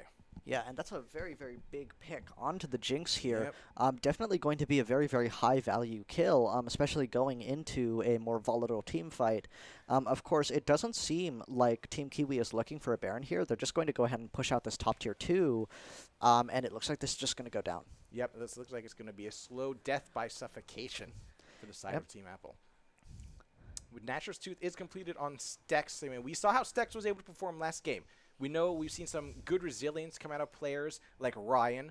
Uh-oh. Yep. That's That was a TP. Yes, that was a TP. No CC to cancel that. Yep, T1 Varus does end up TPing down to the bot tier 1 just to make sure that Ryan can't secure it. Ryan doing a lot of split pushing in this game. I mean, like, you mentioned earlier that they cannot win the straight-up team fight, so maybe that's really the only option. It really we see does to come seem back like in the game. correct strategy here. Of course, Kassadin is a pretty robust split pusher, has the ability to, of course, just rift walk away. So I wouldn't be surprised if we see Ryan kind of just force the issue, try to split the pressure here a little bit. But of course, you'll notice that T1 Varus is currently down in the bot lane doing the exact same thing right back to him. While it seems like a 4v4 posture for this Baron, of course, Team Kiwi does have complete control of the Baron pit at the moment, just denying vision. Ryan now on top of T1 Varus with the rift walks doing so much damage, a 2-level advantage. It's a beatdown. Yeah, we like the Silas into the Kassadin earlier, but not now. Ryan still has the ults to come. Tumu coming in for a piece of the action. Share that gold, please. It's not going to happen. Neutrino, though, is going to pay the price on the other side of the map. Unless the Keeper's Verdict can knock somebody away, it will, but not who you need to. Fate sealed. Tumu with a nice flash will get out of the way of that. Ryan, however, the damage coming out looks good, but a versus damage is better. We'll find the kill onto Team Apple's jungler, but a versus brought so low, and Ryan is having his way down in the bot lane as Kiwi tries to put the pressure on elsewhere on the map, but I don't think they're going to get this turret. Yep, it looks like Ryan is already resetting, and frankly, I don't think that Ryan... 16! Yeah, I mean, this is absolutely brutal, the amount of damage that he's doing to this Yone, to this Silas. Oh, it does look and like... look at Ryan, he TP'd in on the flank. Marth is going to be caught up, locked down, but she's finished so fast. Off. No, she went Ryan stunned, he goes golden. Build. She's all AD. Auto attack, auto attack, auto attack. But Ryan says, I don't care. Here's an ultimate and another one. Pyronaut Crab, though, is dominating, taking out the ADC of Apple. Stex fell as well. And can we acknowledge that this Braum is just... The peel is incredible. It's absurd. I mean, he's remaining alive somehow, and all he's doing is disrupting. I mean, he is landing these stuns. He's making sure that Pyronaut Crab is capable of remaining alive, and the sheer AD on this Mundo with the Overlord's Bloodmail now, he's doing so much damage. Yep, and now Baron is the call. Tumu was a wall down in the bot lane. They didn't have vision, but fortunately for Team Apple, Kiwi is going to back off of the objective for now. Woo. Yeah, an incredible showing here from both UNC December 31st and Pyronaut Crab, alongside Averse Marth and T1 Varus. T1 Varus is really the only person on this team who is struggling, and even he is providing value through a little bit of the split pushing, right? Yep. And frankly, it's really just going to be a question of can they lock down this Kassadin? Because right now, he is the only damage threat on Team Apple. It does look like Team Kiwi is just going to go ahead and grab themselves a Scuttle Crab, while Silas grabs himself a Keeper's Verdict. Yep, and that's going to be super helpful in trying to lock down these objectives. If they can take this, Kiwi will be on solo point. And like I pointed out earlier, Marth is going full crit on this Kaisa. Oh, fascinating. Which I think with the Flicker Blade too. Which I think is okay because you have like the Silas so much and AP. The Yone. Yes, you don't necessarily need poke or you don't really burst. need the magic damage either, right? Because Yone, of course, has the split Ooh. magic. Yeah, almost a steal with the Super Mega Death Rocket, but of course Pyronaut Crab manages to smite that away, and that is a second Cloud Drake alongside the Chemtech Drake for Team Kiwi, who are now at Soul Point. Look at the damage coming through from this Mundo. It could be all over for the Jinx right here. Mundo goes where he pleases. Spell immune. We'll find the solo Bolo onto the ADC, and now it's a mosh pit right in front of the ruins of Tier 2. Stex doing his best to even the odds. Ryan as well. It is December 21st, brought low. T1 Varus trying to finish off his lane counterpart. But here comes a verse from the flank. We'll find the kill onto the top laner. It is going to be Ryan falling to a verse, changing the fate of that fight. They're going to take the middle inhib turret, the inhibitor as well. Can they push for the end here? They only need this game to take the grand prize home with them. Tumu doing his best to stay alive, keep the game alive. The first Nexus turret will fall. Second is next on the menu. Mewtwo will be finished off by T1 Varus. It will be Kiwi pushing for the end. The Keeper's Verdict will find no one, and it is all falling apart here for Apple. The Jinx can do nothing. Tiny 90 trying to fire away. It is Neutrino doing his best to keep things going, but Pyro Not Crab says focus the Nexus and we'll take it. Team Kiwi will take the series 2-0 and take home the grand prize of the whole tournament. And I mean, these sleeper monsters from the winners bracket just appear and take it all in a clean sweep game. I mean, 14-28 is an absolutely brutal score. The only person on Team Apple who was really providing any value in that game was Ryan, who of course was beat down early, but eventually managed to kind of supersede T1 Vars. But unfortunately, the lead from Pyro Not Crab and from Averse was just so strong. Yep, it's like with the Jinx falling behind, that was the only hope to try to take down this window, really. Yeah. With the Graves going the bill, he did. And, like we said, Ryan, though, putting on a fantastic showing on the Kassadin. Yeah, doing so much damage. And we were so confused about, maybe that wouldn't have been the case if the lane matchups had stayed the way we wanted them to earlier on. But all in all, it was a fantastic show from Kiwi. Yeah. We can tell now why they were in the winner's bracket the whole way. And that was a very, very impressive performance from a Mundo that I genuinely thought would have just struggled against Gwen the entire game, right? And I think that a lot of Team Apple's downfall came from the fact that I didn't see a single ounce of anti-heal on their team the entire game, right? Into a team that is so heavily healing-oriented with the Sylas, with the Yone, with the Dr. Mundo, who, if you noticed in that final tower dive against Tiny 90, took no damage. He came out of that tower dive at full health. It was an absolutely absurd showing. Yeah, really just super impressive. Yeah, but Pyro Not Crab, and then Averse as well on the Yone. Yeah, just constantly dominant the entire laning phase. We've seen a number of good Yones today, and really flexing their muscles on that champ. GG's to Team Apple, but it will be Team Kiwi taking everything home today. They won the RP. Big congrats to them, and a big thank you and GG's to all the teams who showed up, whether in person or online today, to participate in this fantastic tournament. That's all we've got for you today. Any closing thoughts? No, I mean, it was really a great tournament. I'm really glad that we saw a lot of teams really show up and put out some really great performances here. Very, very impressive stuff. Really a great tournament, I think, that we've had. We saw a little bit of everything. We had some unconventional drafts, some very exciting games. So it was fun times all around. I would like to thank you all very much for tuning in today for this tournament. We'd like to thank our production team, of course, for always hard carrying these streams. We'd like to thank the rest of the club, especially Michelle, the club president, and League of Legends head for helping put all of this together. We'd like to thank, I guess we should thank Riot Games as well, because they do provide some goodies for the tournament to give away and to raffle off. I'd like to thank, of course, my co-caster. And I would like to thank you. Thank you. Would you like to shake hands? Of course. Yep. It was great. It was a good game. This is our first time casting together, I believe. Yes, it is. Yes, so, great time. Yep. GGWP. For the last time, I was Tajigar, Taj for short. Last time today, Tajigar, Taj for short. And I was Dragonary. Yep, and thank you very much for joining us. We hope you all have a good night, and we hope you will tune in to this same channel for CLOL. What's the schedule on CLOL? We are playing on Tuesdays. There you go. Tuesday nights. Be sure to tune in here to catch more League of Legends action, to follow your UNC LOL varsity team as they try to carve their path through the collegiate League of Legends scene. Once again, a final thank you for tuning in today, and we bid you all a good night.